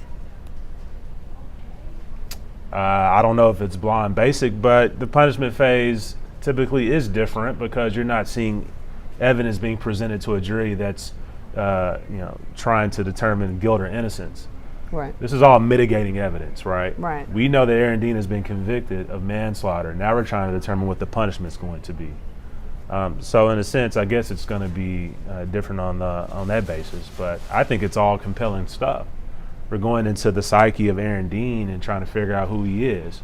We're also getting humanizing evidence about Atatiana, and I want to hear more of that. I want to hear more about who this beautiful soul was. And but we're not going to because we're done. Well, we're done, yeah. Well, except for let me rephrase that. There will be victim impact. Right. I don't know if it'll happen today, but I'm sure we will have victim impact. There will be depends on how many people the defense puts on, and I mean presumably they are ready today to do that. Do you think they were surprised that there were so few witnesses? But the prosecution had already said earlier that they were going to end with the Darius and that Elizabeth Turner, that they were going to, that they'd already indicated that they were going to do 3 witnesses. Right. So that, I mean, now, did the expert testify in front of the jury? He did. He did? He did. Yeah, he ultimately did. Yeah. They didn't get into some of the stuff, but they got into enough of it. I mean, right. So they excluded a lot of the stuff that he was going to talk about. But they got into the fact of the narcissistic personality disorder and some of Right. that stuff. But again, it is important to note that there were 3 psychologists who, said he was just fine. So I mean, I just want to I want to bring that up. That I mean, who are these psychologists, right? I mean, effectively or essentially, they work for the police department. So Yeah. Yeah, but Yeah. I mean, I think that's important to bring up. That do I? The defense could Oh. the defense could possibly call those 3 psychologists up, or at least one of them. They could, yeah, could. I and mean, it's, they opened the door, right? So if I was Aaron Dean's attorney, I probably would think about calling one of those psychologists up. the ones as that said, "Hey, he's just fine." as a rebuttal witness. Right. Yeah. Do you put Dean on the stand? No, Why not? he was on the stand once and he did terribly. Yeah, and I don't mean that as a jest, but you don't put him in the line of fire twice, especially if you know how he's going to respond, and he's not going to respond too well. I mean, look at his demeanor sitting there. He doesn't seem like a remorseful guy. He may be remorseful, but he doesn't show it. Well, that's the thing. You hate to read too much into how a person appears, because that could, like you said, he has an engineering background. So not that engineers. Well, he's not an engineer. I mean, but you know what I'm saying. Like he was an engineer, and I sometimes it's just people's. Well, wait, let me push back on that. Because not everybody emotes. Well, let me push back on one of your earlier statements. I think you do put a lot of stock in appearances. That's why you lobby to make sure your client can sit at defense table without having on jail garb, right? This is why you make a determination. Will my client be able to testify in front of a jury, and can a jury connect and relate with my client, right? All of these things are important. And when I first started practicing law, I was told that jury trials is theater, right? There's a lot of costuming. There's a lot of emotive interaction between attorneys and jurors, even with the opposing counsel. So I think Aaron Dean has shown himself to not be suitable for that role in his trial. So you don't put him back on the stand? You don't put him back on the stand. He's the worst witness that they could put up, I think. Maybe you put his mom, his dad, put his mom, sister, somebody, I mean, I'm assuming that his mother was the person that was homeschooling him, right? And Probably. And they're making a lot of hay out of that.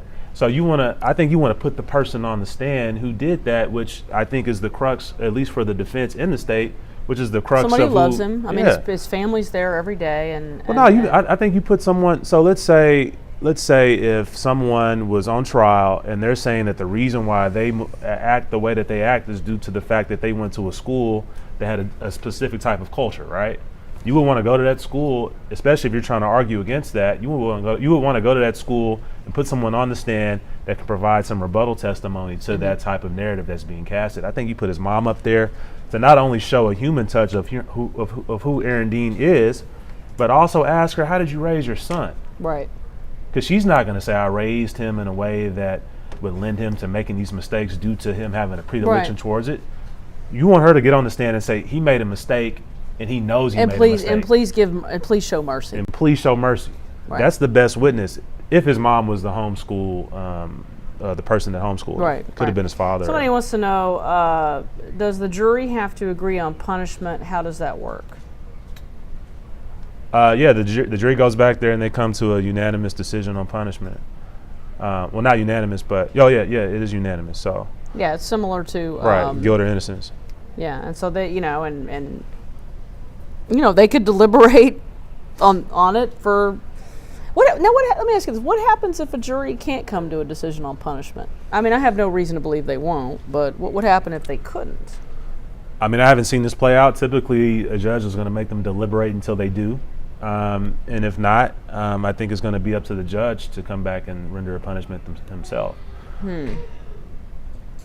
Let's see. I'm trying to look back here at questions, folks. These questions start to roll by us pretty fast. Somebody's asking, would him being out on bail count as time served? No, it does not count, folks. No. Somebody wants you got to to sit in jail. Yeah, you have to. It doesn't actually count, folks. Somebody asked how many years could he get? 2 to 20. 2 to 20. Although, and again, as we've discussed, there is a possibility of probation. Explain how that could work. So if a jury comes back and says that they want to sentence him to up to 10 years, the possibility of probation, that's when it kicks in, right? Right. So he can get up to 10 years of that sentence probated. Yeah. So I don't know. I mean, you just never know what I would be so curious to have been a fly on the wall in these jury deliberations from yesterday, because my instincts are that that they were debating between manslaughter and murder, and that was part of why it took so long. Okay, so I answer some more questions here. What is somebody wants to know, what is a rolling objection? A rolling objection is when, an attorney on either side objects to something, they want it to continue every time that issue starts to pop up again. So let's say I object to hearsay for a specific type of testimony, and the other opposing counsel has a witness on the stand that's going to likely fall into that type of testimony. Instead of getting up every time to object, you instruct you ask the judge to instruct the court reporter and the jury that there's a rolling objection for this type of testimony. Okay. Yeah. So and they had a rolling objection on change of venue. So there's been a number of issues where they had that kind of objection. Somebody's asking, can he appeal? Of course he can. Of course he can. How does it? So I mean, he, just like in the Geiger case, she appealed it. It's like in every case. Yeah, everybody gets the right of appeal, folks. It's part of your Sixth Amendment right. You have a right to an appeal. Right, and now if he gets more than 10 years, he can't get an appeal bond. Mm-hmm. And so, what do you got, Jason? I mean, Ryan. I'll leave your mics up on this. Oh, we got a picture back in court. Okay, folks, we're just kind of waiting here to see what's going to happen, because for those of you that are just joining us, the prosecution had put up 3 witnesses. They put up a psychologist who had examined Aaron Dean and determined that he was psychologically unfit to be a police officer. However, I must add that there were 3 others who examined him and said he was just fine. Okay, let's listen in.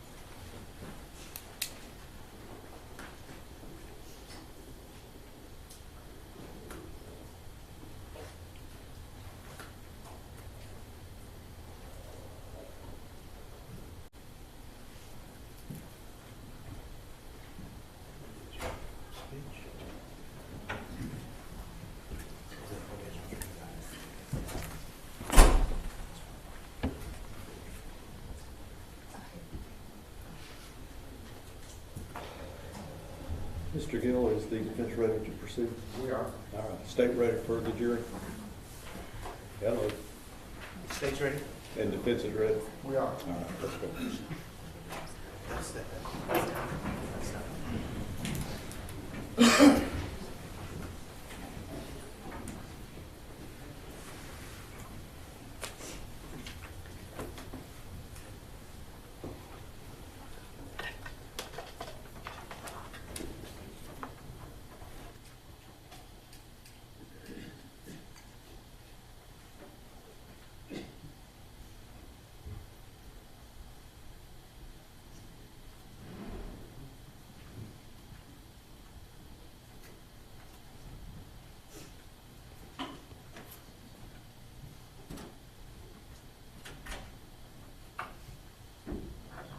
All right, everyone may be seated. Does the defense wish to present any evidence? We do, Your Honor. Mr. Gill. We call Tim Foster. Tim Foster. Come up, please, sir.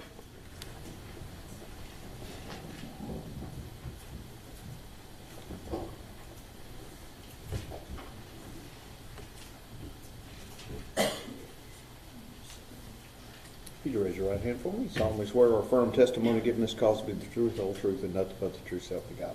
I swear. There is a rule of procedure in effect that you can't be in court unless you're testifying. Once you have testified, don't discuss your testimony with anybody else, okay? Okay. Mr. Gill? Thank you, Judge. Would you tell us your name, please? Tim Foster. Microphone on there. Yes. Mr. Foster, do you live here in the Fort Worth area? Just outside of Fort Worth. West Dubuque. And how long have you lived here? 33 years. And how old a man are you? 55. While you've been living here in the Fort Worth area, have you come to know a person by the name of Aaron Dean? Yes. And this is Aaron over here, two people to my right at the end of the table? Yes. How long have you known Aaron? Probably 8, maybe 10 years. And how do you know Aaron? We went to the same church for several years, a number of years. Well, what church is that? Redeemer Church, Fort Worth. And whereabouts in Fort Worth is On the west side of Fort Worth. And how large a church is a Redeemer Church? 150, 180 people. And Aaron was a member there? Yes. How about the rest of his family? His parents and 2, maybe 3 siblings. Do you know approximately how many siblings there are altogether? There's 6 kids altogether. And several of them went to church? Yes. With Aaron and his parents? Correct. Did you become involved in church activities with Aaron? Yes. What kind of activities would you be involved in? We were involved with the music, so he would run the soundboard on occasion, and I would play musical instruments. So what musical instrument do you play? Bass guitar. Does Aaron also play a musical instrument? Yes. What does he play? He's classical piano, rather accomplished. He may play other musical instruments, I'm not sure. Is there a particular musical project that you worked on with Aaron for a number of years? In addition to working regular Sunday mornings, he would put together a musical program every year with a lot of his friends from his previous years, all the way through high school and college, if I'm not mistaken. And they would put on a recital or around time of Christmas, a Christmas program that would involve 20-ish people of rather accomplished musicians and vocalists, and on 2 occasions he had invited me to join with them and play. And did you find that to be a positive experience? Definitely. I was in way over my head. Okay.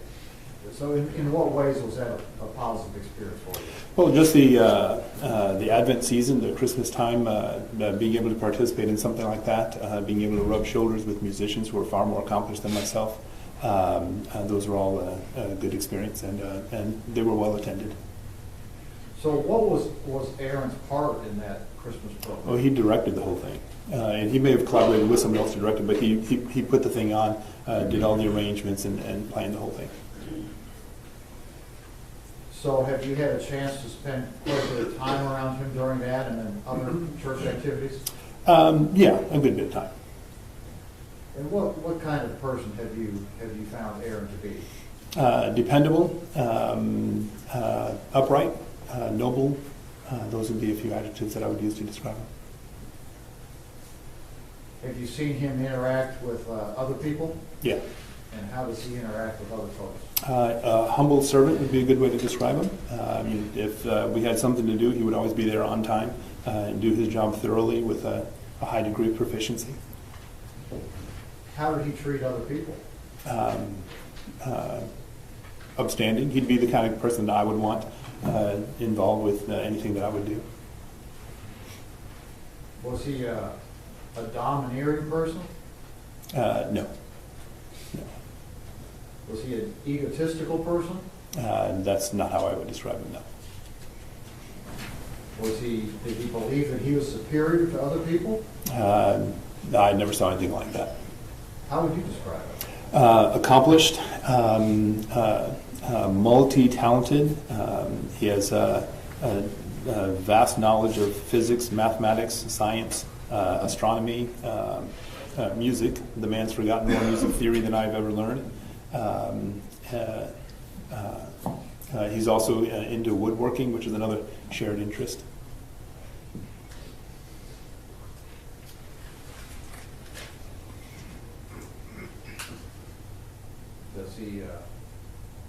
Is he there for other people when they need him?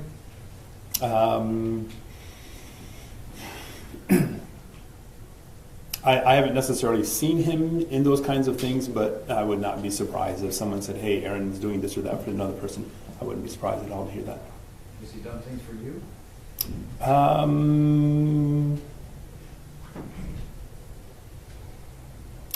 Nothing specific comes to mind. I mean, just sharing in conversation and things like that. The last few times that we've met, I've gone out of my way to see to it that he was taken care of and did not want him to do anything for me. So, To your knowledge, has Aaron ever been convicted of a felony in Texas or any other state? no, not to my knowledge. Who passed the witness? Cross-examination. No questions for this witness, Your Honor. May Mr. Foster be excused subject to any potential recall. You may. No objection from the state. You'll unclip that microphone? Thank you.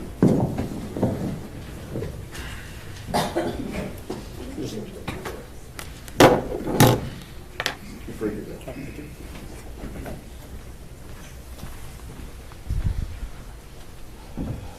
Who do you have next? Christina Livingston.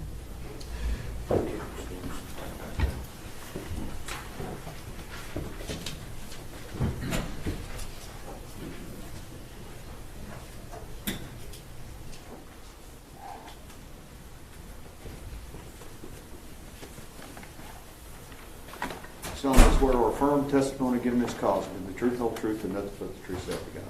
I do. Put the microphone on for us, please.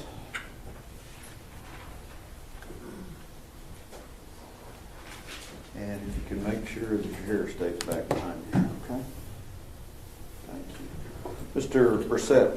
Thank you, Your Honor. Ma'am, can you introduce yourself to the jury? Yes, my name is Christina Livingston. Ms. Livingston, what do you do for a living? I work with Tarrant County Community Supervision and Corrections Department. Would that also be known as Tarrant County Probation to some? Yes.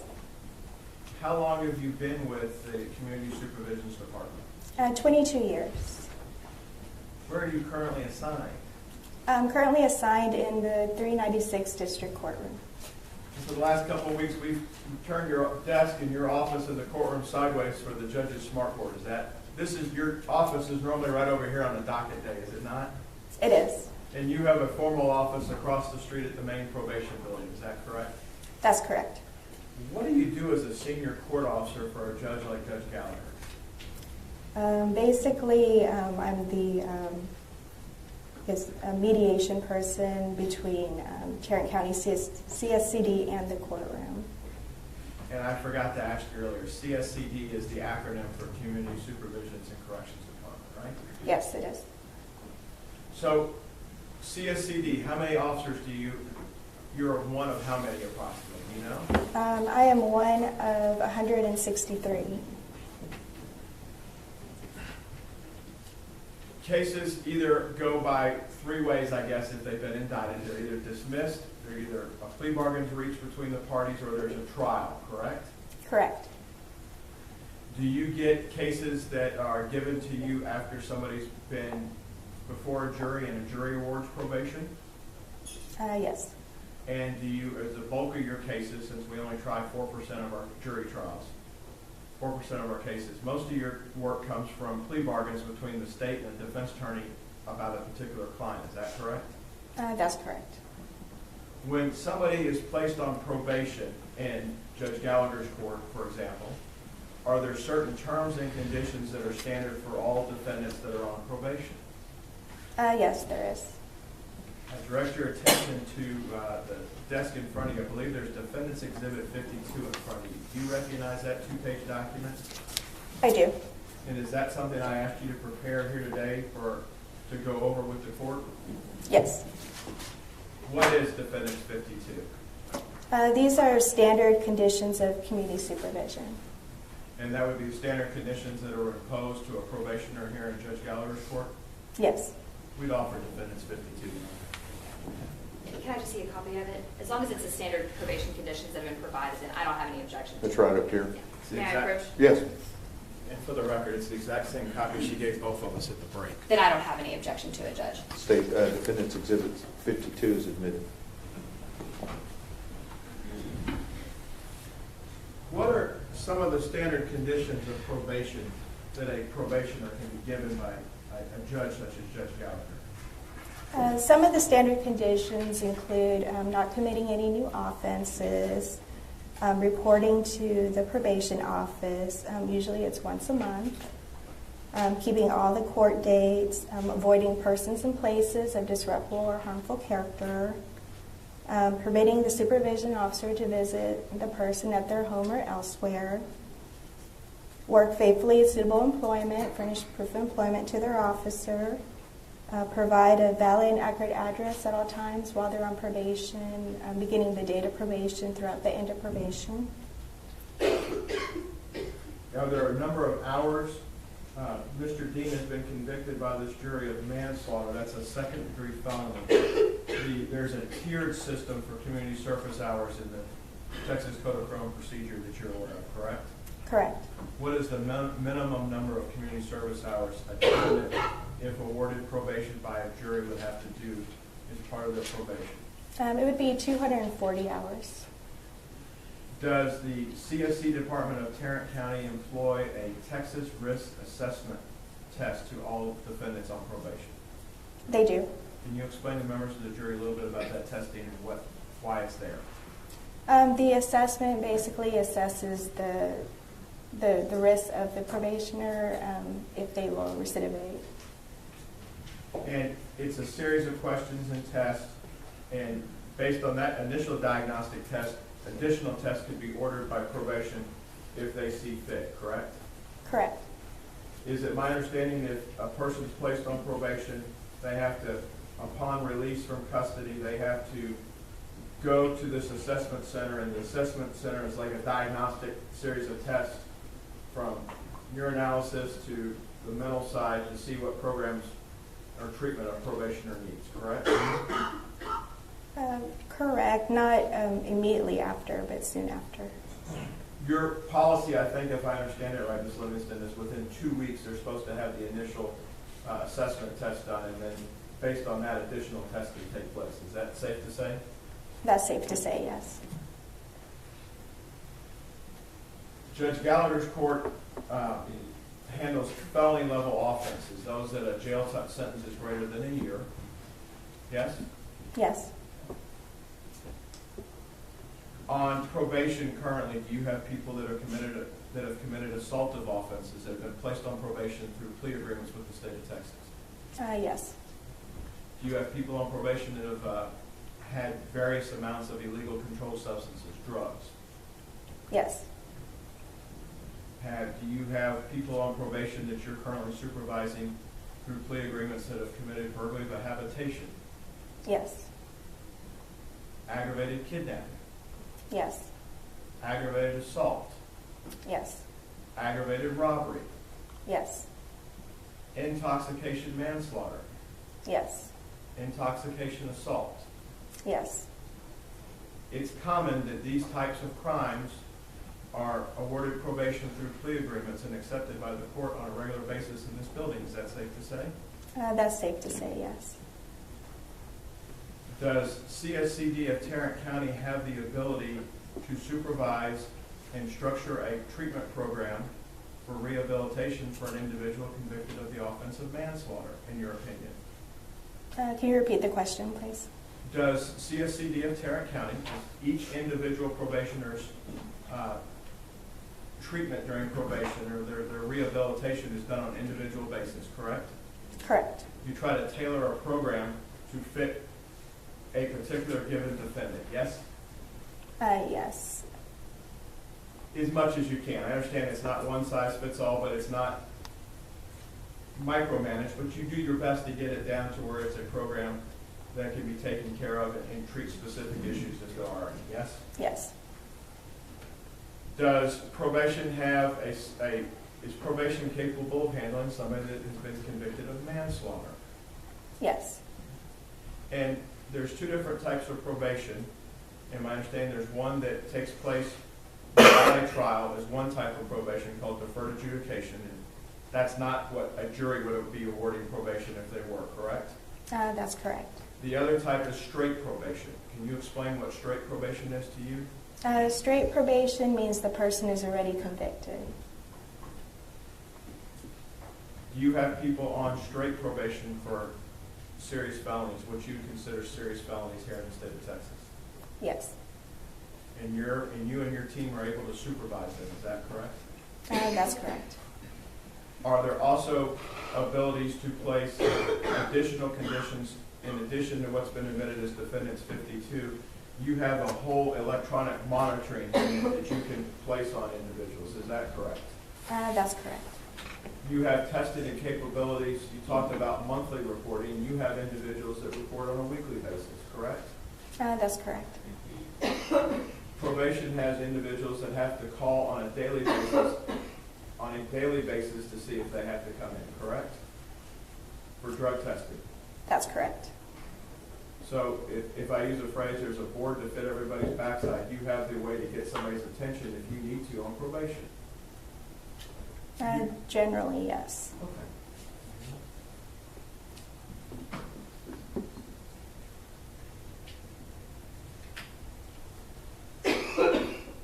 In order to get straight probation, it has to be someone that's eligible, has never been convicted of a felony in this state, any other state of the United States, to your understanding, yes? Not for straight probation, but for deferred probation. For straight probation, you'd have to prove, we're at a jury trial stage, so it defers out the window. If it's proven that somebody has never been convicted of probation in this state, any other state, or the United States. That's correct. Prior to the trial, they're eligible for probation. Yes. Apologize for the coughing, pass the witness, Your Honor. Cross-examination. Thank you, Your Honor. Defense just asked you about weekly reporting and calling in daily. That's not a part of the defense exhibit, the standard conditions of probation, correct? Correct. It's not stated directly in there, but it's pretty much do it as directed. Sure. And you said earlier that the standard conditions include checking in generally once a month. Correct. And normally, as part of the standard conditions of probation, the probationer is not getting any kind of ankle monitor or GPS system, correct? Correct. Okay. So that's not something that this judge typically does in directing you with the standard conditions of probation, correct? That's correct. And you were also asked about the amount of probation, or the different types of probationers that are in this court. Can you tell me generally about how many folks you've got on probation in the 396 District Court?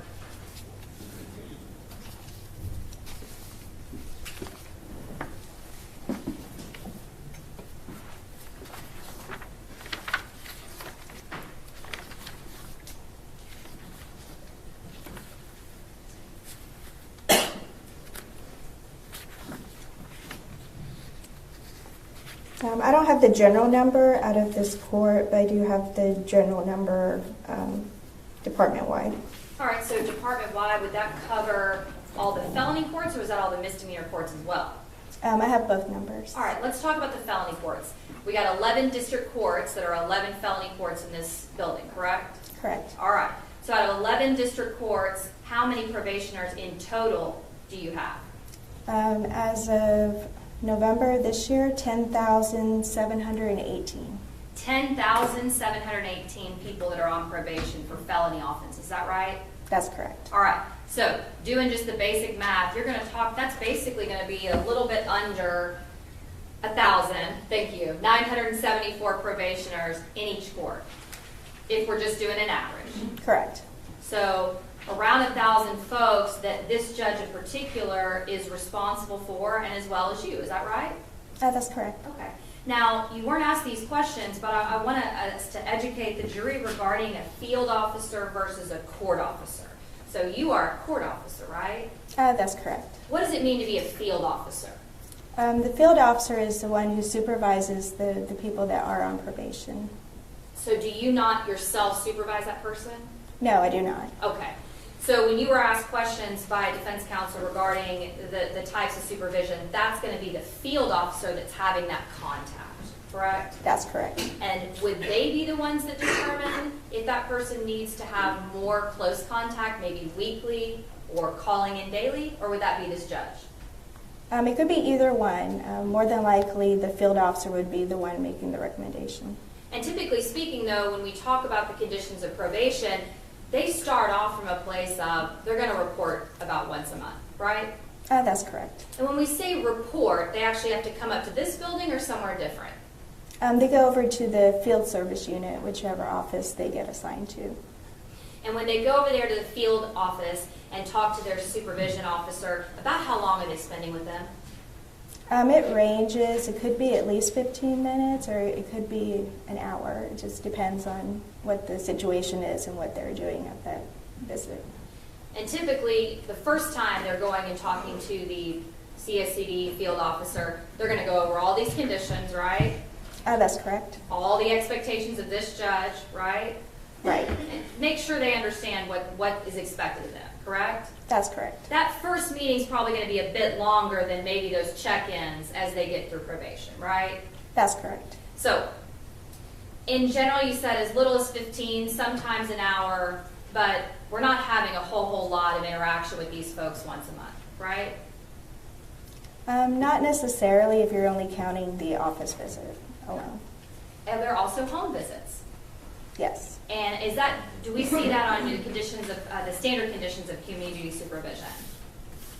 Yes. Okay. And how often, even though it says permit the supervision officer to visit your home or elsewhere at the time, is that something that's typically done where the probation officers are going out to these 974 folks' houses? Not every month. Okay. And so can you give me an idea about, of a fiscal, let's just say of an entire year, how many of the probationers, I mean, is it half that y'all are going out to their houses, less than half? Usually the priority is with their risk level, so the higher risk, they get more home visits. Okay, so let's talk about the risk level. Risk assessments are done by whom? We have an assessment unit that does the assessments initially, and then the field officer will do it from then forward. And so for a risk assessment, when we start talking about, is it low, medium, high, what are the different ranges? It's basically low, medium, high is the basic ranges. Do you know about how many high-risk probationers you guys have in this court, roughly? I do not. Okay. But if we've got about 1,000 folks, any idea if it's about half of those folks are high risk? Or do you know, don't know for sure? I do not know for sure. Right. But when we talk about the risk assessment, that is based on the information in part of what the defendant, the probationer, tells them, correct? Correct. Part of it is. And what are the other parts? We have prior criminal history, right? Correct. Okay. Any violent offenses, correct? Correct. Okay. What else is considered? For the assessment, we also go through what information that we do have and then related to it, the information the defendant says. Okay, explain that to me. What do you mean, what information you do have and as it relates to what the defendant tells you? For example, if we have a new offense, well, not a new offense, but let's say we look at the criminal history and the defendant is underreporting what is on the criminal history, we would trump it with the actual criminal history. I gotcha. But if somebody doesn't have any criminal history, then that's going to be a factor into the risk assessment, correct? Correct. Any documented criminal history, right?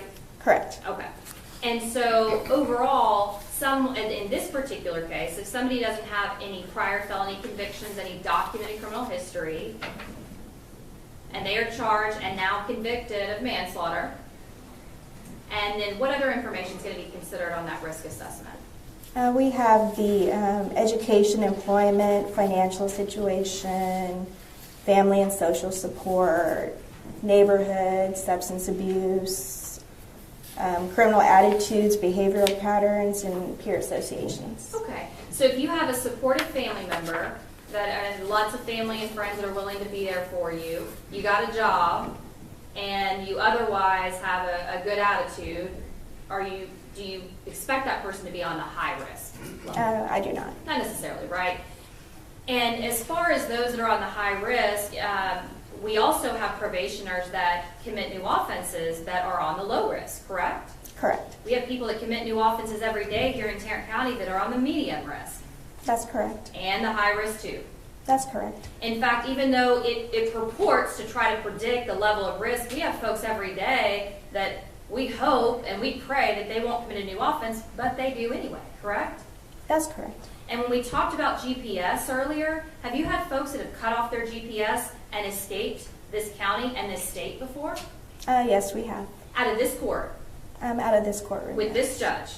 Yes. And have those people committed violent offenses before? That's correct. Okay.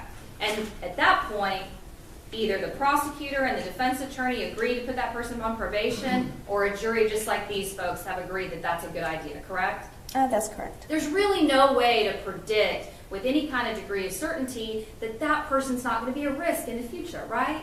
That's correct. I mean, we want to do the best we can. We try to do that, but sometimes we just don't know, correct? That's correct. All right. And so when we talked earlier about these conditions of probation, you would certainly agree with me that the majority of these probation conditions are pretty much what all of us do on a daily basis. Don't commit any violations of the law, right? Act right, do right, don't use drugs, don't hang out with people of harmful or disreputable character. Those are the types of things that all of us, all the folks in Tarrant County, should be abiding by, correct? That's correct. Now, I don't have to report into probation and give you a UA. I'm not having you come out to my house once a month, right? Meeting with you once a month. But overall, these are things that support your dependents. Those are folks, we all do that, right? We would certainly hope that we do, right? Mostly, yes. Sure. Work faithfully at suitable employment. That's pretty basic, right? That's correct. All right. Don't possess firearms, right? That's another condition. It is, yes. Got to pay some fees, right? Right. And that's kind of the last few all deal with paying fees. There's 21 conditions on the standard condition form, right? Yes, there is. And the last 1, 2, 3, 4, 5 deal with fees. That's correct. And in the very last one, you've got to have a valid driver's license and insurance to drive a car, correct? Correct. And as long as somebody has that, they get to drive a car, and that's the same thing that all of us do, right? That's correct. And nothing about a manslaughter conviction that would keep you from driving a car, right? Right. So those 5 conditions that all deal with fees, anyone ever get in trouble if they don't pay their fees, if they're on probation? Some do, yes. Okay, tell me the trouble that they get in. Are they put in jail by this judge? Usually it would involve restitution, but it at least involve being in front of the judge to address it. Okay. And the truth is to the jury is that if you don't pay your fees, you're not going to get in trouble and get revoked on probation, right? Typically you will not get revoked for not paying fees. Sure. So tell the jury what it means to be revoked on probation. What does it mean to have a probation revocation in this court? Probation revocation just means that you were on probation, you had violations, and then petitions submitted to the court, and then the person gets time. Basically, they can get, depending on what their type of case is, it could be jail time or it could be TBC time. When you say TBC time, is that the Texas Department of Corrections? Yes. So you said jail time, meaning Tarrant County jail time? That's correct. TBC time, meaning prison time? Correct. And who decides that sanction or that punishment? Usually it's discussed between the state and the defense. And ultimately it's up to this judge if they go in front of him to make that determination, correct? That's correct. All right, so let's talk about probation revocations and how often they occur, all right? So out of, let's just say, 1,000 folks we got on here in probation in this court, do we have a lot of probation revocations pending? We do, yes. Tell the jury how many. I don't have an exact number, but as of 2016, about 33% are revocations. So a third of the people that we decided are worthy of probation have been, at least have a pending revocation or have been revoked on probation. Those are the actual revoked people. Those are the folks that have been revoked. Correct. Not even the ones that have messed up and maybe have a probation revocation, but those that have actually been revoked. That's correct. Because there's a difference, right? There is, yes. So tell us about the difference. When you have somebody that is on probation and messes up, let's talk about, for example, they submit a dirty urinalysis. That happens, okay? Are they going to get revoked and sent to prison by this court? Not necessarily. That doesn't happen very often, and that's not just this judge. That's across all the district courts, correct? That's correct. Typically, if there's 1 or 2 small violations, the judges are not immediately revoking these folks and sending them to prison, right? That's correct. Because in general, the basic foundation of the probation department is to try to rehabilitate, right? Right. You guys work hand in hand with these folks every single day to try to give them chance after chance after chance. Would you agree with me? I agree with that. In fact, sometimes when we're in front of the court asking for this person to be revoked and sent to prison, we've been in front of the court multiple times with multiple violations, right? That's correct. And really, when someone violates probation, most of the time, that's a circumstance where they've committed a new offense, right? Right. I mean, you can't really find out about somebody hanging out with a person with harmful or disreputable character unless you guys are told about it, right? That's correct, or unless it's noted in the offense report. For a new offense. For the new offense. And that's if y'all find out about it, right? Correct. Meaning that the police are involved and it's reported to you, right? We do get notices whenever there are new arrests in Texas. Sure. But as far as, let's talk about possessing a firearm. If you guys are not going out to the person's home, how are you going to know whether they have a firearm or not? If they get picked up for a new offense with a firearm, or if someone reports that they have a firearm. And if they tell you too, right? True, yes. And wouldn't you agree with me that for the most part, the basis of probation, so much of it depends on the information given to you by the person on probation? Yes. It's extremely important that they have an open mind, they have an open heart, they are willing and ready to participate in probation, right? Yes. In fact, one of the very first things they have to do is admit the offense, right? Yes. And they have got to, because that's how you tailor the probation, right? Yes. So they have to admit the offense, and you go through the risk assessment, and they have to be willing and able to do all those things, right? That's correct. And the information that you use to tailor the probation is based off what they tell you, right? Some of it is, yes. So to a certain degree, garbage in, garbage out. So we're really hoping that they're being honest and open with you, right? Right. And I know you've been doing it a long time. You have folks that are dishonest with you sometimes. That's correct. Sure. And as far as those that are currently, you said it's a third of people that have been revoked here in Tarrant County. Those that have been revoked, who makes the determination of how long they go to prison?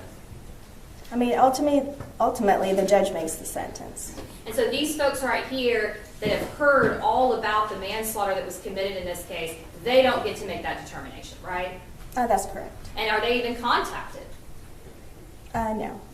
So if this defendant goes out and commits any other new offenses, they are not going to have a say at all in what he is sentenced to, correct? That's correct. And it may not be just this judge that makes that determination. It could be a visiting judge that's here that day, right? It could be. Yeah, it may be him that's heard this case, or it actually may be a different judge, right? That's correct. Okay. So the folks that are in the best position to know everything about this case sitting in the box, they actually don't get a say in that going forward, right?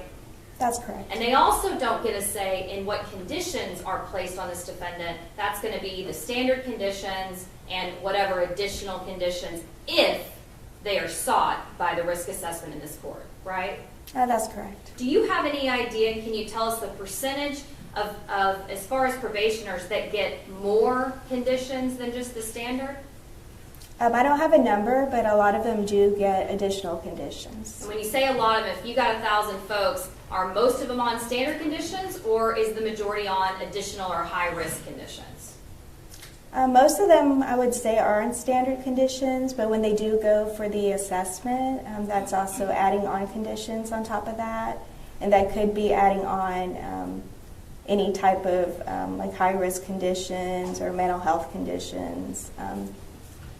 It just depends, but I would say a lot of people do get added on conditions. Do you guys, the field officers, y'all interview the family members of the cases that are coming in front of y'all? Do y'all ever get to interview the victims' families? No. Okay. So they don't get an input as well. Is that right? They are welcome to call, and if they give input, then we'll listen to it, but normally we don't go ahead and contact them to ask for input.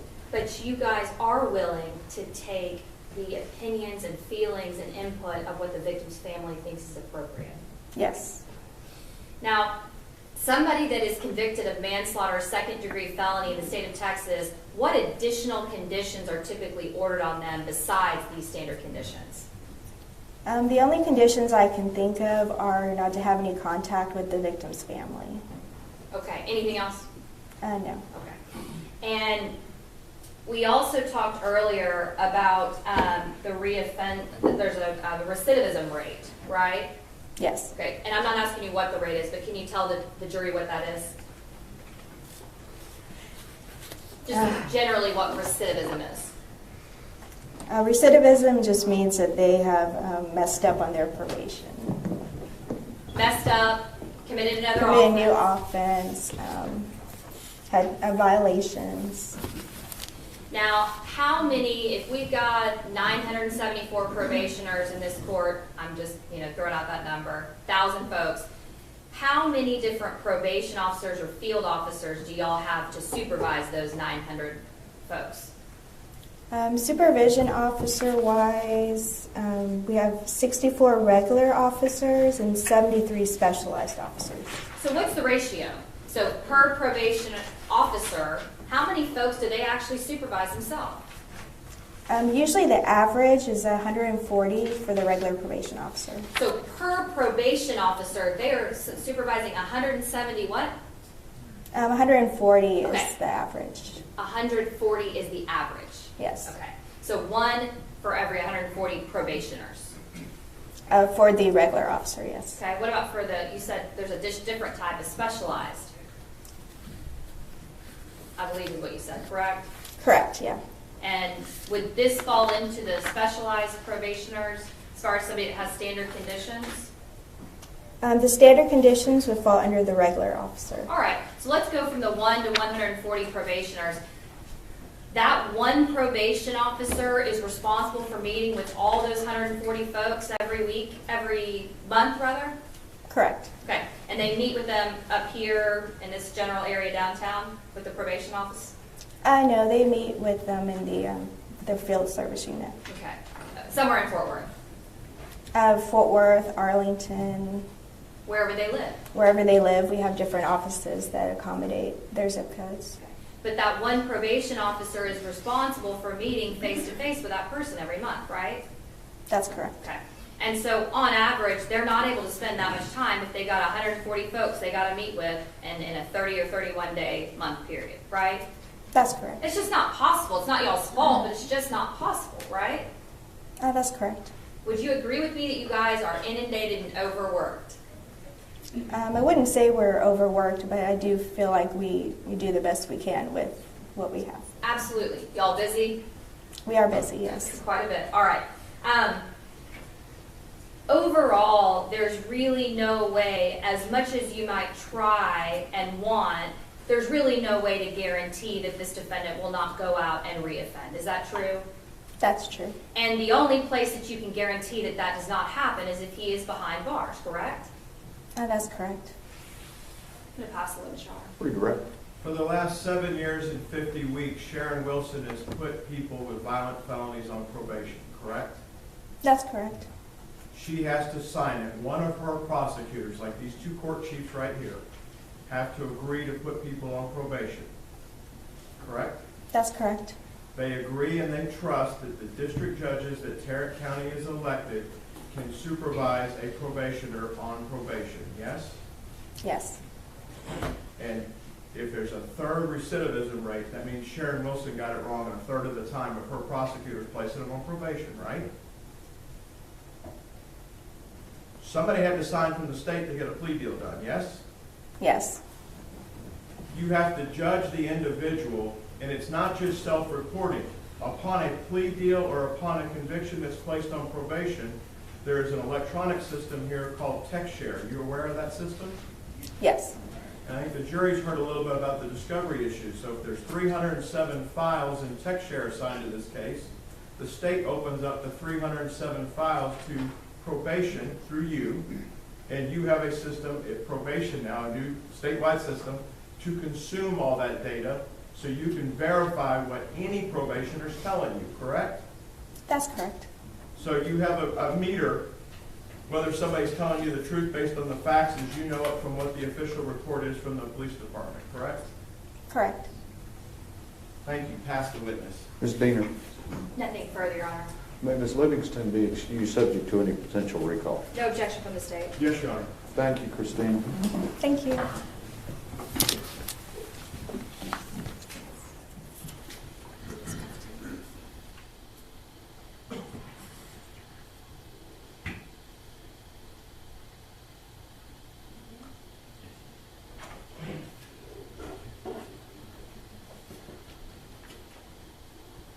Good time. We're going to break for lunch, okay?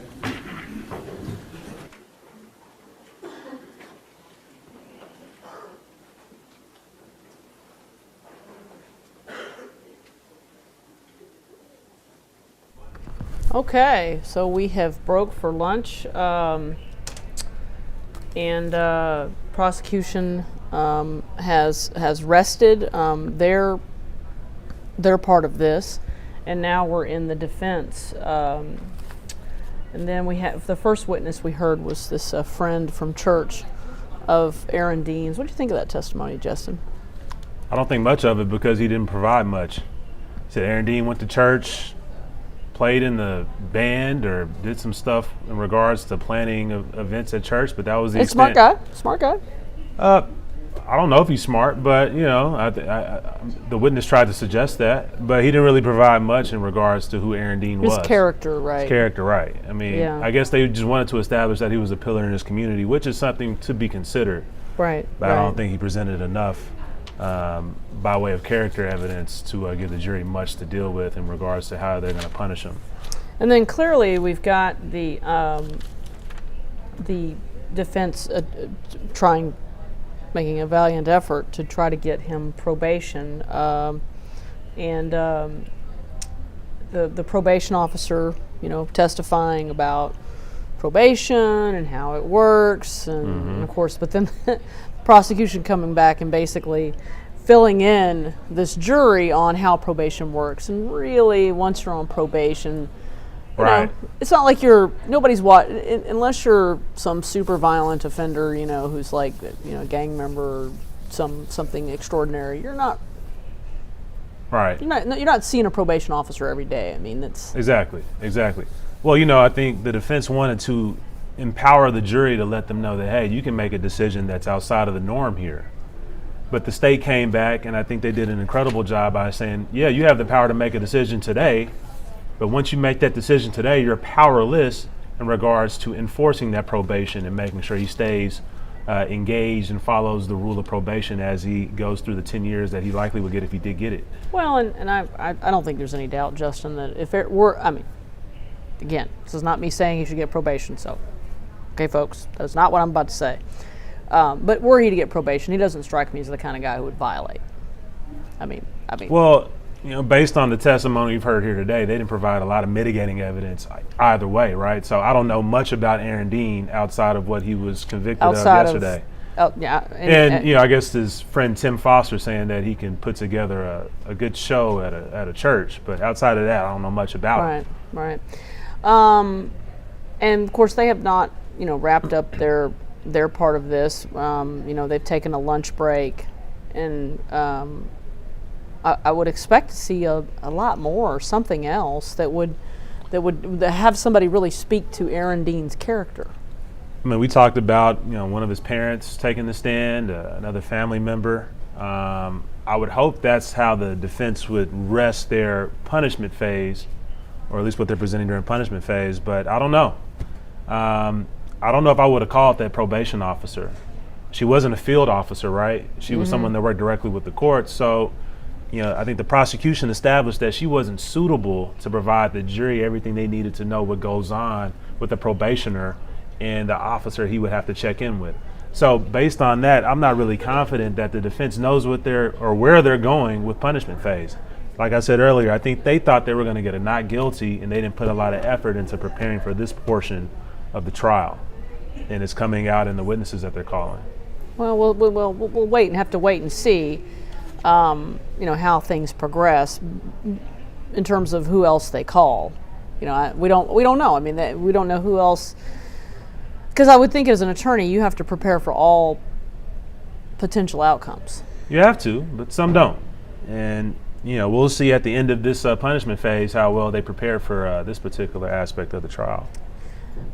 So let's kind of, while we're chatting here, I want to kind of walk us through where we're at. So as everybody knows, yesterday Aaron Dean was found guilty of manslaughter, and manslaughter has a reckless component that carries a potential sentence of between 2 and 20 years.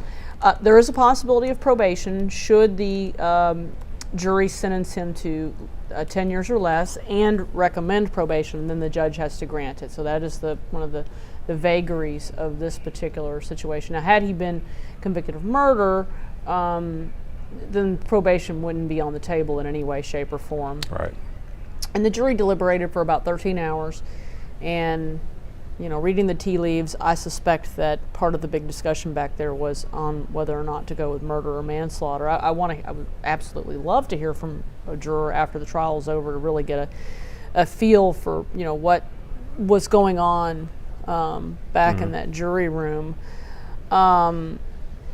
So if you're the defense attorney, who do you put on next? A family member. You end with a family member, someone that has an emotional connection with the defendant, and see if they can strike a chord with the jury to ensure that Aaron Dean doesn't spend 20 years in prison. But is that it? I mean, do you do anything else? I mean, they've already called an officer during guilt or innocence, and that officer didn't, help him out. We've heard from a psychologist today that talked about him not being fit or suitable to being a police officer. And again, I want to stress there were 3 others who said he was. So I'm just going to sort of I think it's. I mean, it's kind of a real balancing act from my chair to really walk the line, because I'm not taking sides. Well, yeah, one way or the other, and I know you're not. Yeah, I'm not taking sides either. I do have a private opinion, but that's not being expressed here today. Everybody has a private opinion. But let's talk about that psychologist again. It wasn't more so the testimony about him finding him unsuitable to being a police officer. It's the narcissistic qualities that he detected, right? And I think that's what the state is trying to create a narrative behind. This man was a raging narcissist that was out of touch with reality, and this is why he needs to be sentenced to a 20-year sentence in prison. Right, and I think also they talked in that about, with narcissism, if someone is narcissistic, and I'm not saying Aaron Dean is a narcissist because I am not a psychologist, one of the things is they can't, they can never acknowledge any wrong. They just can't. I won't say who, but I know somebody who's a narcissist, and let me tell you, there's everything is always somebody else's fault. That nothing is ever their fault. So exactly. So that's why you put on a family member or a close friend. Tim Foster, they put him on, but he's only known Aaron Dean for 8 years. I always kind of laugh at these comments, Justin, because somebody's like, "Oh, you're on Team Aaron." I'm like, "Not on Team Aaron, folks." Yeah, I'm getting the same comments about me being an activist attorney, right? Well, you are a bit of an activist at times, Justin. Justin's been with me on some of the other trials, and we always have a conversation. That when you come on, you're not really hearing your role as some of the activist stuff. But you know what? I do think that you do bring a valuable perspective, right? Because you do civil rights work, and so I think it always just kind of brings an extra added component. But no, I think in you and I did Geiger trial together, and I had a lot of opinions in Geiger. I didn't express them, but I struggled, and with Geiger I went all the way around the world about what I thought should happen. With this one, I've really struggled with what was the right call, and I still just kind of ultimately have gone back to this idea that, she's in her own home. Right. And her home is our castle. And I think the jury rightfully concluded that that there had to be a penalty for that you can't do that, and that one of the things that was in the jury charge was that in order to make the self-defense claim, you had to show that she had engaged in unlawful deadly force. Right. And I don't think we got there. And the way the criminal statute is written, Aaron Dean had to be found guilty of manslaughter. I mean, every element was met. So, I mean, you could sit here and say that we're biased one way or the other, but the way the criminal code is written, he got the conviction, or he got convicted of the crime that our legislature down in Austin wrote the statute for, which Right. is he was reckless with a firearm and he killed somebody. Somebody lost their life due to his recklessness. Well, and I also think it's important to note that but for body cam, we're not here. Right. We're not here. There's no way. There is absolutely And no way. Well, see, now some yeah. people do like me. So, I mean, you know, I shouldn't be so sensitive. I'm really not sensitive, actually. I'm You're sensitive, time. a little bit. But no, I mean, you know, I think body cam. We've, you know, over and over in the cases that I've seen, body cam is just so hugely critical. Now, I think it's important to note that body cam generally actually works to an officer's benefit. Yeah, I mean, I think body cam works in the benefit of truth, right? Right.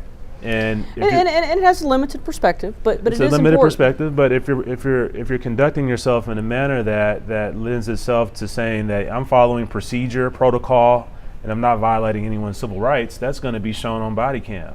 And if you are doing those things, that's going to be shown on body cam as well. It's Rebecca Lopez. Rebecca, hold on. Yes. I'm going to put you on speaker before you start talking, so everybody can hear. The 3,700 people on YouTube. Hold on a second. All right, go ahead. Well, the judge called in the mayor of Fort Worth, Maddie Parker, and she was also under the gag order and issued a press statement yesterday. So she also has to go before the judge on January 4th for contempt. Well, so all the people are going to get to have fun, I see.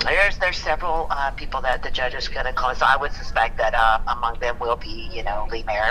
Everybody keeps asking about him, so he has not been seen here at the courthouse today, but I'm assuming that he will probably also be called in, and anybody else that has violated the judge. I think that the judge was definitely trying to be patient through all of this. You could tell by the fact that he didn't sanction Lee right away initially when he did bring him in and admonish him, because it would be he's actually violated that gag order not once but twice, and possibly even more times, but twice that he's been admonished. He was admonished by the previous judge as well, so I suspect that he'll be called in along with anyone else that was under the gag order that issued a press release or spoke.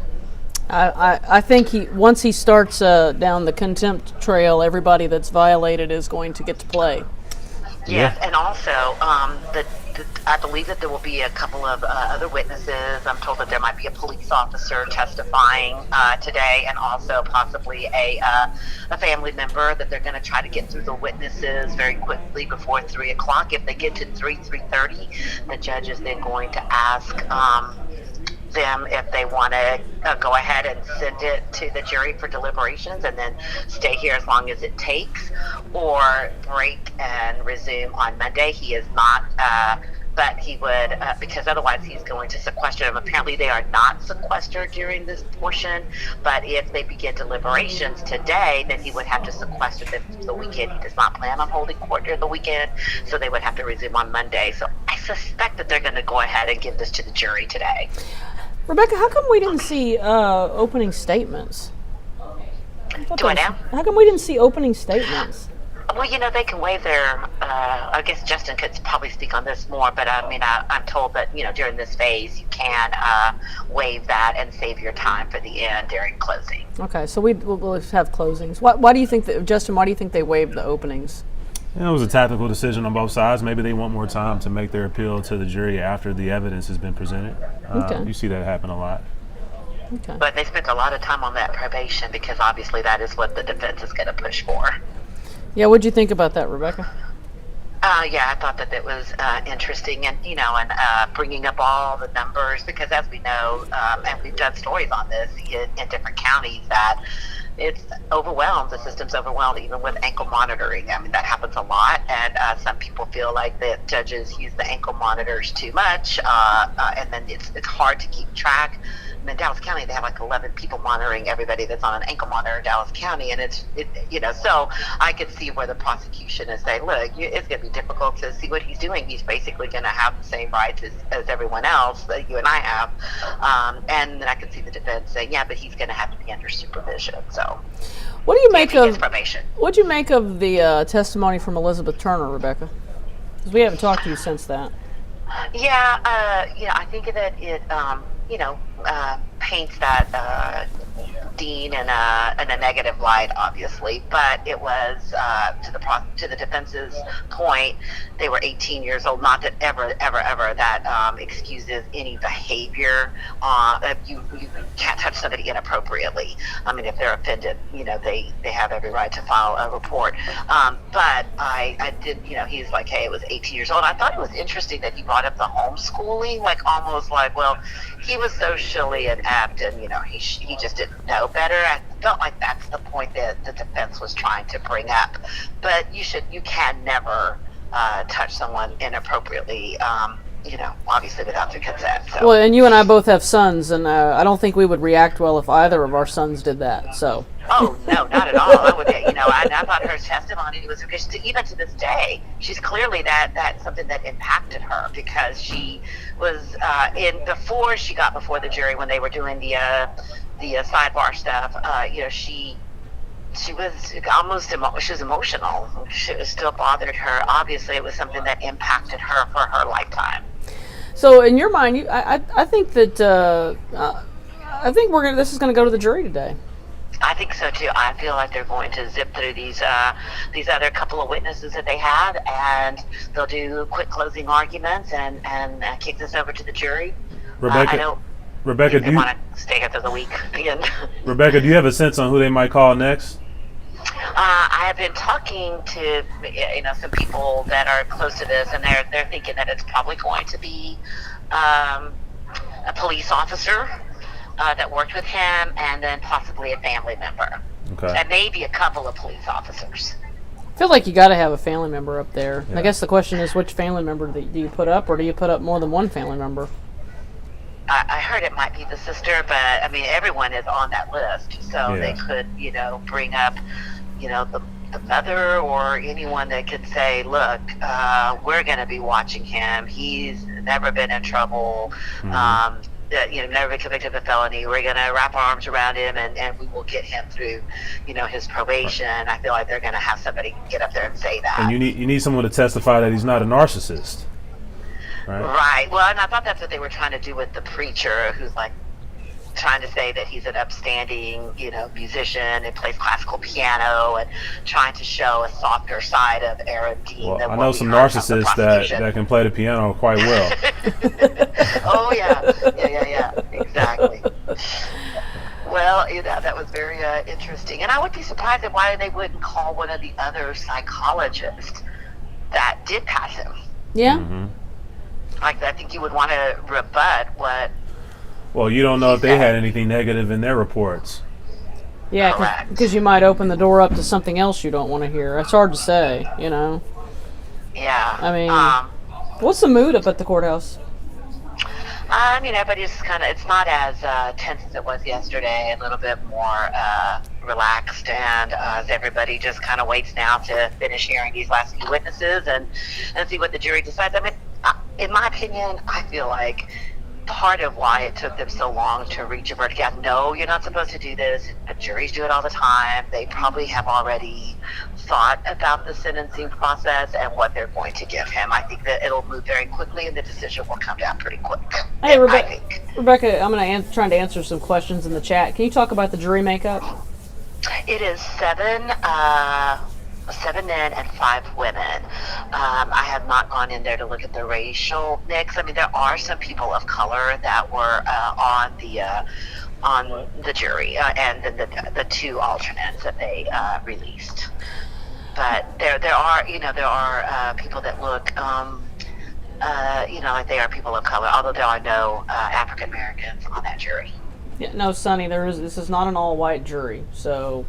No, it's not. It is not an all-white I'm looking at jury, comments and trying to correct, misinformation. And so basically, obviously we can expect at least one, maybe two more witnesses from the defense, and then maybe some sort of closings, and then this is going to go. Probably deliberations will start today, and I'm guessing we'll have a conclusion then today. Yeah, I feel like if they're going to start deliberations, he's going to have them stay here as late as possible to get this over with, because otherwise you've got to sequester them, and then that means, more money for the county. I mean, obviously that's not the number one thing on their mind, but, it is something that they consider, to sequester a jury for the entire weekend and then not bring it back until Monday. So they're either going to begin the deliberations or they're going to wait till Monday and do closing. But I suspect they're going to go ahead and do it, Tanya. I do too. I think it's going to wrap up today. I mean, that seems that, I think that they're going to want to go home. They're going to want to begin their weekend. And the fact of the matter is, next week is like the beginning, basically, of heading on into Christmas. And you'd like to think people don't think that way, but that's reality. So, the week before Christmas is typically a non-jury week, so I'm sure the court doesn't want to have to bring those jurors back. No. Everybody wants to wrap this up today, right. And then I'm with Rebecca and Justin. I think we'll know Aaron Dean's fate today at some point later in the evening. And I also think that you're going to see more people called in here and held in contempt, or at least have to be brought before it, admonished by the judge, and then have to come back up here on January 4th to answer for their actions of violating his gag order. What a New Year's Happy New Year! A contempt charge. So we're looking at Chris Nettles, who is an activist and council member, Maddie Parker, the current mayor, and who else? Who else are we looking at so far? Do we know anybody else for sure? Was the former mayor Betsy Price? For sure, Betsy. I don't know if Betsy issued it. Did she issue a statement yesterday? Because she's definitely under the gag order. Yes, Betsy Price did issue a statement. She tweeted a statement yesterday, but we don't know for sure yet if she's been set. My guess is before it's all said and done, anybody that has violated that gag order is going to get to have a visit with Judge Gallagher on January 4th. It was kind of a little bit interesting with Betsy Price when she was at one of the hearings that I was at a few weeks ago. When she walked into the courtroom, she looked at the judge and I guess he was just kind of waving at her because they obviously know each other, and she reached over and high-fived him. She did like a high five, which I thought was really kind of interesting. It gave, people were chuckling in the courtroom, but I don't think that she will be chuckling when she has to come before him and be admonished. So no, I think the judge is going to not react well to anybody that has violated his orders. And again, Justin, kind of walk us through what can happen for violating a gag order and being, right, if you're held in contempt. If you violate a gag order, you can face a fine up to $500 or six months in jail. He's probably not going to give people 6 months in jail. But I don't see jail time, especially because you're dealing with a wide array of different types of folks violating the gag order. Mm-hmm. And if Betsy Price is his friend, I doubt he's going to put Betsy in jail. But if you put one person in jail, you'll have to put everybody in jail. Well, yeah, I'm guessing that, and it probably will also matter by degrees. Maybe it matters how many times you violated it. I don't know. Who did you say violated it more than once? Was it Nettles? Or how many times did he violate? Nettles has 3 counts, so. Yeah. I think, it may vary based on how many times you did it. Yeah. Mm-hmm. I mean, it was made crystal clear the judge has not been playing about this gag order stuff, and so I don't know. And I we'll will say, see. This judge has been, I will say, that he has been very fair when it comes to the media. He really has given some grace to people that have violated the gag order I think he's just had enough. This trial. I think he's had enough. I think that everybody, well, not everybody, the people that are out there issuing press releases in violation of something that he deems very serious. I mean, he would not have placed them under a gag order if he did not think it was important for this trial, and they're just doing something that contradicts what he ordered them to do. Then I think his patience has run out. They have run out. Yeah. And it's important to note that this is part of the change of venue issues. So I mean, the defense is. The jury's been sequestered the entirety of the trial, right? No, not the entirety of the trial, just when they began deliberations. All right, so just deliberations. So I mean, so they began deliberating a couple days ago. The gag order violations have started coming in after the conviction.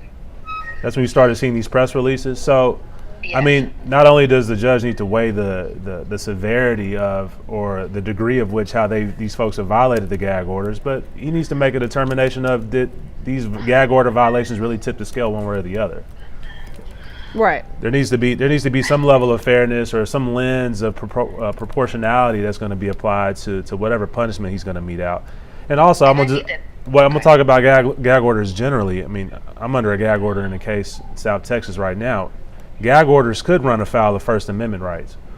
You know, people should be able to talk about these cases, especially if they're not a fact witness. If they're not a fact witness, or if they're not attorneys on the case, right? If you're not talking about evidence that's supposed to be protected by the Michael Morton Act, then the Michael Morton Act generally protects evidence from being disseminated out into the public. So if these folks don't have any real bearing on how this evidence is being disseminated, or if they're tipping the scale in regards to how a jury is going to think about evidence that's being presented in court, you know, the gag order could be seen as something that's, you know, over the top. But, you know, we'll see what happens with Judge Gallagher. Go ahead, Rebecca. Well, I was going to say, you know, like Justin was saying, these witnesses or the people that issued the press releases weren't going to get called in this phase of the trial anyway. So, you know, maybe he could have lifted the gag order. I don't know. You know, before the punishment phase was completed. But so I guess that's where Justin is saying that, you know, weigh the severity of their actions, considering they probably were not going to be called in this portion of the trial anyway. Do you, did we ever get an explanation for why they locked the courtroom earlier, Rebecca? I still haven't had a chance to speak to the judge about that, but I'm going to go and try to find out. Yeah, because that you know, there may be a perfectly reasonable explanation. It just troubles me. Well, and I don't believe he obviously did not see the mayor of Fort Worth, I'm sorry, come before the cameras either. Like, they turned the cameras off at that point as well. The people that are being brought in on the contempt. Oh, okay. So we've had who all has actually been brought in person? Well, those are the only two that I know that have been brought in person, is the mayor and a council member. So the actual mayor. Wow. That's just you don't see that very often in a. Well, you saw that with the Amber Geiger case. Didn't they accuse John Crusoe of violating the gag order in that particular case? Oh yeah. Yeah, they did. That was they a did big accuse old. him. There was Yeah, a it was big a big old to-do thing. about that, It was was it not? and it was kind of a political. It was political and kind of ridiculous. Did he ever have a hearing? I don't remember if he had a hearing. I do remember the judge was upset with him. They were going to have a hearing. Yeah, I don't know, but well, guys, we're gonna take a break. But let me before we do that, let me me and Rebecca and I will kind of bring us up to where we're at. Okay, so let's do a recap. So we began the sentencing phase this morning. We had the prosecution. They presented Elizabeth Turner, who testified about an incident with Aaron Dean where he touched her breast, kind of a troubling incident. He ultimately pled no contest on that and got a fine. We also heard from a psychologist who deemed that he was basically had a narcissistic personality and was unsuitable for policing, but there were also 3 other psychologists who said the opposite. And then we had, Rebecca, who was the third one? My brain's muddled. They brought in Atatiana Jefferson. Oh, I'm sorry, Adarius. Sorry, guys, it's lack of sleep, folks. Adarius Carr, who is Tatiana's brother and who is serving our country in the Navy, and so to talk about her and their family and what this did to them. And Rebecca, I'll let you give the run through on the defense. Well, the last thing that the jury saw on the part of the prosecution was that picture of Tatiana and her brother and her sisters and her cousin enjoying a day in San Diego, and the brother saying, "That's the last time I saw her." And I thought that that was a big moment when they put that picture up also before the jury, because you put the face on Atatiana, that here she is smiling and hanging out with her family, and then, a few months later, she's gone.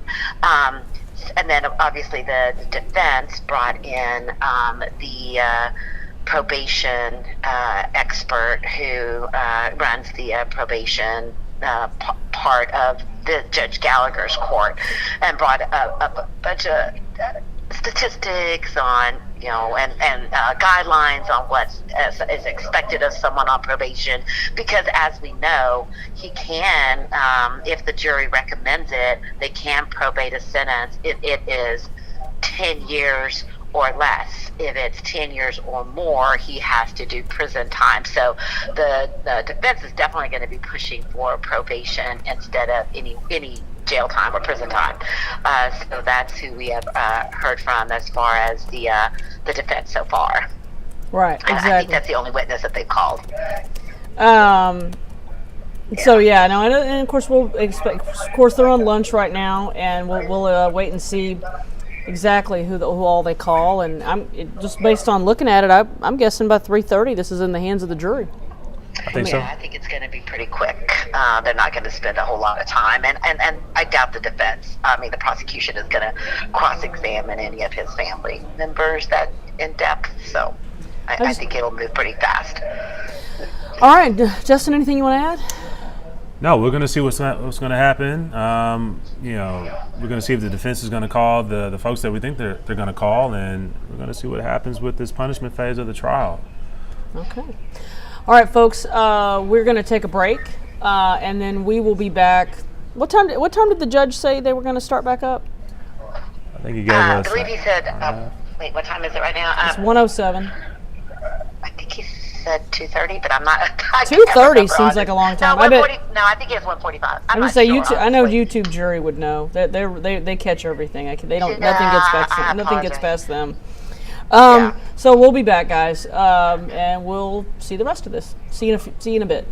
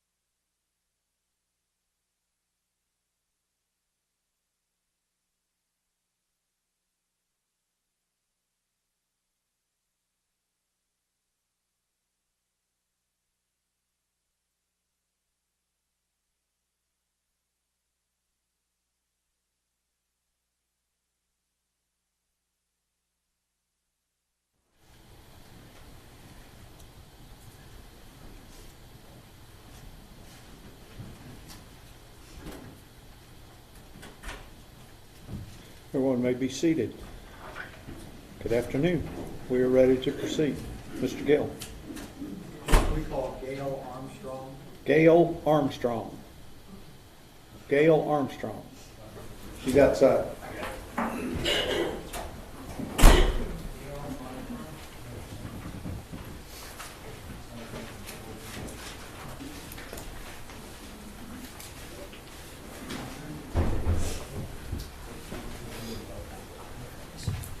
Come up, please, ma'am.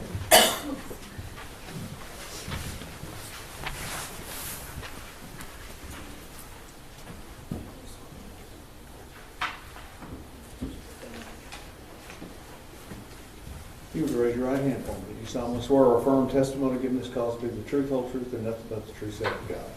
Okay, have a seat right here. There's a rule of procedure in effect says you cannot be in court unless you're testifying, and once you have testified, do not discuss your testimony with anybody else except the lawyers, okay? Yes, sir. Mr. Gill. Thank you, Your Honor. Can you tell the jury your name, please? My name is Gail Armstrong.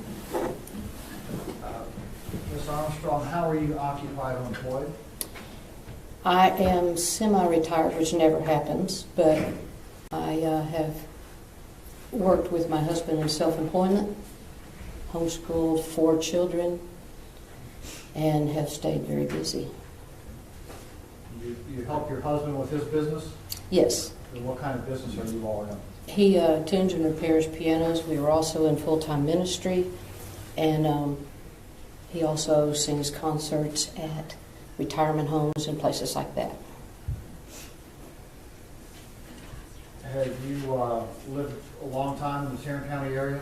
I was born here, raised here, and am still here. Lifelong resident? Correct. All right. So do you know the individual seated 2 seats to my right over here? I do. Who is he? That is Aaron Dean. How do you know Aaron? I met Aaron when he was 12 years old. Their family began to attend a church that we were in. We also home educated as well as his family, and we had started a choir, Metroplex wide, for those kiddos. And so Aaron became a member of that when he was 13, which would have been, so I guess I've known him about 26 years. And I guess you know his entire family? I do.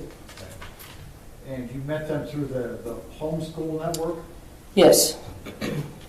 And has there been a period of time when y'all have gone to church together?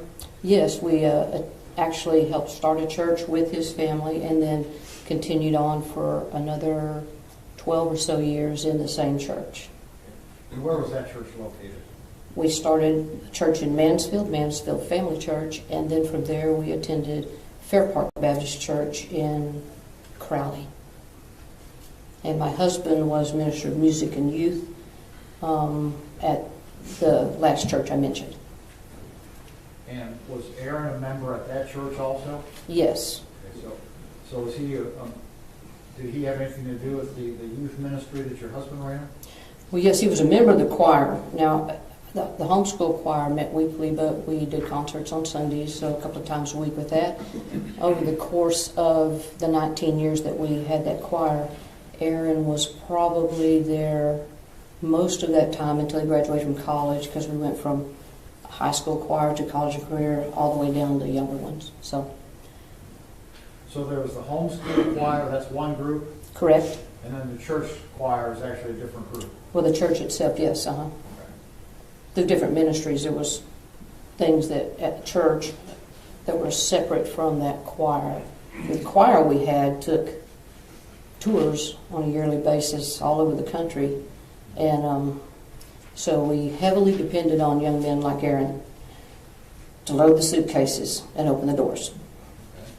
So what kind of things would Aaron do to help with that choir ministry? He was quite knowledgeable with the sound equipment.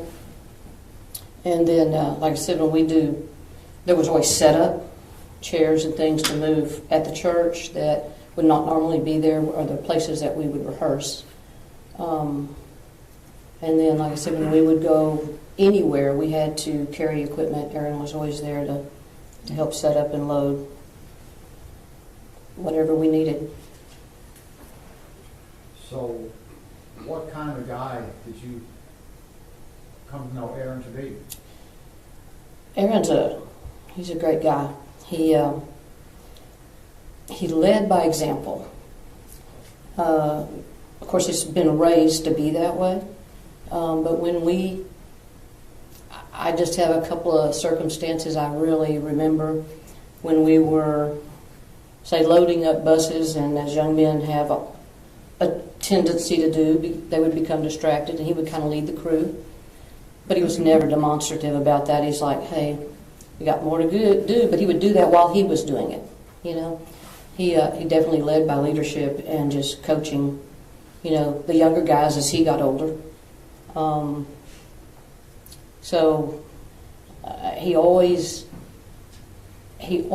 did what we asked him to do, and if we needed something done, he would ask if he could help with that. He's very skilled musically, and so there were times when my husband couldn't do a rehearsal. Aaron would step in. He'd ask what he could do and what he should do, and did exactly what, my husband's name is Craig, so exactly what Craig asked him to do. And you know what, I was talking to somebody the other day, and I said, Action, Your Honor, non-responsive. Do you have another example that you'd like to share with the jury? yes, as we were, had the church, the young people would go and play outside quite a bit, and it was rollerblading time. And one thing I always admired about Aaron was that, now we have 4 daughters, 3 are biological and 1 is a mixed race that we adopted. So he was always the gentleman that even though there was a goal line for the race, if someone fell, he would stop and pick them up. So Aaron was always had other people in consideration for what he was doing. You told me about a time when you all needed some fence repair, and Aaron assisted with that? Yes, just recently we made a move to relocate from my East Fort Worth home where I actually grew up in, and my husband's health issues didn't allow him to set T-posts. And I was like, oh, I was going to do it, and I needed help. So I tagged Aaron, and I thought, can you help me put this fence up? Of course, he actually put the fence up, and I kind of helped him, which I will never do again.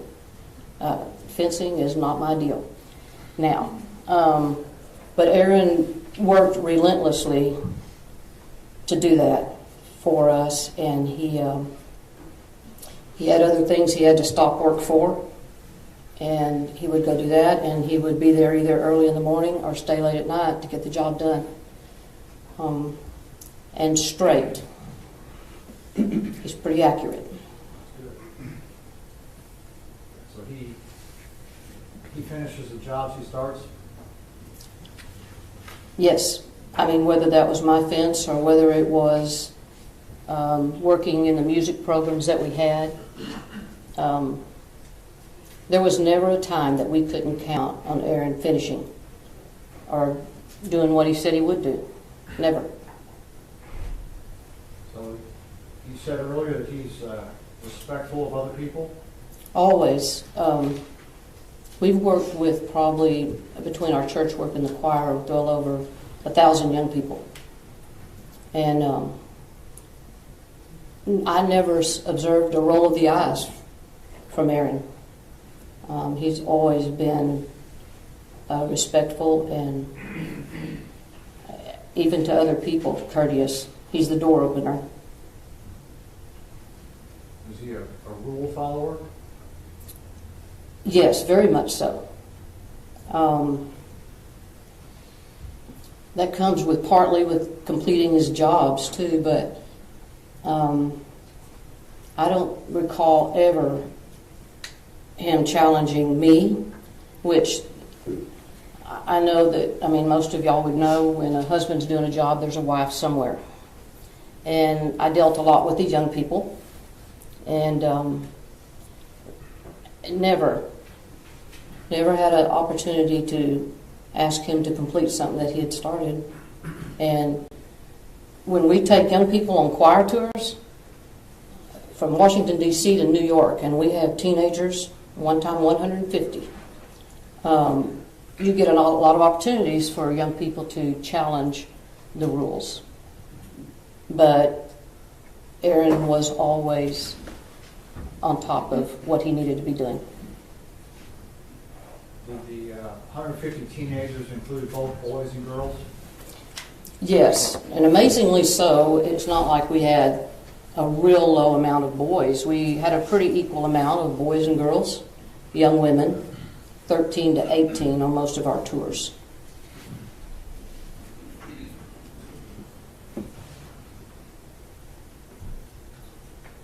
Is Aaron a domineering type personality? No, not at all. He's very approachable, very courteous in anything that we asked or needed him to do. Not pushy at all. Is he egotistical? I wouldn't describe him as egotistical. I would say Aaron has strived to be accurate and know what he needed to do. Confident when we gave him a job, but not egotistical. Did he give you the impression he felt he was superior to other people? No, I wouldn't say so. He has leadership skills, and other people look to him to find out what it was they might need to do. But as far as, no, he's a very approachable, humble young man. We pass the witness. Cross-examination. We have a moment, Your Honor. Yes, sir.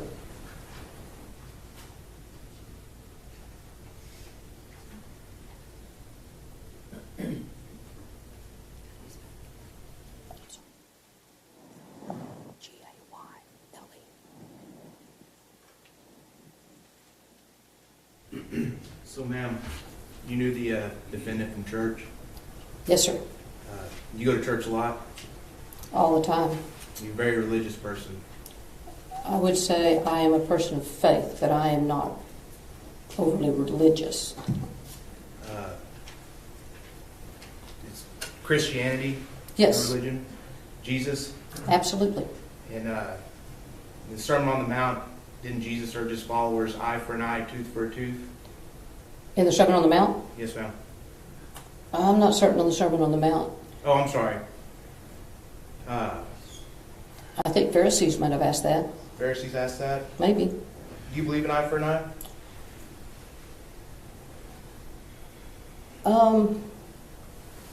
I think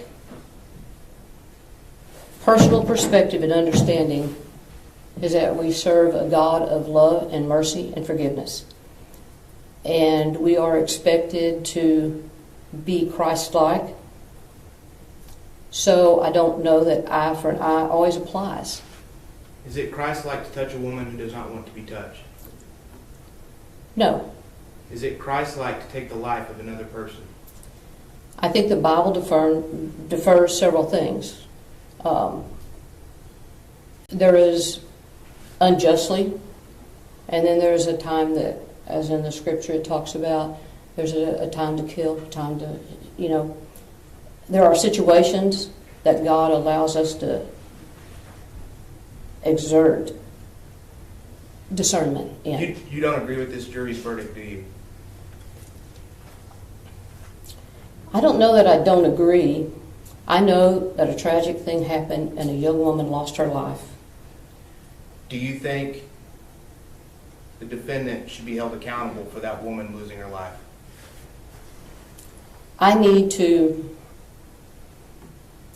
We are in a court of law, and laws give us guidance, and I think that there are certain ways that he should be held accountable.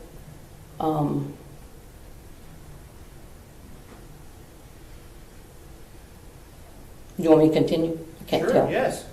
Please. Okay. So, given the law, as Christians, since you deferred to that, we are to submit to the authorities of the law, and there are things that we must go by. And so if this jury found him guilty, then this jury should punish him. Isn't that correct? I think the jury has a responsibility now to make a decision accordingly. But it's their decision to punish them, isn't it? It is. Okay. No further questions, Your Honor. Read the record. Nothing further, Judge. And Ms. Armstrong be excused subject to any potential recall. No objection from the state. Thank you, ma'am.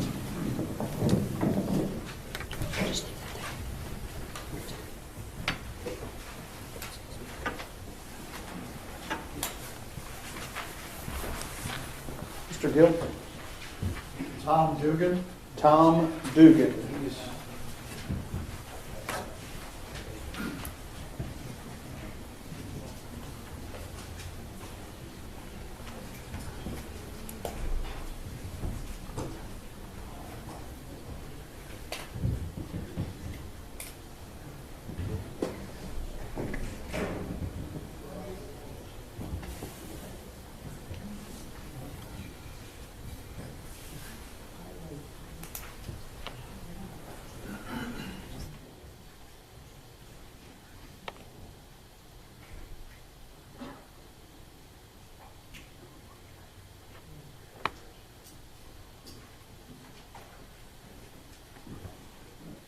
Come up, please, sir.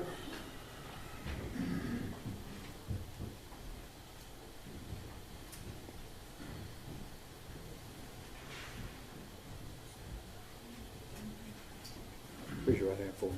Solemnly swear or affirm testimony given this cause to be the truth, whole truth, nothing but the truth, so help you God. Yes, Your Honor. Have a seat.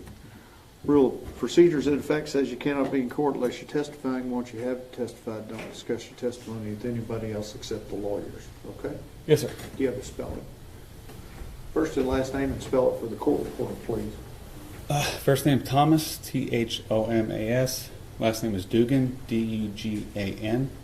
Mr. Gill.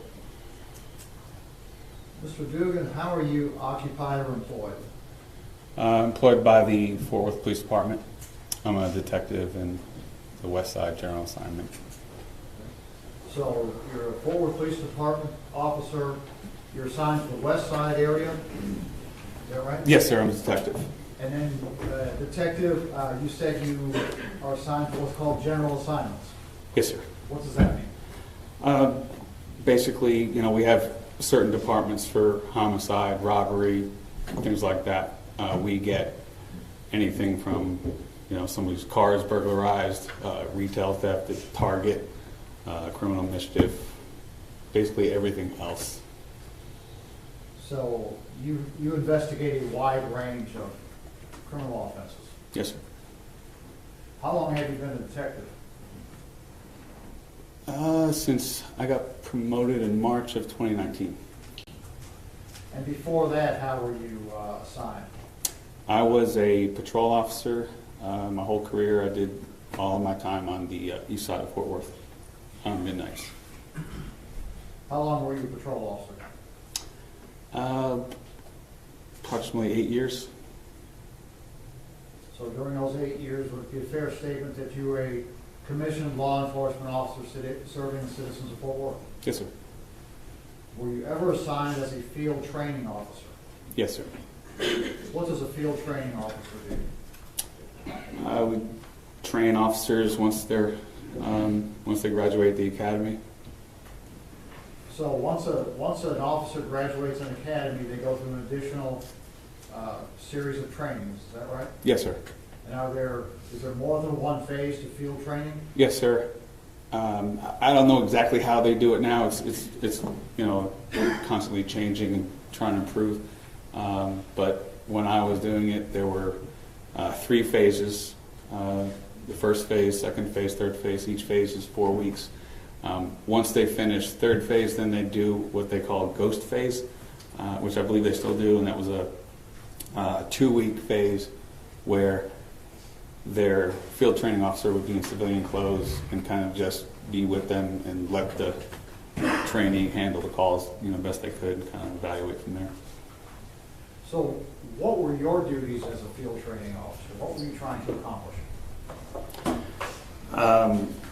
Depending on the phase that they were in, just try to help them along, make sure that they were up to standard with, how far along they were. For example, if I had a first phase rookie right out of the academy, I would hope that they could find the place that they were going to, call that they were dispatched to without killing us, and be able to talk to the people, take notes, get good information. It's basic stuff. Write a good report,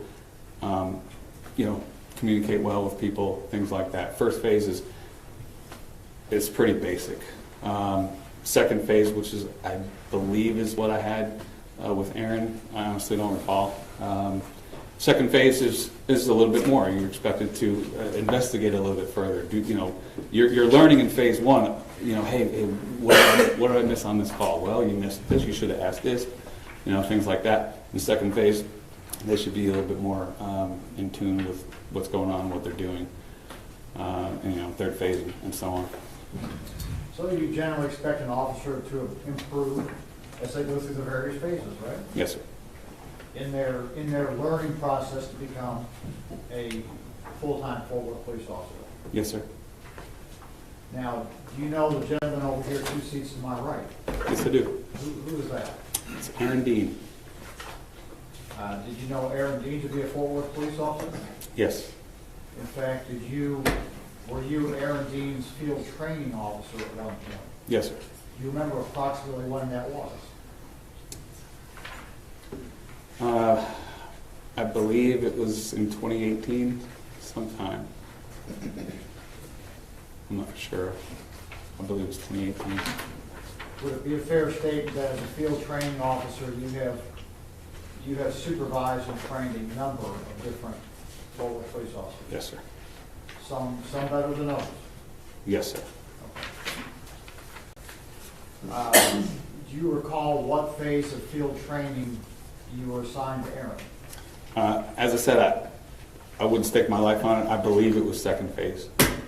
I don't believe it was first phase, and I recall him being in another phase after I had him, I think on day shift, but like I said, I believe it was second phase. So would this have occurred on the east side, East Division of Fort Worth? Our training, yes, sir. And approximately how long a period of time does these phases of field training last? 4 weeks. So approximately a month? Yes, sir. Would you be with the officer that's being trained for the entire shift? Yes, sir. Yeah, give or take,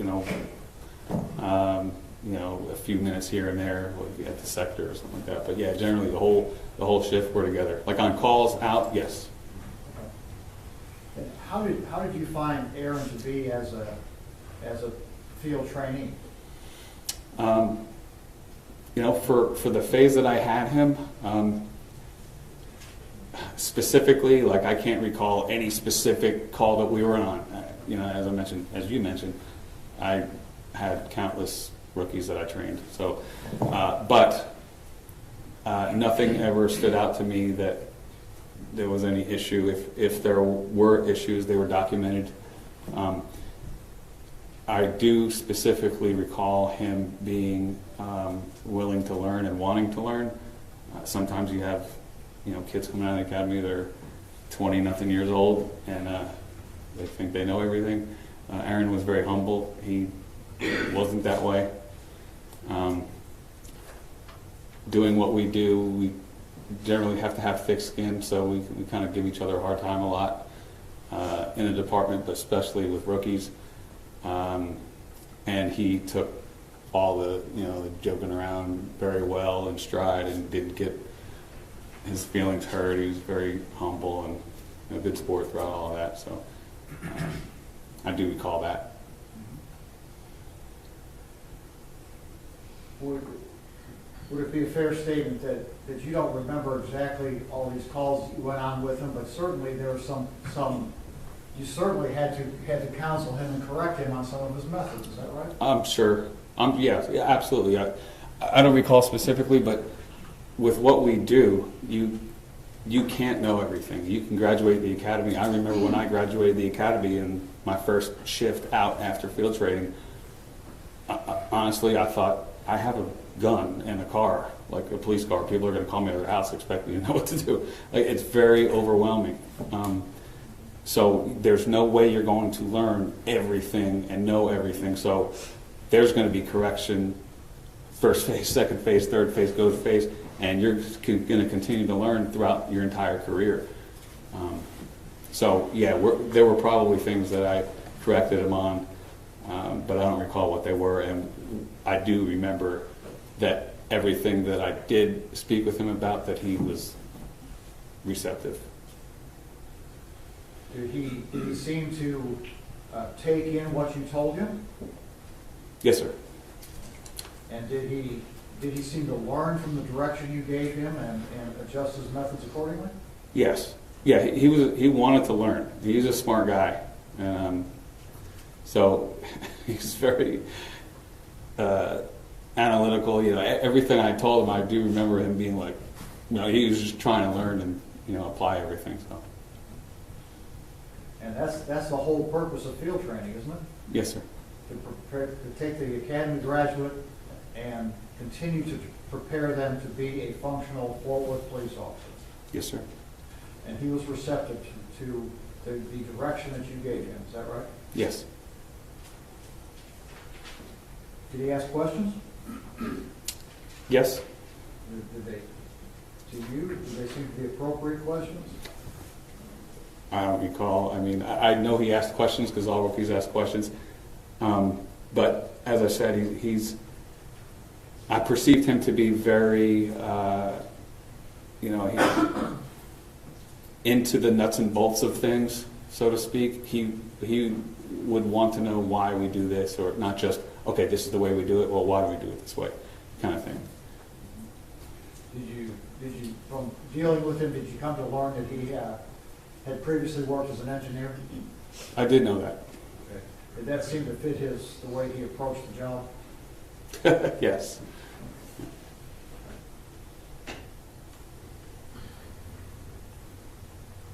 So you mentioned a few minutes ago that part of the job is training the officers to interact with the public. Yes, sir. Is interaction with the public a big part of being a police officer? Yes, sir. Probably the biggest. And that's what we do. And how did Aaron do with his interactions with the public? He did well. You know, if there's anything that he could have been better at, it was that. Not that he did a bad job. Most people, whether it's policing, whatever it is that you're doing in life, they want to know that you are listening to them, that you care about them. And so everyone's built different. Not everybody's a people person. I didn't perceive Aaron to be a people person.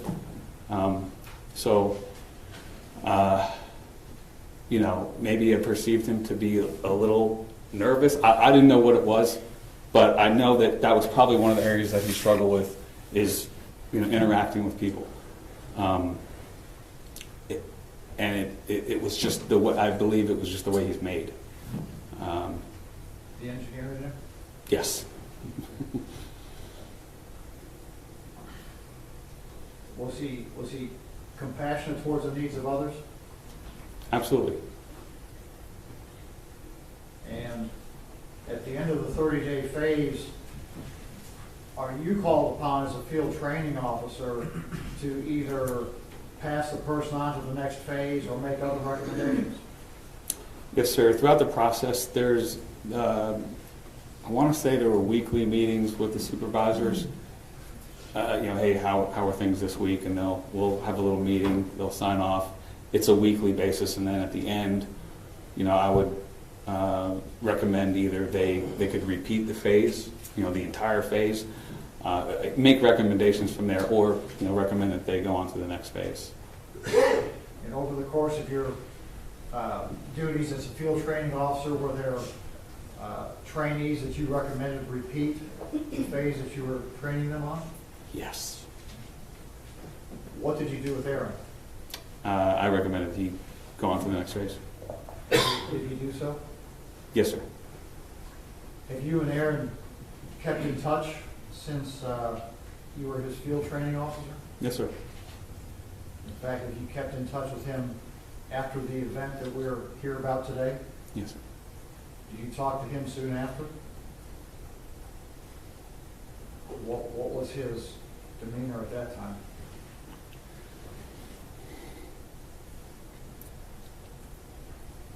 He was, I mean, as you can imagine, he was pretty torn up. He was devastated. I remember that I was out somewhere with family and got a call from him, and he was pretty devastated. Pass the witness. Cross-examination. Yes, just briefly.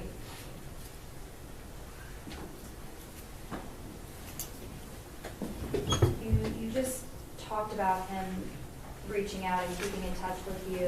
What did he tell you had happened about in this particular case? He didn't give specifics, and I didn't want to ask. He basically said, hey, you know, I was involved in a shooting last night. I don't remember exactly what he said.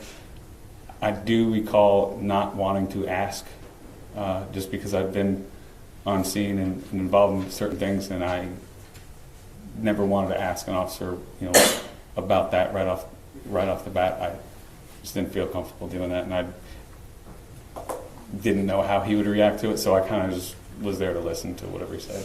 Okay, and over the last 3 years, have you guys talked about what happened? No, not in detail. I've asked him about the case, how things are going, things like that. I never initiated that kind of stuff with him because I figured he talked about it enough with his lawyers and family. Then whenever I would talk to him, it was kind of like a escape. You know, we did lunch a few times, I think, and talked about meaningless things, sports and whatnot. Do you want to know? Do I want to know what? Do you want to know what happened? I have an idea of what happened, but I don't know the facts of everything of the case now. Well, sure, because you weren't able to sit in here in the last few weeks, correct? No, I was not here. No, ma'am. And you haven't reviewed any evidence in the case, correct? Just what I saw on TV. Right, and what's on TV isn't evidence, but as far as what the actual evidence and the facts of this case, you haven't had the opportunity like the jury has, correct? You're correct. Yes, ma'am. Right. And there's been various witnesses that have testified, and you haven't had the benefit of hearing them, correct? No, like you said, just what I saw on TV. Okay. And when you talked about the training, so overall, you have supervised him and watched him as a police officer for a total of about 4 weeks, is that right? Yes, ma'am. Okay. And then after that, he went on to be on the street as a patrol officer for another 18 months or so before this happened? Yes, ma'am. After the next phases of training, then he was cut loose to be, yes, an officer on the street. Never observed his conduct, interactions with folks after your 4 weeks with him, right? I believe that to be correct. Yes, ma'am. And you said he's not a people person, that's just the way that he's made, right? That's the way I perceived him. Like I said, I was with him for a month. Not that long. Okay. Yes, ma'am. And when we talked about the academy, you certainly went to the academy, correct? Yes, ma'am. Right. And in the academy, there are different training scenarios that you go through in order to determine, just try to teach people what to do and what not to do, right? Yes. And a lot of times those training scenarios that are in the academy are based off real life cases. And Yes, you know ma'am. that, right? Yes. And to be fair, typically it's when things went really bad or wrong, right? In the academy, most of the scenarios are set up that way, yes. Sure. Something happened and it went south, and how do we avoid that from happening again, right? Yes, ma'am. Because in a controlled environment, that's the opportunity that we have. We're outside of the streets. We have all these field training officers, all these training supervisors. Let's do it the right way so that this thing never happens again, correct? Yes, that's the goal. That's the goal, right? Is to avoid anybody getting harmed, and that's both officers and the public, correct? Yes, ma'am. Absolutely. And are you aware that this particular scenario that occurred on October the 12th of 2019 is now utilized in the Fort Worth Police Department Academy to train against this not ever happening again? I was unaware of that, no. I'm going to pass the lecture on. Redirect. In the academy during training, What are you taught to do if someone points a firearm at you? Well, I perceive that to be a deadly threat, And how do you react to a deadly threat? to eliminate the threat. Pass the witness. Ms. Diener, Nothing further, Your Honor. may Detective Dugan be excused subject to any potential recall? No objection from the state. You may. Thank you, sir. Thank you, sir.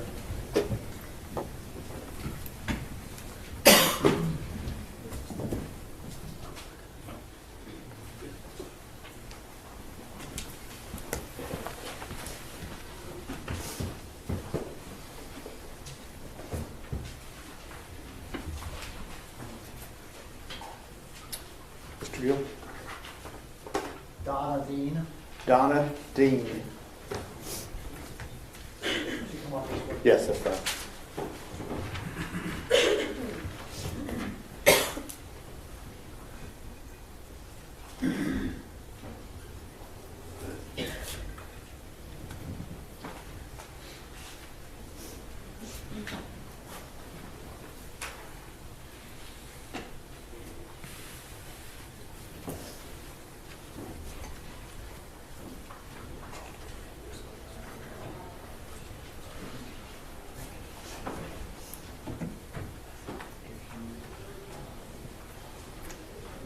Would you raise your right hand? You solemnly swear or affirm the testimony given in this cause to be the truth, whole truth, and nothing but the truth, so help you God. Yes, I do. Have a seat, please, ma'am.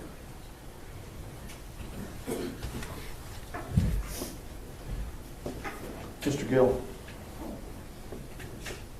Good afternoon. Good afternoon. Would you tell the jury your name, please? I'm Donna Dean. Donna, are you Aaron's mother? Yes, I am. And would you tell the jury what your immediate family consists of, please? My husband and I have been married for 46 years, and we have 6 children. The oldest is a daughter, and then 4 sons and a younger daughter. 2 sons are married, and we have 4 grandchildren. Would you tell us the names of your children starting from oldest to youngest? Ashley, Aaron, Andrew, Austin, Adam, Alyssa. And are several of the kids here today? Yes, they are. And could you tell us your husband's name? Larry. Is he here today also? He is, yes. And have you all been present here for most of the trial? Yes, we have been here for all of it. So all the kids' names begin with A? Yes, sir. That probably didn't happen by accident, did it? No, the first 2 were kind of like, we like those names, and then after that, we just said, hey, this is the pattern, we'll just keep it up. Have they ever been referred to as the A team? 6 A's usually, that's what they're referred to. So where is Aaron in the chronology of children? He's the second born. So he has an older sister, Ashley, and then it goes Aaron. Is that correct? Yes, sir. So how old is Aaron today? Aaron is 38. And was Aaron and the rest of your kids, were they all raised here in the Dallas-Fort Worth area? Yes, yes. And primarily where? In Arlington. Was Aaron born in Arlington? Yes, Pretty much lived in Arlington his entire life? yes. Where did the kids go to school? We homeschooled our children all the way through high school. So you were the school mom for 6 kids? Yes, sir. So were you a stay-at-home mom then? Yes. I was formerly a nurse, but I stayed home with my children once they were born. Was that about the time the kids started getting to school age, you decided to stay home? Yeah, a little bit earlier, but yeah. Okay. So what kind of work did Larry do?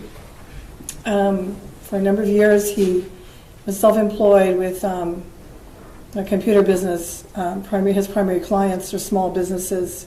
He's their IT person. He's done some other things after the economy crashed in 08 and 09. It took down several of our clients. And he did some private security work, and he still maintains some clients he's had for years. So He's mostly retired, but still has a few good clients he takes Yes. care of. Mm-hmm.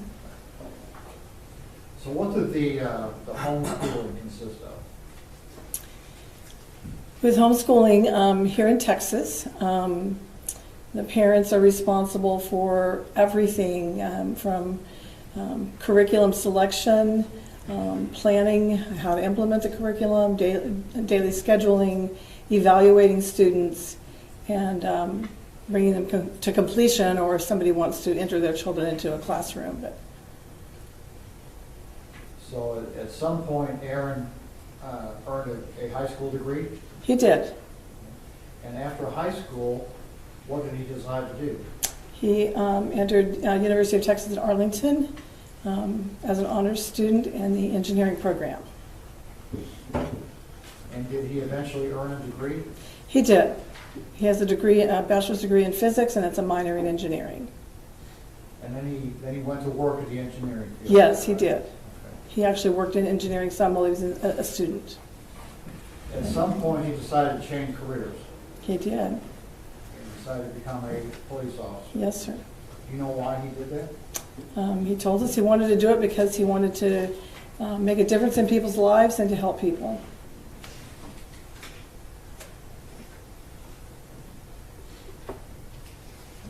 So how did the kids treat each other growing up? Really, they all got along pretty well. There's some normal sibling rivalry, but there was a lot of love and compassion. And Aaron liked to dote on the younger sister, who's 10 years younger. When she was about 2 or so, he liked to put her down for her afternoon nap, and he'd go, see, if I put her down, I'd let her pick 1 or 2 of her stuffed animals or something, but Aaron would let her pick a whole selection of them and bring them to bed. So what's that younger sister's name? Alyssa. And she's here with us? Yes, she is. Right? So, what kind of guy is Aaron? He's smart. He's a hard worker. He definitely wants to help people, and he's very faithful in carrying out his responsibilities. He's very industrious, often, and has a lot of ingenuity.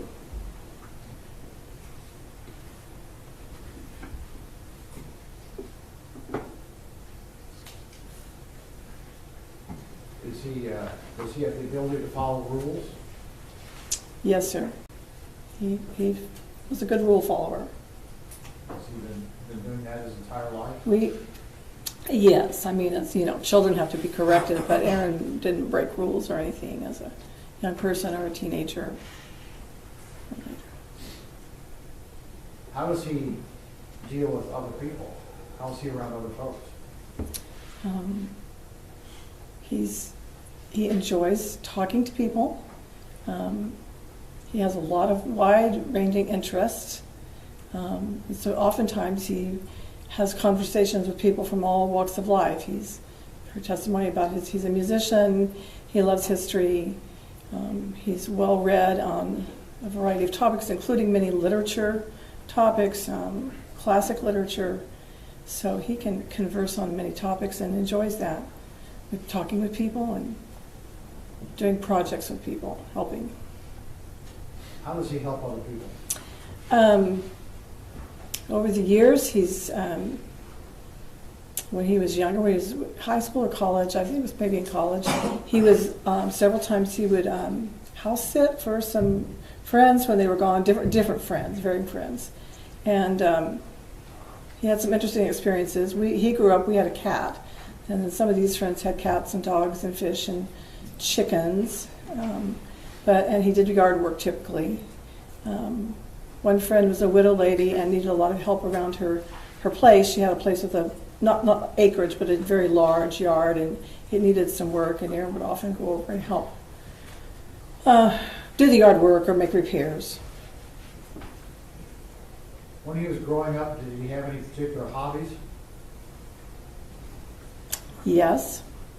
He loved to build with any kind of the construction toys that kids play with, Legos, we did a lot of Legos and Connects. A lot of kids like to build their Lego model, as it pictures, and then they set it on a shelf, and that's great. They've got a great display. Aaron's idea was you'd build it, and he looks at it and say, "I wonder what happens if," And then he always loved airplanes, aircraft, and one day as he was getting into probably, I'm going to guess about the 9th grade when he did geometry, 8th or 9th grade, and couldn't figure out where he was, and I looked and he was in the garage, and he had this big, a lot of paper out there, and he was out there measuring and everything, and he said, "I just figured out how to make the angles on the airplane, on the wings, correct, and now I know how to make these wings right." So, yeah. Did he enjoy woodworking? Yes, he did. He started that. The first thing I remember he did was, he was probably about 12. I'm not really certain. It's just very simple. He took 2 almost like sticks of wood, but kind of cut them some and notched them, and then glued them together to form a cross. And on it he wrote, "Jesus loves you." And he gave it to me, and I still have it on my dresser at home.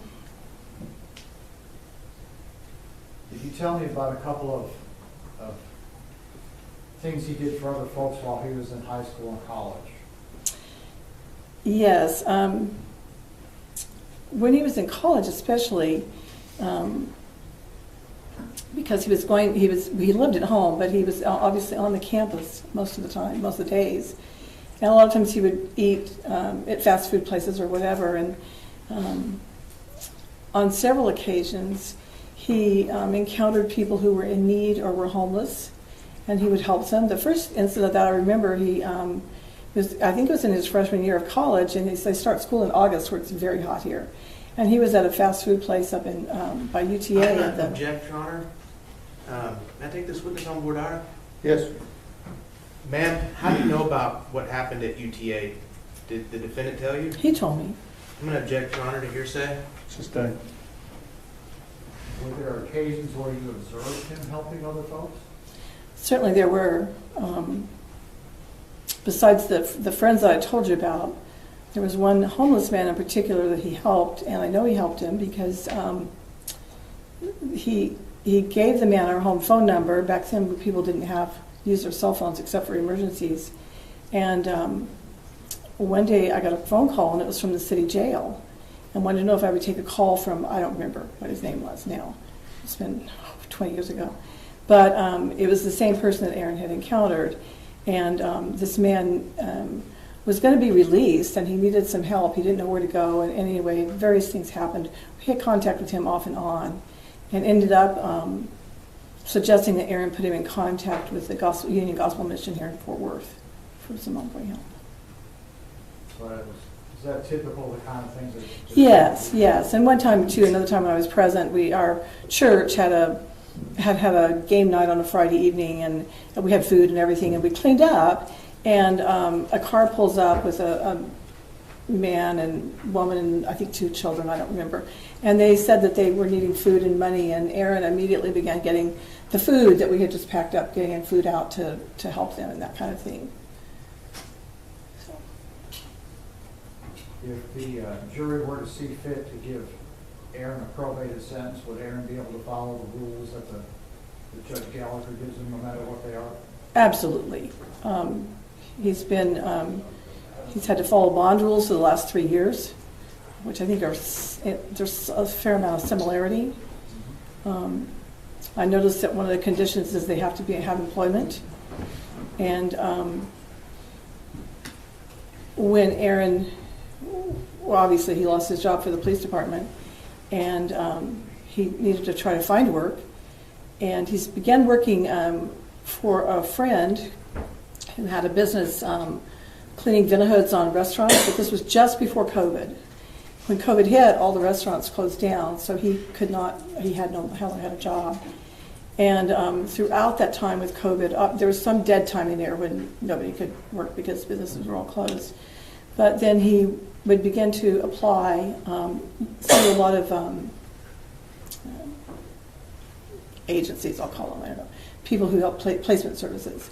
And I think the way some of those work is they'll do a basic background and then they place somebody and then they'll do a more thorough background check. So Aaron was placed into, I have no idea how many jobs, with a whole variety of different things. And then when the full background check would come and they realized he was under indictment, they would say, we can't keep you working here. And I know at least one of them, the supervisor, particularly said, I'm going to really try to, I really want you to work here. You're a great worker and we really need you. But his company wouldn't let him stay on. So I'm confident that he would find work to do that and follow the rules. Well, he's managed to keep busy, hasn't he? He has. He's in the process of, he's got some, a Suburban that's got some engine work that needs to be done, and he's got some projects going on at my house and a couple of other family members' houses with some repairs and upgrades and so on, in addition to the work he's been doing. Cross-examination. Ma'am? Yes, sir. Is there a much worse pain for a mother to feel than to outlive one of her children? I don't know, because I've not outlived one of my children. But can you imagine? Obviously, what happened in this situation was a very tragic thing. I know, ma'am. But isn't that one of the greatest pains that a mother can feel, is to outlive one of her children? Certainly. And how many brothers and sisters does the defendant have? He has 2 sisters and 3 brothers. 2 sisters and 3 brothers. And ever since October 2019, those 2 sisters and those 3 brothers have been able to hug the defendant whenever they wanted. Isn't that correct? Correct. And you've been able to hug the defendant whenever you wanted. Isn't that correct? Correct. And his father's been able to hug the defendant whenever he wanted. Isn't that correct? Correct. And you know, you've been sitting here for 2 weeks, right? Yes, sir. And you know that there's a lot of people here who, after October 12, 2019, had a very important person in their life that they'll never be able to talk to again. Isn't that correct? Correct.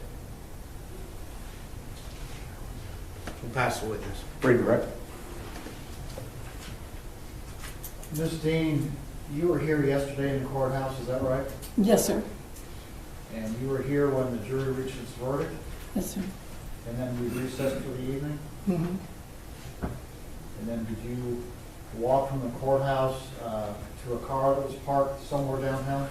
I'm going to object, Your Honor, to this line of questioning that we approach. No, I'm going to let him go. Yes, I was. My husband went to pick up the car and picked me up. Okay. Did he pick you up down here next to the courthouse? Yes. Were there other members of the family present? Yes. And was there an incident that occurred out by the street?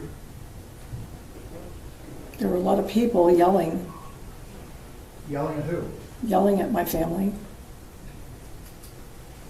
What kind of things were they yelling at you? I'm going to object, Your Honor, to hearsay. Sustained. Were the things they were yelling at you true? No. Were they accusations? Yes. What were they? I'm going to object, Your Honor, again to hearsay. Sustained. Judge, we're not offering it because it's true, we're offering it because it was said. Then I would object to relevance. Understand the objection sustained. Was it a tense situation? Yes. Were those people being kind to you? No. Did you feel safe? Only because there were a lot of sheriff's deputies around. Was it a very bad situation? Yes. Are you concerned about it going forward? Yes. We pass the witness. Mr. Smith. You've seen Atatiana Jefferson's siblings in this courtroom, haven't you? Yes. It wasn't Atatiana's siblings, these people outside yelling at you, was it? I don't really know who it was. Are you saying it was them? There were a lot of people out there hollering. I have no idea who those people were. So you think it could have been them yelling at you? And Judge, I don't know. For the record, we're not saying it was. We understand. Pass the witness. Mr. Gill. Nothing further, Judge. May Ms. Dean be excused subject to potential recall. She may. No objection from the state. Thank you, ma'am.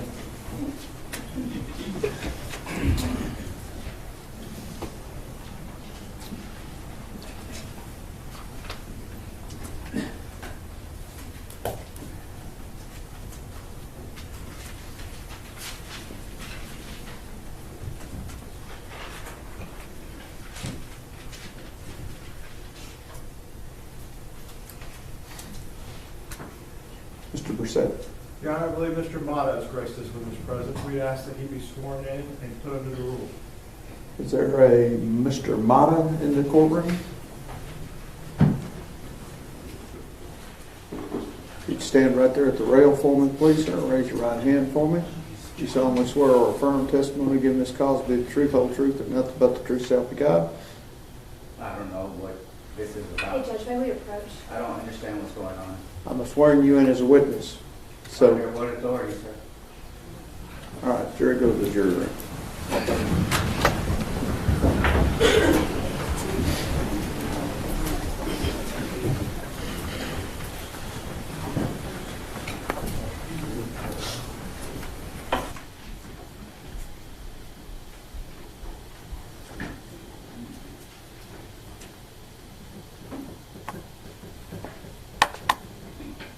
Everyone may be seated. Mr. Mata?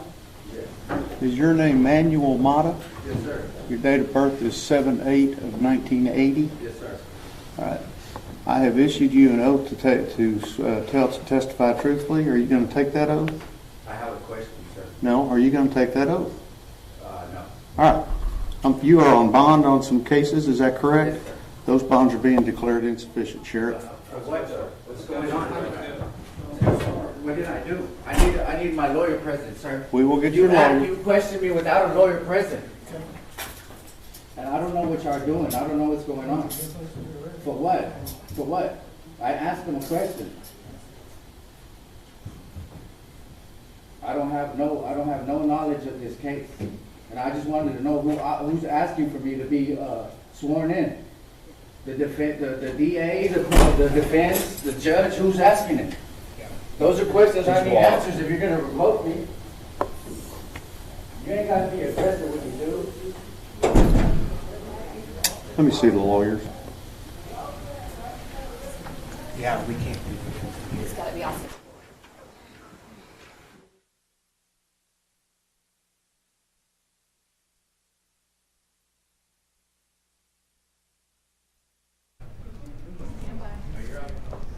Wow. Justin? I have never seen this. Completely unprecedented, and this judge is allowing this case to turn into a clown show. He's arresting citizens in the courtroom just for being there.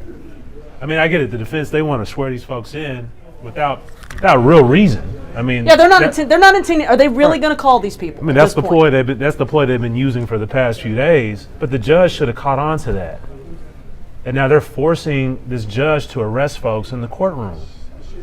This is absolutely insane. I don't think I've ever seen something like that.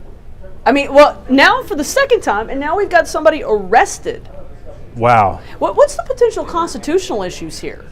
I mean, you got First Amendment issues here, right? You got unlawful imprisonment. I mean, this is completely and utterly insane. You know, actually, take a look at Aaron Dean. I mean, look at that, an actual emotion. Well, I think he's just blowing his nose. No, he was showing actual emotion. He was.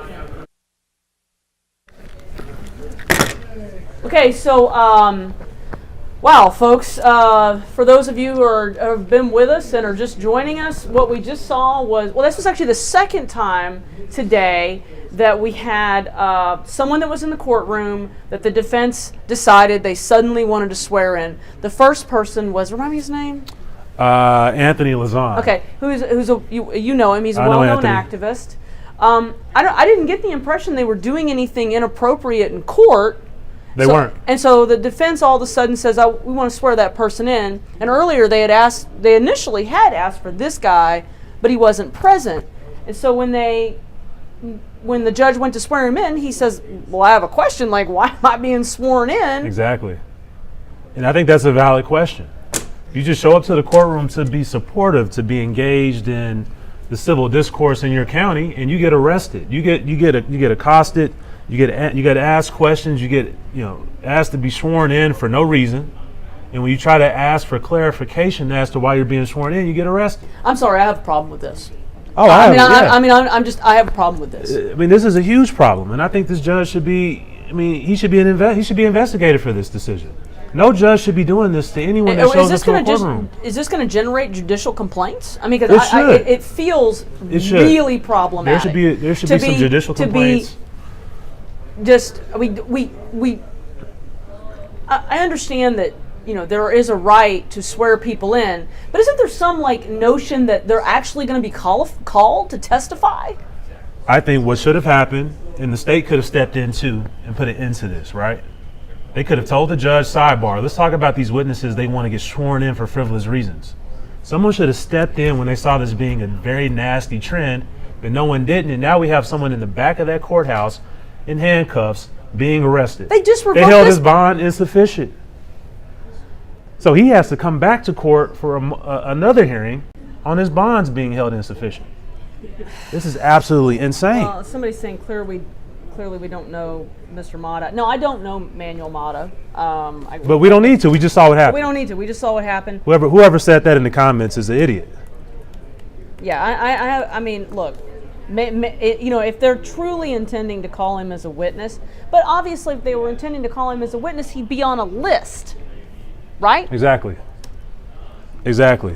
I mean, this is just absolutely insane. I mean, I think the defense saw that their case was running away from them, and they needed to resort to hijinks to try their best to salvage whatever strategy they had.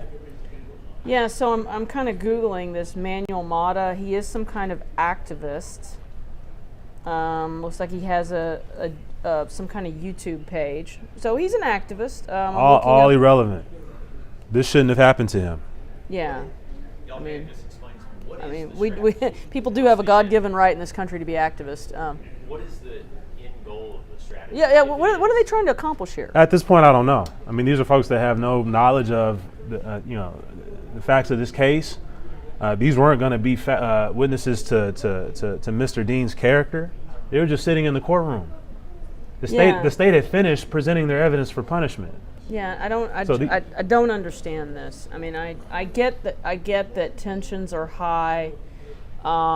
We've been aware that there have been threats made against Dean and his defense team, and frankly, I saw the footage of people yelling at Dean's family yesterday, and I'm sorry, I found that appalling. They did not do this, and that shouldn't happen. But this shouldn't happen either. Two wrongs don't make a right. And this is like judicial action right here. This is like action in this court. Is a judge. I mean, people yelling out slurs is one thing, but in a courtroom you have a judge locking up citizens for just being in a courtroom. Well, folks have been bringing something up, and so I'm going to bring this up. Judge Gallagher, and this really pains me because I actually really like Judge Gallagher. There was an incident. He actually got disciplined by the State Judicial Conduct Commission. All right, I'm going to have to pull this up, folks. I got to find it. It had to do with someone being, I got to find this. Sorry. I'm trying to find the story, guys, real quick. But there was an incident. Ryan, do you know about that incident? I'm trying to find it. There was an incident. It was the shock. Okay, here we go. Justice Department. Here we go. Sorry, guys. Trying to find this. Fort Worth Star Telegram has like a thing and on their deal. Paywall. A paywall. Gosh, I know why they have it, but it's killing me. But there was an incident. And like I said, I really like this judge, and I get it. He's frustrated. He's been frustrated. That's why he's the contempt orders, and I mean, they're with these other situations. I get there's a lot of frustration. Don't take your frustration out on citizens. No. Everyone has a right to be in a courtroom. Well, anyway, I'm trying to find. Are you going to send me a Texas Tribune story? Okay, so, all right, Ryan, who is amazing, has found a story that I can actually take a look at real quick, guys. But we're all just kind of in the newsroom. I'm floored. Really just floored by this turn of events. I mean, you know, we have a picture back up in the courtroom. You know, in the Geiger trial, we had hugs and Bibles, and now we have arrests and handcuffs and contempt. I mean, this is encroachments on First Amendment liberties. Yeah, last I checked, we still have First Amendment rights in this country. And, wow. All people should have those rights observed, regardless of whether we like them or not. Okay, so I'm pulling up this story, folks. Here we go. Okay, Ryan. Okay, so the headline is, this is the Texas Tribune. Actually, I'll put this story in the chat, folks, so that for those of you that are following our feed, there's the story. So this judge, again, who I actually really like, this is actually kind of hard. So basically back in 2016, he ordered electric shocks to silence a man on trial, and that conviction was thrown out. It says in Tarrant County, defendants are sometimes strapped with a stun belt around their legs. The devices are used to deliver a shock in the event the person gets violent or attempts to escape. But in the case of Terry Lee Morris, the device was used as punishment for refusing to answer a judge's questions properly during his 2016 trial on charges of soliciting sexual performance from a 15-year-old girl. It says that the judge shocked Morris 3 times, sending thousands of volts coursing through his body. It scared him so much that Morris never returned for the remainder of his trial and almost all of his sentencing hearing. Again, I'm reading the Texas Tribune story here. The action stunned the Texas 8th Court of Appeals in El Paso, too. It has now thrown out Morris's conviction on the grounds that the shocks ordered by State District Judge George Gallagher and Morris's subsequent removal from the courtroom violated his constitutional rights. Since he was too scared to come back to the courtroom, the court held that the shocks effectively barred him from attending his own trial, in violation of the Constitution's 6th Amendment, which guarantees a defendant's right to be present and confront witnesses during a trial. And it goes on, basically says, the appeals court found judges are not allowed to shock defendants in their courtrooms just because they won't answer questions, the court said, or because they fail to follow the court's rules of decorum. Obviously, we didn't have stun belts here, but do you see any parallels, Justin? I do. I mean, what the judge should have done is kick this man out of the courtroom, not arrest him. He wasn't there via subpoena. He wasn't subpoenaed to be there and refused to take an oath. He showed up under his own volition to be a part of the process. And this is what I really hate about this. People have a real fear that our system is broken. And this just gives them more fuel to that fire. How could you sit here and watch that and say that our system isn't broken? This judge just showed that. This is a problem. This is a huge problem. And I think this needs to be addressed down in Austin immediately. No judge should be doing this with citizens. Stand by. We have a picture, guys.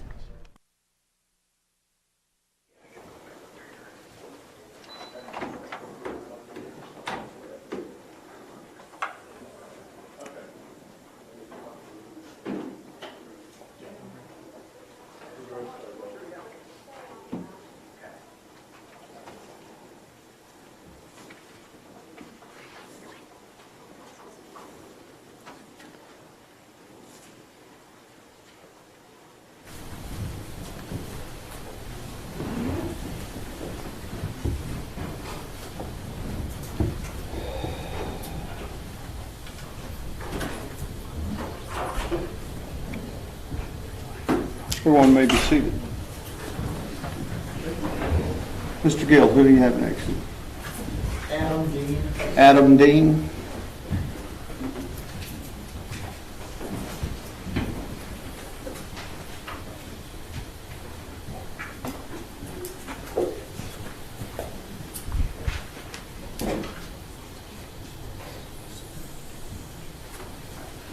solemnly swear or affirm testimony given this cause to be the truth, whole truth, and nothing but the truth self be God. Yes, sir. I do. Thank you, sir. Have a seat. Mr. Gill. Hey, Adam, how old of a man are you? I am 30 years old. You have a family? Yes, sir, I do. What does your family consist of? I have a wife, and I have 2 born children and 1 more on the way. What kind of work do you do? Currently, I am employed as a recruiter or a headhunter. I got into that recently, and I'm excited about it. Okay, so what does a recruiter or headhunter do? Basically, we are interested primarily in getting 2 parties to speak to each other. We go out and we find individuals we consider candidates, people with a marketable skill set, and we go and look for companies that would be interested in that background and skill set, and we are primarily interested in getting them to sit down and talk and see if it's a good match for both parties. Do you like that line of work? Yes, sir. I'm enjoying it very much. Are you related to Aaron over here to my right? Yes, sir, I am. He is my older brother. Okay. Approximately how many years apart are the 2 of you? There's about 8 between us. So you grew up in the same house? Yes, sir, that is correct. Despite the 8-year age difference, were you pretty close? Yes, sir, we were very close. Obviously, when I was younger, I don't remember some of the things. I do remember that he would help us with a variety of projects. I actually remember, as odd as it sounds, taking a bath with him at one point somewhere in my very early childhood. What kind of projects would he help you with? Well, as you've heard already, he was quite the engineer, quite the mechanic, and he constructed a number of Lego and Connects and other kinds of objects, and he enjoyed doing that, enjoyed being with his family doing that, and he would help me and my siblings with those kinds of things as well. Was he a fun brother to grow up with? He was. We had a number of adventures together, a number of enjoyable activities, as well as the occasional headbutting. As the 2 of you have grown older, what kind of man has Aaron grown into? Well, Aaron has become a very mature man of integrity, a man who is interested in helping others, in caring for others, in serving others. I would say a man who cares about honor and wanting to do the right thing.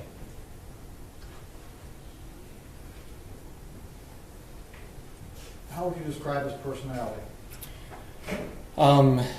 He is very analytical, should come as no surprise to you. He has both a serious and a light, fun side. We make fun of him a little bit for being a little too self-serious occasionally, but he has plenty of humor. He can speak to people. He's very interested in a number of different areas. We've already heard some of those kinds of things. He enjoys learning about those things. He is self-taught in many of the areas you have heard described. You described that you have a couple of kids, a couple of born kids. Yes, sir. I have a 3-year-old daughter and a 1-year-old son. Do they know Aaron? Yes, they do, very well. Recently, I got into weightlifting, and again, as the engineer, I knew that Aaron was the one who I would call to help me build a weight rack in my bedroom. And during his time there, he began to interact with, especially at that time, my son had not been born yet, and he interacted with my daughter, and she is very particular about who she likes, who she lets hold her or talk to her. And just after a couple of weeks of being there and engaging in that, she began to ask when Uncle Aaron would come next, when the next time she could see him was. Are you familiar with his work with the children's choir? Yes, sir, I am. Describe that to your So, as you have heard, of course, he grew up in that program, in the high school program. You heard, of course, earlier from Mrs. Armstrong, and he led the children's choir that they did occasionally when Mr. Armstrong needed him to. He was very good at providing direction for those kinds of things, helping the younger ones learn and grow and be able to engage in the activities they needed to. How does Aaron approach tasks when he has something he has to get done? Well, I would say he is very interested in figuring out what he's got in front of him. He wants to make a plan. He wants to understand the nature of the thing. He will often set about making drawings or spending a good amount of time planning, calculating, trying to figure out the best way to go about that. And then he throws himself wholeheartedly into it. If he needs to learn something, if he doesn't know, he will go and find someone or find a source that he can learn from to understand what it is that he needs to do and continue forward with it. You've known him throughout his adulthood. Has he ever been convicted of any type of criminal offense? No, sir. Is he a hard-working guy? Very much so. Is he a creative guy? Very much so, yes, sir. There are numerous occasions. In fact, this weightlifting rack that I've spoken of, we put our heads together to determine how we wanted to go about that, and we actually bought one off of Amazon and deconstructed it, modified it for its use in my bedroom with a less amount of space than you would traditionally use. Aaron was the one who took care of all of that, figured it all out. If he were to be placed on probation, do you have an opinion as to whether or not he'd be able to follow any rules that Judge Gallagher would set out for him? Absolutely. I have no doubt that there would be no difficulty whatsoever in following those. He has followed faithfully the bond rules that have been set for him. Throughout my time knowing him in interactions with other organizations, hierarchies where there were rules, Aaron is not the one who goes and skirts around the rules or figures out how he can get what he wants to do, thinking that he's above them or going to go do his own thing regardless. We pass the witness. Cross-examination. No questions, Your Honor. May Mr. Dean be excused subject to any potential recall? You may. No objection from the state. Thank you, sir.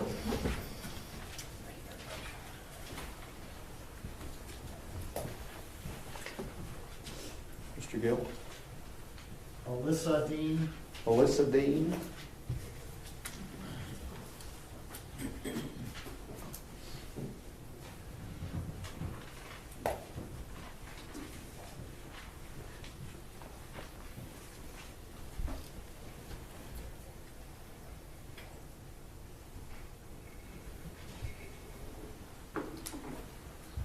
Solemnly swear or affirm testimony given this cause to be the truth, whole truth, and nothing but the truth, so help you God. I do. Have a seat right here. Mr. Gill? Tell us your name, please. Alyssa Dean. And are you Aaron's younger sister? I am. Did you hear your mom testify a few minutes ago? Yes. Are you the younger sister that Aaron spoiled? I am. How are you occupied or employed? I am a police officer. Are you a police officer for one of the departments here in the Metroplex? Yes, I work here in DFW. And like the rest of the family, were you raised here in the Arlington area? I was. Homeschooled? Yes. How much younger than Aaron are you? 10 years. But despite that, did you have a close relationship growing up? Yes. So my mom's already told you the story about him being willing to get me whatever stuffed animal I wanted when I napped, which she said I was 2, but that continued further into my childhood than that. I remember, because I can remember it, I remember being upset that I had to go take a nap while the rest of my siblings got to play, and so to console me, Aaron would bring me, again, whatever stuffed animal, however many I wanted for my nap time. I also remember in the summer we would go see my grandparents who lived in Reno every year. And they had property and they had horses, and Aaron would take me horseback riding every year when we were out there. So you had pretty good memories growing up? Yes. How long have you been a police officer? 7 years. So, were you actually a police officer before Aaron? Yes. Became a police officer? Yes.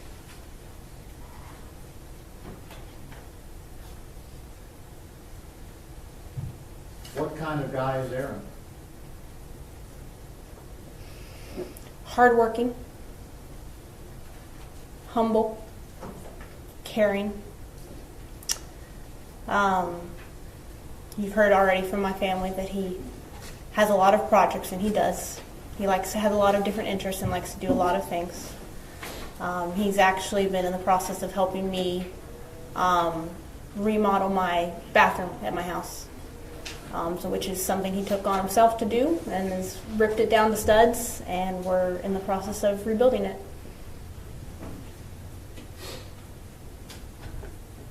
You said and gave us an example of how he's hard working. You said he was humble also. Describe that to us.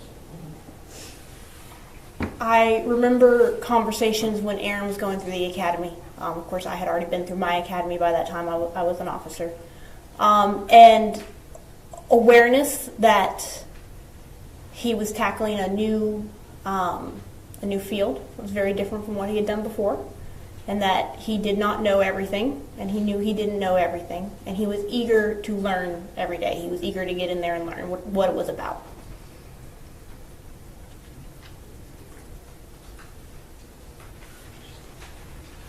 Does Aaron have an ability to follow rules?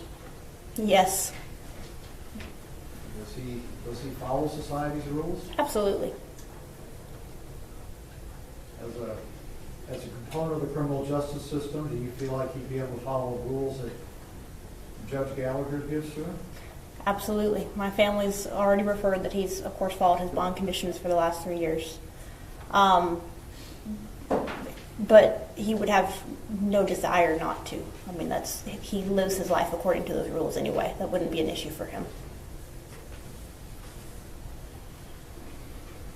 You understand that while you may continue to be a police officer, that Aaron is done being a police officer? I do.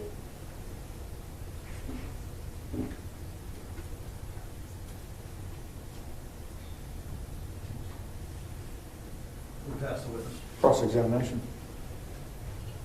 You've had your brother, and you just talked about it, the last 3 years or so he's been helping you around the house. You've been able to see him, right? Yes. And you've been able to talk to him? Yes. Hug him? Yes. In fact, you just touched him on the shoulder when you walked in. I You did. can still touch him with your hands. I can. And you know that's not something that this family over here to my left, the second row right here, do you know Darius Carr? You don't know him, right? But I saw him speak earlier. Sure, but you don't know him. I do not know. And you don't know Ashley. I do not. And you don't know Amber, who's in the hospital. No. And you know, though, that they don't get that same opportunity. I do know. And they will never get to do that. You know that? I do know it. And as far as what we talked a little bit earlier about this with another family member, you also grew up in a very religious family, correct? Yes. And honor and follow the teachings of the Bible, correct? Yes.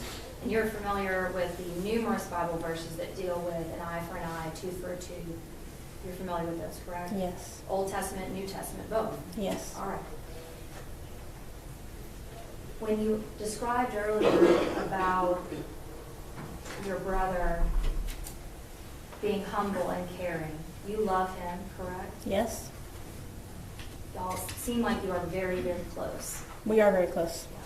And both of you guys are the only 2 of the 6 siblings that went into law enforcement yourself. Did he do that because of you? Actually, most of my siblings have had an interest in law enforcement at one time or another. We're just the only 2 who ended up pursuing it. And so, did he go into it because of you? No. Okay. And so both you guys were police officers at one point. Yes. You heard him testify this week, right? Yes. And you heard him grade himself as far as his performance out there, right? I did. And he gave himself a B? Mm-hmm. Is that a yes? Yes. Sorry, it's just because she has to Okay. take it So down. yes.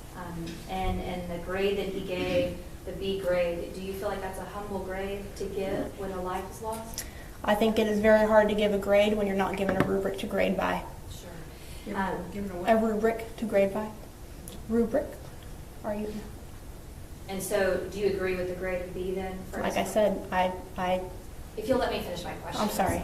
It's just because we can't interrupt each other, and I've got to finish before you answer, vice versa. So, do you agree that with your brother then for the grade of B, with his performance out there at the city? like I said, without being given some kind of grading tool to use, I can't agree with that. I mean, all tests have to be given some kind of criteria to grade them by, correct? Sure. And so when Dale gave the A to F, he gave the grade B, and you don't disagree with that grade? Again, without defining what an A and a B and a C would be. I mean, any test you take, someone has to grade that test based on some example, right? You can't just make up a grade. So without being given that grading scale, I can't agree or disagree. Okay, so in your mind, there's nothing that he should have done any better out there? Yes or no? Yes. In my mind, no. There's nothing he could have done any better out there? No. I'm going to pass the witness. Mr. Gill? Alyssa, you know as a police officer that every time you show up for shift, there's a possibility that something bad is going to happen that evening, right? I do. You know that officers get killed and injured all the time in the United States of America, isn't that right? Yes, there were 2 officers killed just this week in Bay St. Louis. What kind of call were they on? I believe it was I object. This is now outside the scope. It's not relevant. Sister.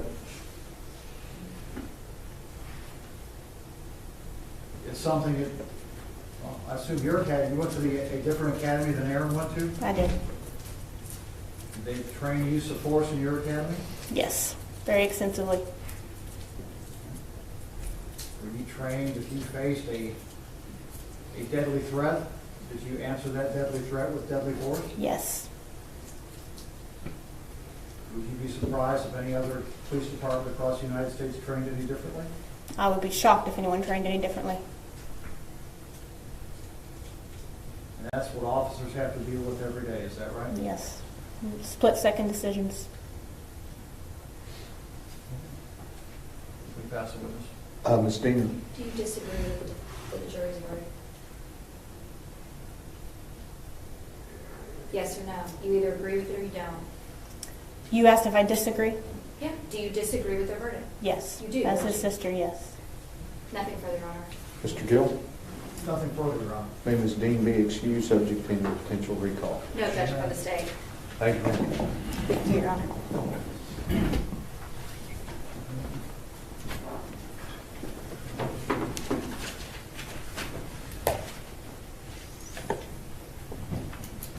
Mr. Gill?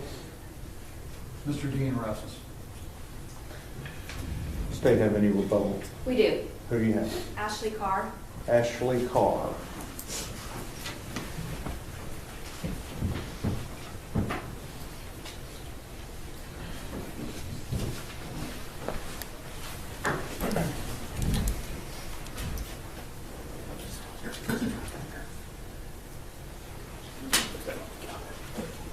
You testified previously, right? Yes. Okay, remind you that you're still under oath, okay?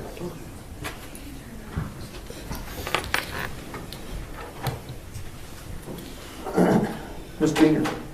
And permission to post, I believe it's already been admitted, Stacey's at 91. Yes, ma'am.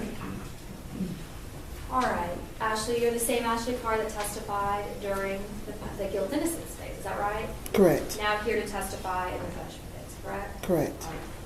Okay. So I want to talk to you just a little bit about the relationship of this young man and Atatiana that we see in Stacey's at 91, okay? Mm-hmm. All right. Tell me, I know now, and maybe you've always been, are you kind of like a second mom to Zion? Yes. Tell me a little bit about that.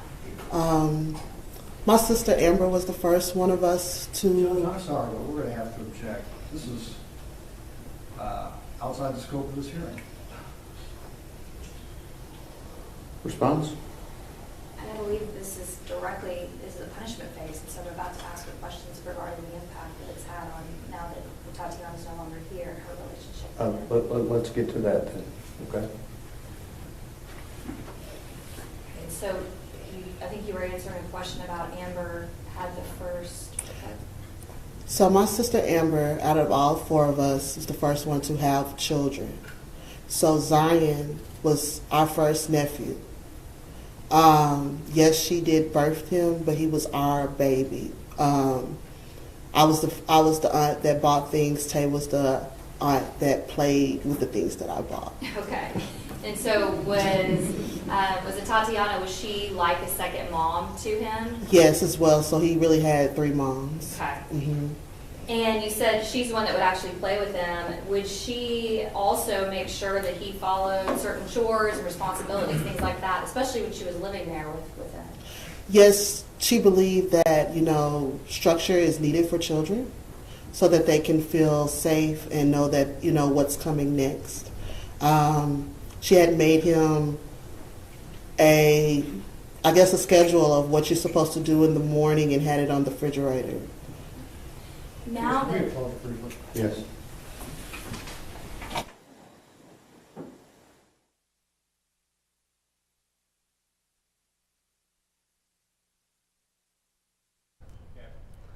Okay, so that is Ashley Carr, who is Atatiana Jefferson's sister. Sorry, my brain is. I'm still going on little sleep here. There's a lot going on. I'm still kind of processing fireworks. what we saw earlier. Justin, are you able to talk at all about some of the messages you were showing me? Yeah, without naming names. Okay, go ahead. But yeah, we saw that arrest earlier. Really shocking. But they arrested a man by the name of Manuel Mata. Apparently, he was involved in some protests against the family last night. The defense, they wanted to point him out this morning, but they pointed out the wrong person, right? Manuel Mata is Hispanic. Right. They pointed out another Hispanic man that wasn't Manuel Mata. They confused the two. They don't even look alike, so I understand how you arrive at them being the same person. So that was the person this morning that was being sworn in and being asked to leave the courtroom. Manuel Mata shows up after lunch. He's the real Manuel Mata. They point him out. Judge tries to swear him in. Manuel Mata questions the judge, why am I being sworn in if I'm not a witness? Judge then arrests him. But what we learned about Manuel Mata is that he's an activist in Fort Worth. Apparently defense counsel has some issues with him, so they wanted to get him out of the courtroom. Was that something we should be doing? That is absolutely not. Absolutely not. Judge should have looked past the charade, and if he felt like Manuel Mata was going to cause a disturbance in the courtroom, he should have asked him to leave, not arrest him summarily, put him in handcuffs and take him to the back of the courthouse. And do we think this relates to some of what was happening yesterday with the family of Aaron Dean being yelled at? And That's right. I want to say that was inappropriate. What I saw, the video footage I saw, that was inappropriate. I think it was terrible and just not cool. Granted, I haven't seen the footage, but that's what's being alleged, that he was leading the protest against the family. Apparently, there were some slurs being lobbied at the family, and that's not cool. But that doesn't justify this judge overstepping. Two wrongs do not make a right. And I think, no, his wrong is worse than Manuel Mata's wrong. He is a judge. In his courtroom, he has fealty, right? He has the ability to put people in jail. And he did that. And it wasn't justified. Okay, you just talked about that she believed in structure and that there was some sort of a schedule that was on the refrigerator. Yes. I want to ask you about Zion specifically. Now that she is not in his life anymore and hasn't been over the last 3 years, has he had to go to counseling? Yes. Okay, tell me about that. Zion feels that this is his fault. Why does he feel like it's his fault? That he burnt the burgers that night. And if he didn't have burnt the burgers, the doors wouldn't have been open and the cops wouldn't have came. So it all goes back to him in an 8-year-old mind. And it's when everyone is hurting around him, it was hard to console him. So we found help outside of us. Was it difficult last week for him to testify? Extremely. After he testified, did he have some emotional reaction to this whole process? Yes. What? So much so that he did not go to school for the next couple of days after that, so that we can make sure that he feel comfortable. He was having panic attacks, just outbursts. An 11-year-old can't express why you're frustrated and why you're mad.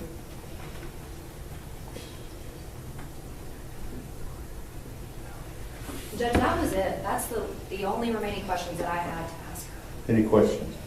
I don't have any questions. Do you have objections? No. Well, actually, let me be clear. The only other questions I did intend to ask her is if she or her brother were a part of yelling at any of his family member yesterday afternoon. Outside of that, I did not have any additional subject matter to cover. Let me say this in front of everybody. The way both of these families have behaved in this courtroom, I have no doubt that the Carr family was not involved in any of that. And I have appreciated their demeanor just as I've appreciated the demeanor of the Dean family. I thank both families throughout this trial. So that's not necessary, in my opinion, Ms. Dinger. Mr. Gill. However, Judge, if the state wants to ask those questions, we are not going to object to that because we do not believe that they were any part of that either. I think that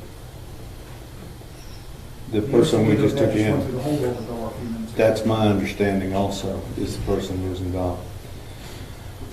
All right. But we do have an objection to the way that the this victim impact evidence has taken a turn away from the impact of the death of Atatiana Jefferson to impact of court proceedings. I don't believe that there's any relevance to how someone feels after court proceedings. I don't believe it's valid victim impact testimony. I've got a couple of concerns based upon her testimony thus far when she stated that Zion said it's his fault because he burned the hamburger. We're getting into hearsay. That's my first thing. That was going to be my next objection. What up? I was just going to ask, may I be permitted to ask him if he's sad? That's an objection calling for hearsay. His demeanor? Oh, his demeanor, you can ask him that, yeah. But you can't go into statements that other people have said outside of court. So that's where I'm coming from. Any other objections? No, sir. Okay. I'm going to allow you to ask her generally about Zion. Has he had problems as a result of this? Has he sought counseling? Did that counseling have to either increase or intensify as a result of the trial? I want to keep it real general. Okay? Mr. Smith. What about missing school? I'll let you ask that. Missing school because of the incident and the trial? Correct. You may have an objection if you choose running objection to that. Okay? Yes, sir. Okay. So you understand where we're coming from? Mm-hmm. All right. Both sides ready for the jury? State's ready. Yes. All right.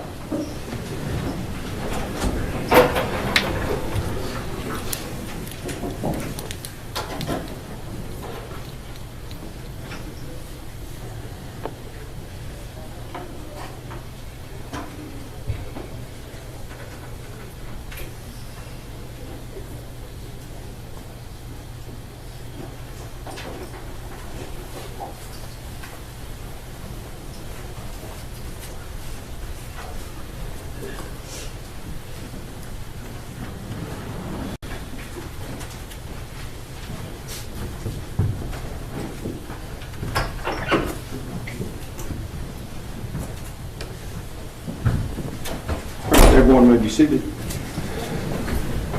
We are ready to proceed, Ms. Dinger. Thank you, Your Honor.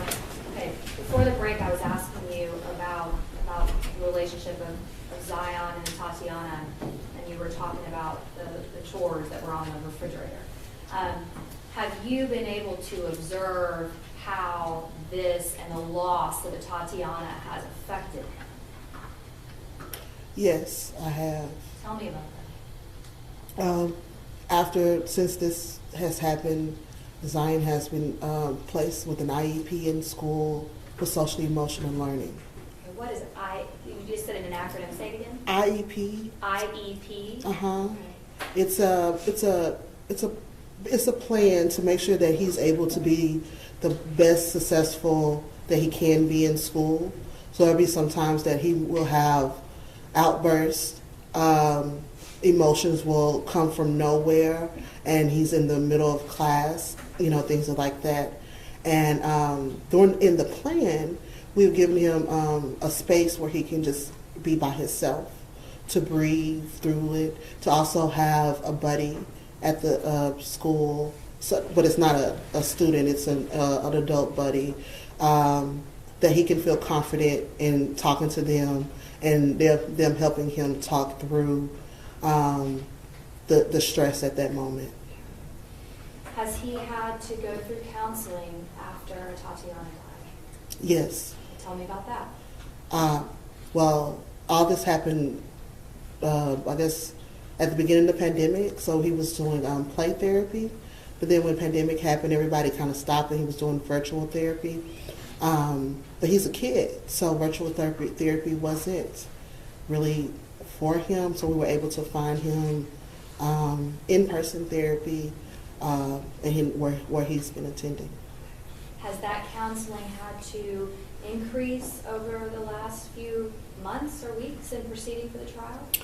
Well, it increased. Every time we got a delay, it increased. Has he had to miss school because of some of these issues? Yes. Sometimes he wakes up and frightened. Sometimes he wakes up crying where he can't understand why he's uncontrollably crying. And we just don't want to send him into an environment where his emotions are not intact for that day. So luckily the teachers have been working with us and sending, the work home or things like that, or telling us what he's missed, because they all understand that this is something traumatic for him. Cross-examination. No questions, Judge. May Ms. Carr be excused again, subject to potential recall. Ma'am. Thank you, ma'am.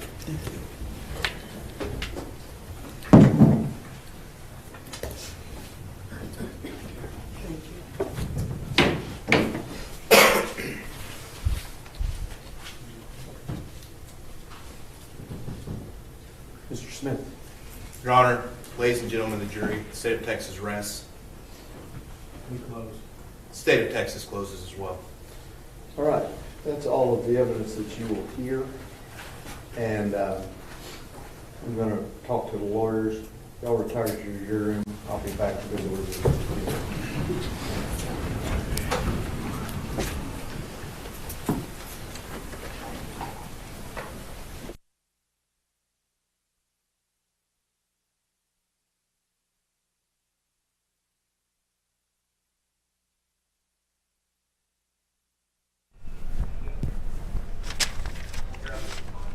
Well, in the Amber Geiger trial, we had Bibles and hugs. In this trial, we have arrest and handcuffs, right? Wow, the day started slow, and it turned out to be quite jarring. I'm just appalled. I'm appalled with two things. Obviously, with the arresting of citizens and the pointing out of specific Hispanic males who people think look similar. That's one. I mean, I think anytime you arrest a citizen in court just for being there, I think that's just something that we can't accept in our country, right? It's a constitutional violation. It's a First Amendment violation. That shouldn't happen. And I think that judge should have multiple complaints filed against them by citizens in Tarrant County. It's one. But two, the testimony that we heard today about Aaron Dean, I mean, the defense had 3 years to prepare for this. And all we heard is that Aaron Dean has hobbies, right? And he likes to sexually assault women. Let's be careful here. I mean, Well, he pled no contest, so he didn't deny it. It was a Class C assault. He touched a woman on the breast. Yeah, I hesitate to use the word sexually assault, I guess, because when I think of sexual assault, I have a different connotation. Well, there's different levels of it. That's true. I mean, touching a woman in her private parts could be seen as sexual assault. That's true. And I promise if somebody touched me like that and it was unwanted, I would not react favorably. Right, but I mean, just look at the other stuff. I mean, they talked about, his mother talked about him not, just being a very analytical person. She didn't really talk about his demeanor when it comes to personal interaction, right? His siblings, I didn't see really any siblings except his sister talk about him being caring. Yeah. All they talked about was a man that was hardworking, that had hobbies. And then you had his field training officer said that he wasn't good with personal interactions. Yeah. I mean, where do they get these witnesses from? Not if I were Aaron Dean, I would be incredibly disappointed in my defense right now. These folks are supposed to be trying to keep him out of prison. Some of these witnesses seem like they were trying to put him in prison. That's my opinion. I know, and I thought some of the witnesses, in some ways, were not particularly helpful. So, I mean, which ones were? Oh yeah. Oh no, we've got to read. Do you have that video up? Yeah. Okay, so Ryan, and I promise, guys, out here in YouTube jury land, we are going to get Ryan to come over here and introduce himself at some point. He's going to replay the video of Manuel Mata being this whole incident that arose that's made for quite a bit of excitement today. And so let's take a listen. Are you almost ready? No, we're good. You're good. You're good. Okay, let's watch it. Mr. Brissett. Your Honor, I believe Mr. Mata has graced us with his presence. We ask that he be sworn in and put under the rules. Is there a Mr. Mata in the courtroom? You can stand right there at the rail for me, please, sir. Raise your right hand for me. Do you solemnly swear or affirm testimony given this cause to be the truth, whole truth, and nothing but the truth, so help you God? I don't know what this is about. Hey, Judge, may we approach? I don't understand what's going on. I'm swearing you in as a witness. So, Under what authority, sir? all right, jury, go to the jury room.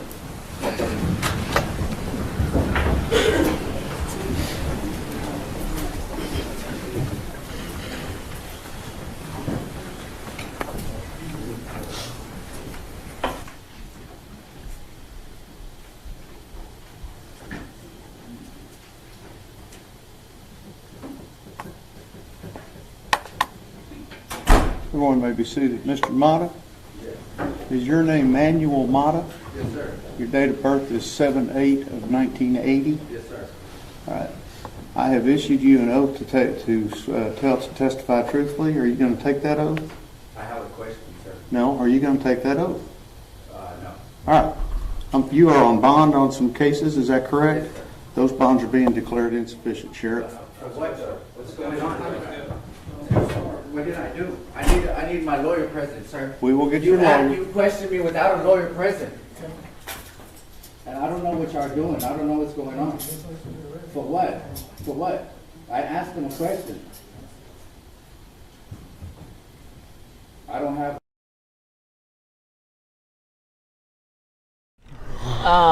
I guess, when we were watching it that first time, that was, was happening in real time, and so now you get a little bit more ability to kind of like process it. We heard, the defense attorney Miles Brissett, call out and ask for Manuel Mata. He stood up, and then they wanted him sworn in as a witness, and Mata says, "I don't know what this is about," and then it just goes on from there. And now I'm realizing a little more clearly that the jury was sent out of the room before the actual arrest happened. It was happening so fast before, it was like whoa, yeah. Whoa. But still. Yeah, and I want to clarify. I said earlier that Mr. Mata was leading protests. So a bit of clarification: he was filming the protest. He was filming the protest last night that was involving the Dean family, in which other people were shouting out slurs. So he wasn't one of the people shouting slurs. He was filming it. And I guess the defense directly correlated him filming to him leading. But nevertheless, they never should have tried to get him out of that courtroom. Let me ask you this. Paige Moody's asking, do citizens have the right to refuse the oath of being a witness because they didn't? I mean, do you have a right to refuse that oath? Well, if you're being called in on subpoena, you have to take the oath, right? Or you'll be held in contempt. But he wasn't called in on subpoena. He showed up under his own volition to come watch court. The appropriate thing this judge should have done was ask him to leave, right? He could have had the bailiffs instruct him to leave the courtroom. They never gave him the chance. This is a problem. There's no way around it. There's no way to explain what this judge did as being appropriate. Yeah. Just inappropriate judicial behavior. This is behavior unbecoming of a judge. I sure would like to know a whole lot more. I know what I saw, at least on the surface, I find very problematic in a lot of ways. And you know, and of course we have this prior situation involving Judge Gallagher that was certainly the appeals court found that he was wrong and threw out the conviction. Right. I mean, I don't think there can be a mistrial here. I don't know if this can't create an appealable issue, but I mean, this is something that should definitely be taken up with the Judicial Conduct Review Committee. I just, you know, I get that the judge is frustrated, right? Judge Gallagher is frustrated. He's had, you know, there's a lot of tension surrounding this case. Well, you know what? Don't be a judge then. If you can't manage your frustrations to where you're not putting people's lives in jeopardy, don't be a judge. You don't have to run for office. Sorry, the jury's going home for the day. No deliberations today. They're going to come back 9 a.m. Monday. That's for Rebecca. So if we want to get well, let's call Rebecca. Okay, so folks, the jury is obviously Manuel Mata is not being called as a witness because the jury is going home for the day and they will return Monday at 9 a.m. to begin deliberations. All right, so let's call Rebecca because we got to hear from her. Let me get her on the phone. So I guess they're not going to do any kind of closings. They're just going to go straight to deliberations. So did they waive their close? Ryan, did you hear that? Hold on a second. I want to put you on speaker. Let me make sure this mic is on. Yeah, it is. Okay. Oh, okay. Real quick. I know you got to do stuff for TV. What's going on over there? Well, the judge said he wanted to talk to the lawyers, and then I left it up to whether or not they wanted to go ahead and have the sentencing guidelines read to the jury, and then have closing arguments, and then have them begin deliberations. If they began deliberations, they would have to sequester the jury, and you know, there was all that we talked about earlier today would happen. So instead, they opted to come back and do that Monday morning at 9 o'clock. But so they're done. They're done. So they're going to begin deliberations, but they're not. So we're not going to hear any kind of closing arguments or anything like that then. No, they're not beginning deliberations until Monday. They will hear closing arguments, we think, on Monday morning. Okay. Oh, okay. Closing. They're done. They're done for the day. The judge is sending everybody home, and he is not sequestering the jury throughout the weekend. He was only sequestering them if they were deliberating. So that's why he decided to let everybody go, and then do everything else, including any kind of closing arguments and reading of the sentencing guidelines on Monday morning at 9. Okay. Rebecca, can I ask any word on Manuel Mata? Will he be spending the weekend in jail? We suspect so. I spoke briefly with his lawyer. She's represented him in the past, and she was going to go try to get some clarification on that. Rebecca, I'm just curious what you thought about. They do believe that he was one of the protesters, because you heard the judge say that in open court, and that is why he was being sworn in. And then when he refused to be sworn in, the judge revoked his bond. Well, what does being a protester have anything to do with testifying in this punishment phase? Well, yes, exactly. And I believe that they were going to say that he was one of the protesters that was out there shouting at the Dean family. Again, if he's not going to be called, what does it have to do with it? It's like retaliation. And, I mean, two wrongs do not make a right here. And it is interesting. A lawyer I know just sent me the 3903 which is official oppression. And it says a public servant acting under color of his office or employment commits an offense if he, 1, intentionally subjects another to mistreatment or to arrest, detention, search, seizure, dispossession, assessment, or lien that he knows is unlawful, intentionally denies or impedes another in the exercise of any right and exercise or enjoyment of any right, privilege, power, or immunity, knowing his conduct is unlawful.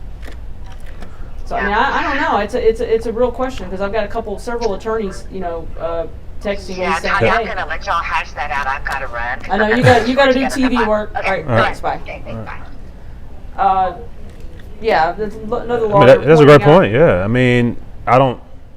If I had to bet money on the Tarrant County DA bringing this judge up on official oppression charges, I probably wouldn't make that bet. But they definitely could. Well, and the point that this particular attorney's making is that, and this is an attorney I know who a very long time attorney who has represented a lot of police officers in the past.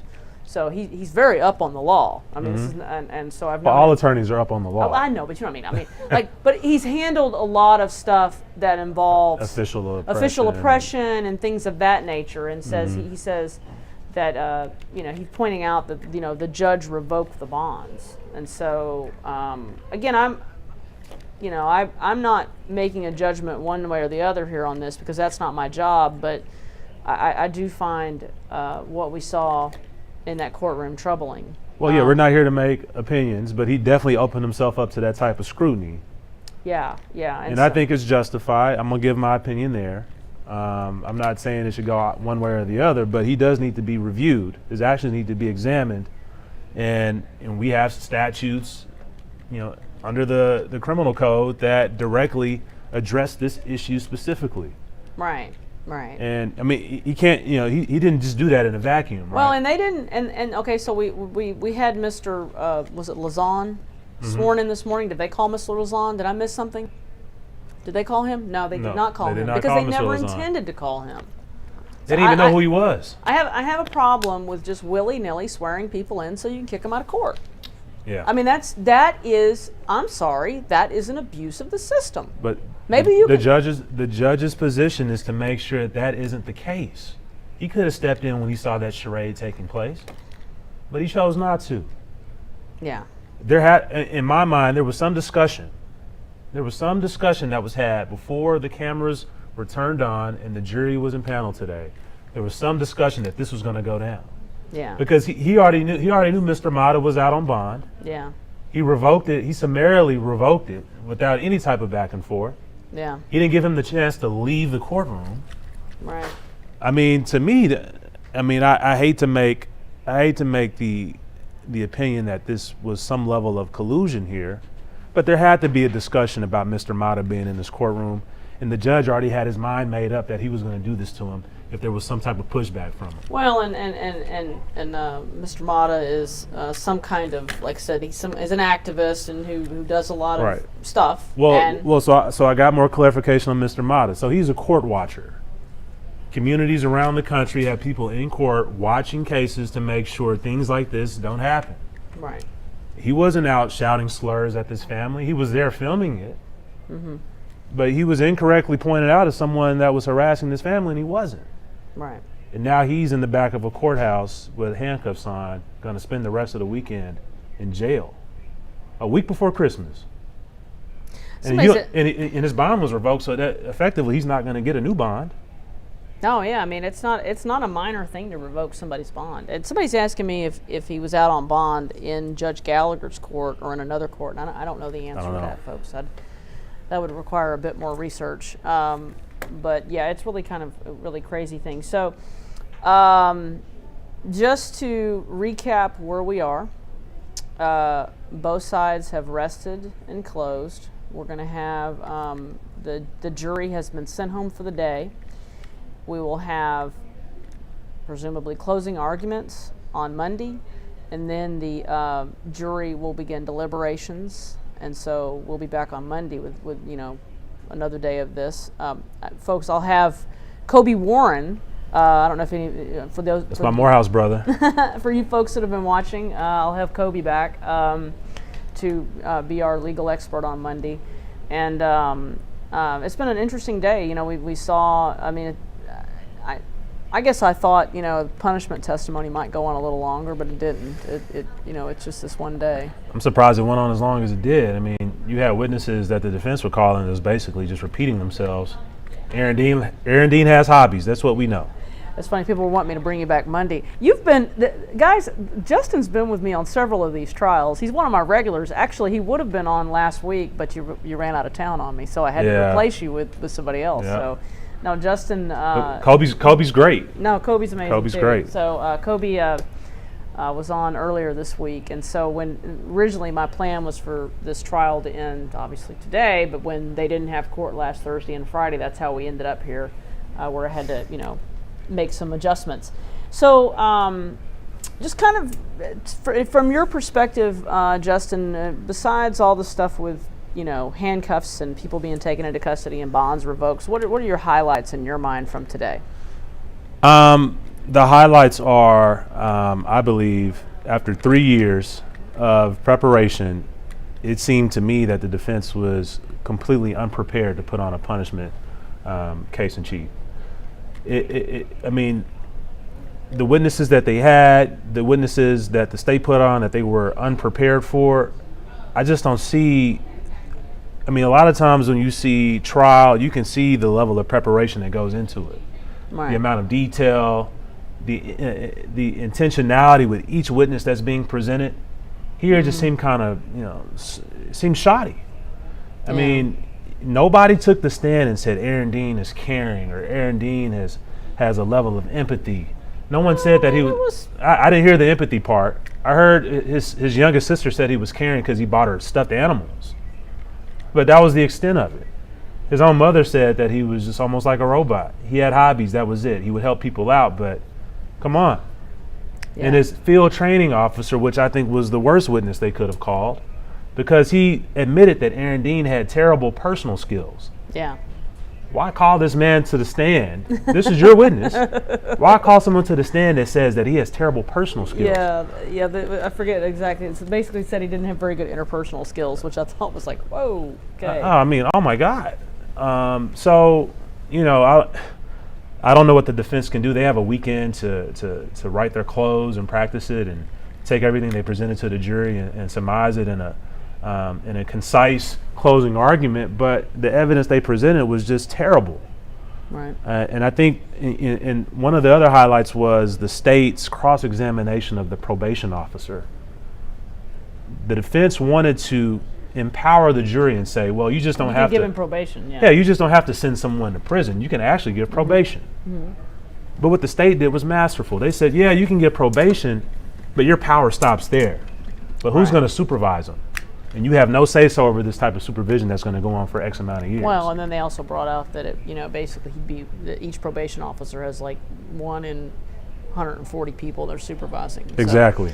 So, and I thought that the Ashley Diener did a good job of pointing out that, should he get probation, that basically the juries, they would have no say in conditions and that sort of thing. So, right. But I mean, How would you rate the defense and the prosecution? I'm not going to do that. Okay. I know both of these attorneys, and I really like both of these attorneys. I've known Miles Brissett for a long time.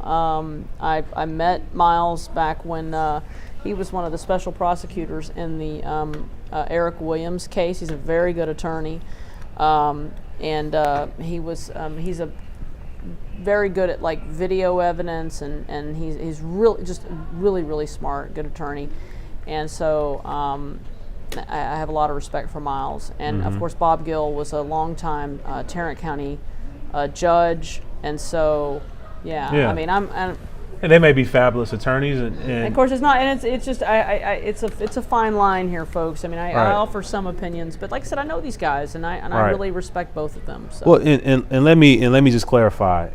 I know of these attorneys, and their reputations are very good in the community. So they are fabulous attorneys, and we can't discount the fact that attorneys can only try the case in front of them. So if Aaron Dean didn't have any redeemable qualities for them to put out in punishment phase, that's not their fault. That's Aaron Dean's fault. And what we've seen from each of the witnesses, these are the best witnesses that they could find to put out redeemable qualities, to express these redeemable qualities that Aaron Dean I will say would have had. And I know some people say, oh, why do you keep bringing up Amber Geiger? Well, I guess it's partly because Amber Geiger is the biggest other trial that I've done that involves a police officer on trial. And I think that I remember in punishment, the defense did a really good job of bringing up some witnesses who really spoke to Amber's character. I remember there was a lady she had met on a call who Amber had stayed in contact with and had really helped, and I think there was some things that came out in punishment. Right. But you have to have something to work with. You got to have a resume of doing good deeds. I mean, one thing we learned is that, well, this was alleged that Aaron was a leader. Yeah. Where are the people that he led? Yeah. You know, if he was this great leader in church and in the community, where are the people that followed him? Yeah. No one to speak to that. You know, so it's an interest. It was a very interesting day, and I guess probably the most shocking thing, like I said, was the whole Manuel Mata thing. Oh man, I mean. Oh, somebody says, Tanya, you can ask all the questions, but we can't ask you. Well, I answer a lot of questions, folks. I mean, come on. It's not the substantive ones. Sometimes I hesitate. I got you. I was trained as a journalist that we weren't supposed to offer opinions. Of course, on this live stream, I get a little punchy, and I get a little bit more opinionated than normal. So somebody says, will we hear sentencing today? No, we will not hear sentencing today. The jury has broke. They have been sent home for the day, and they will be back on Monday. I believe we'll hear closing arguments, and then they will begin deliberating, and I think we will know something on. We would have heard closing arguments if it weren't for the judge violating people's civil rights. So, Yeah. That's the. That was problematic, for sure. At least in my mind. I'm trying to see if there's anybody else that we need to. Anybody else we need to. Okay, any other questions you guys want us to answer before we wrap it up? Because I worked 14 hours yesterday, and I am frankly wiped out. My phone, I got a text message this morning at 6:09. I was just drinking my cup of coffee and starting to get functional, and they said, don't you remember you're supposed to be on daybreak? And I'm like, what? I got ready in 20 minutes. Yeah. 20 minutes, like a world record for getting ready this morning. So my brain is still... Why did you agree to do daybreak? I'm planning to sleep this weekend. That is my goal for the weekend, is to sleep. Mm-hmm. I'm not scared. Louis, I'm not scared. I promise you I'm not scared. I'm just, trying to behave myself here. Now let's see. What are insufficient bonds? Okay, so that's what somebody's asking. Explain an insufficient bond. So when you're out on bond, you have conditions that you must abide by. You have to sufficiently abide by those conditions, and if you don't, a judge can hold your bond insufficient. Now, somebody wants to know if you're available for dinner tonight. No, I'm not available for dinner tonight. Someone wants to know. Jarvis wants to know, how did the judge violate civil rights? How did the judge violate civil rights? Yeah. I mean, everyone has a First Amendment right to be in a courtroom to witness trial. Yeah. Right. So, I mean, I think that's the argument to be made. This was just a regular citizen who wasn't subpoenaed to be there. He wasn't forced to be in court. And then, you remember the judge locked the courtroom doors earlier. That was kind of I forgot. That's weird. Gosh, with so much happening today, we forgot about that. Earlier, when they called up the councilman, Nettles was his name. Chris Nettles. Chris Nettles. They locked the courtroom door, which was kind of a little bizarre. I'd like to know more about that. NBA2 wants to know, where can they follow you? Do you have a YouTube page or anything like that? Yeah, you can follow me on Instagram and Twitter. My Instagram account is at justin.a.moore. That's justin.a as in apple .moore. That's 2 O's with the E. My Twitter is JA_Moore. You can follow me on those two social media platforms. I'm on Facebook too. It's just Justin Avery Moore. People keep begging to have you back on Monday. Man, I'm sorry, guys. I've already got Kobe. Kobe's great. You'll love Kobe. You already saw Kobe. Kobe is great, actually. He is good. I mean, I said, that's my Morehouse brother. Great guy. And I part of the reason I asked Kobe to come on with us is that Kobe, I saw him in action during the Shamir trial. and I just thought he was great. You need to put your information in the chat so these folks can get it, because they want to follow you, and we want to make sure they can follow you. The chat is going crazy right now. Let's see. Somebody wants to know if you're married. No, I'm not married. This happened in Geiger too. You know, this always happens every time I bring you on. They always, can we have dinner? Are you married? Yeah, nah. No, you're not married. Okay. Not married, but I didn't think so. No, you can't take me out to dinner either. These people make me laugh. I love these comments. I actually get such a kick out of YouTube jury. These folks are just great. See, somebody says you gave the wrong Twitter link. You got to fix it. See, somebody wants to know. Paige Moody wants to know, Dean was asking if Dean can be released on bond this weekend. Nope, he's been taken into custody. He is not going to be released. At least, because whenever you have a situation like this where someone has been found guilty, they are taken into custody, and so just like apparently Manuel Mata will be spending the weekend in jail, Mr. Dean will too. And then we'll see what happens on Monday. Well, Mr. Dean is going to spend, unless he gets probation. Well, that will be a whole different set of issues. Right. And you guys recall that with Dean, he was convicted yesterday of manslaughter, and so he faces 2 to 20 if he is given, this is one of the vagaries of Texas law, if he is given less than 10 years or less, he can get, the jury could recommend probation. And if he's given 10 years or more, no appeal bond and no probation. Mm-hmm. So, yeah. Yeah. Mm-hmm. And somebody wants to know, is Dean held in Tarrant County? Yes, he is being held in Tarrant County. Somebody wants to know if Mata and Dean will be in the same location. Well, I doubt that. They might be in the same facility, but I seriously doubt they would house them anywhere near each other. I'm sure Dean's in segregation right now, and yeah. maybe Mata too. People, I'm laughing.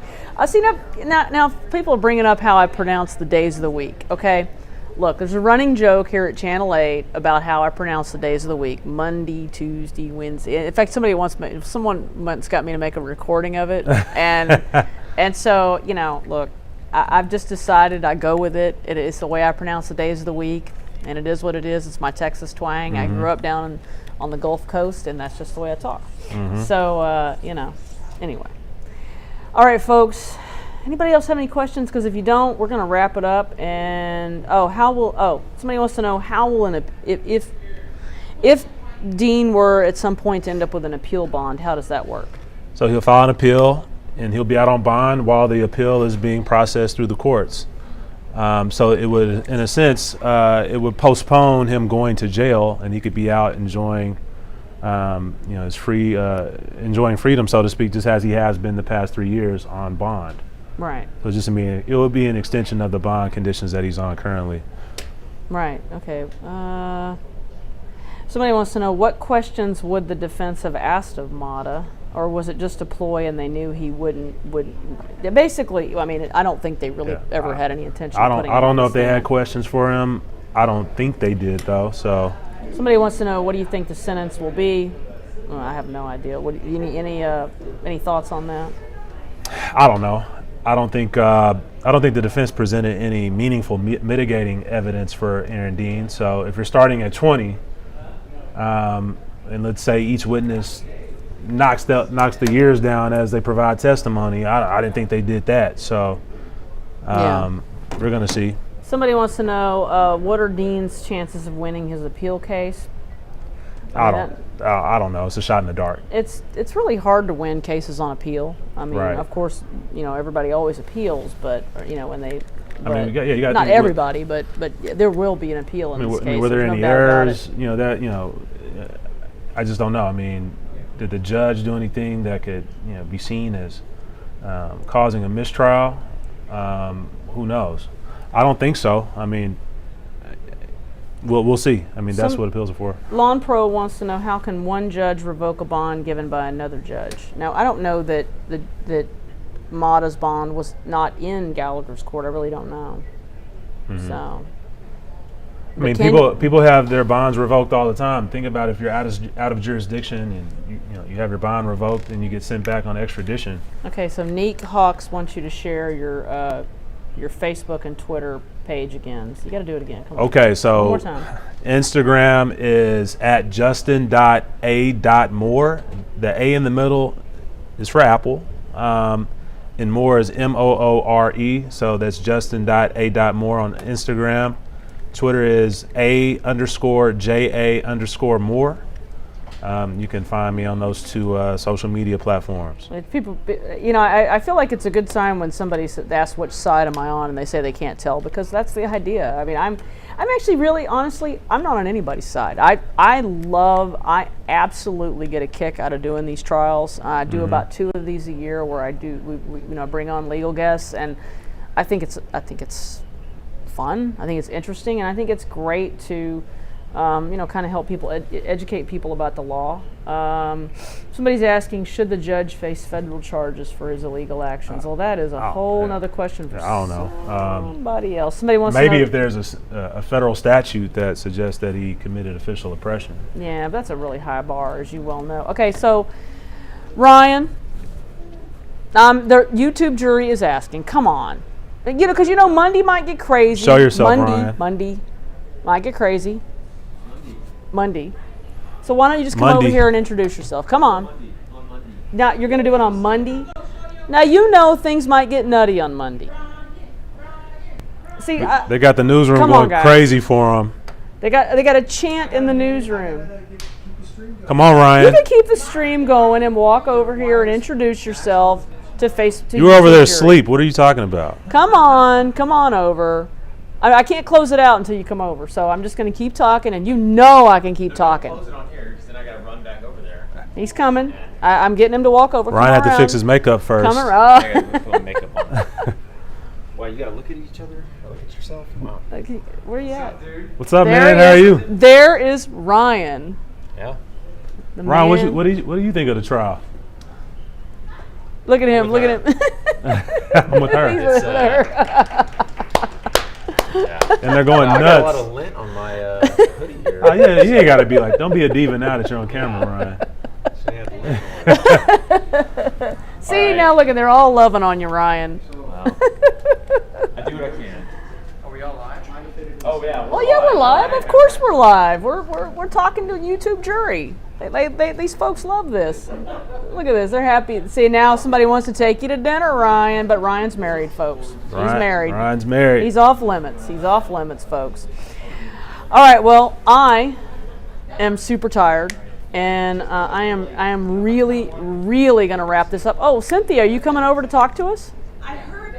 Are y'all still on the air? Yeah, we're still on the air. You can come over. What is this, TV Tinder? Everyone asking? TV Tinder. You can come over. Come on over. Okay. Just come around. This is Tanya's the love doctor. We got for you folks. Hey, what's going on? Good to see you. For you folks that are local, this is Cynthia Izagari.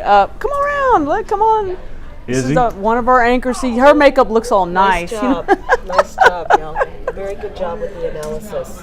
Well, thank you. Okay, so do we think we're going to hear closing arguments on Monday, or have y'all already talked about it? Yeah. It's going to wrap up. We're going to hear closing arguments. Okay. So why not wrap up today? Take their weekend. Why not get it over with today? Well, there was a lot that went on today, right? I saw. I think it was maybe lowering the temperatures a little bit. Yeah. I mean, we had locked courtrooms, people putting handcuffs. As I was telling Justin, we didn't see any hugs and Bibles. No. No, we saw some hugs, but it was some handcuffs in between. Yeah, it was something. So, who was this guy who got arrested? Emmanuel Mata? Yep. Manuel Mata, yeah. Okay. He's like a constitutional cop, activist. He's a cop watcher. He films cops that engage in bad acts. Okay. Yeah. And last night, apparently, he was filming some protesters lobby slurs against the Dean family. Right. But he wasn't a part of the people lobbying the slurs, but I guess. Did the judge think he was? I mean, we don't know. Okay. I'm not in the judge's mind. We need to talk to Judge Gallagher then. Well, there was a conversation that they killed the cameras for, point. right? This morning, was it not? They killed the cameras and the mics this morning, right? Well, this morning when Chris Nettles, the councilman, when they called him up, then there was that whole point when we had cameras, and mics killed, and then when Rebecca tried to get into the courtroom, it was locked, and so.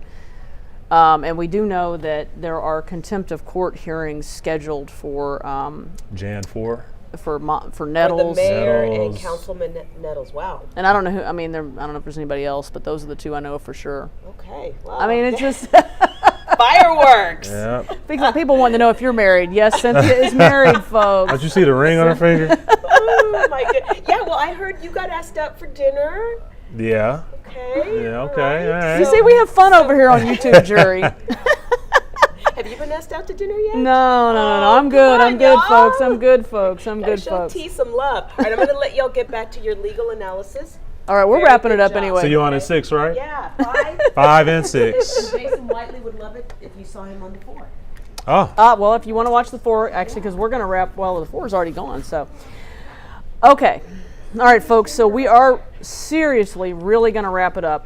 So to recap, we had. I feel like this is like the longest recap in the world that I have a tendency to do. I do this at all the trials. So anyway, again, we had the sentencing phase that begun today after Dean was convicted of manslaughter, and we heard from both prosecution and defense, and lots of courtroom fireworks and theatrics. Yeah. And so, when I thought this trial was going to be a little dull, it livened up today. Yep. And so, can I just say, I know we're having fun now, but what happened today shouldn't happen in any courtroom. no, in this country. it's absolutely not. And I agree. And we're dealing with the death of someone that died due to allegedly police misconduct. And now I think we can officially say that because this person has been convicted. Well, yeah, he's of a crime. he's a convicted killer. So he's been convicted of manslaughter. I mean, I think there's a type of gravity, and I think today kind of just encapsulated it at a whole different level. There's a type of gravity that we're experiencing here, and this isn't fun, folks. No.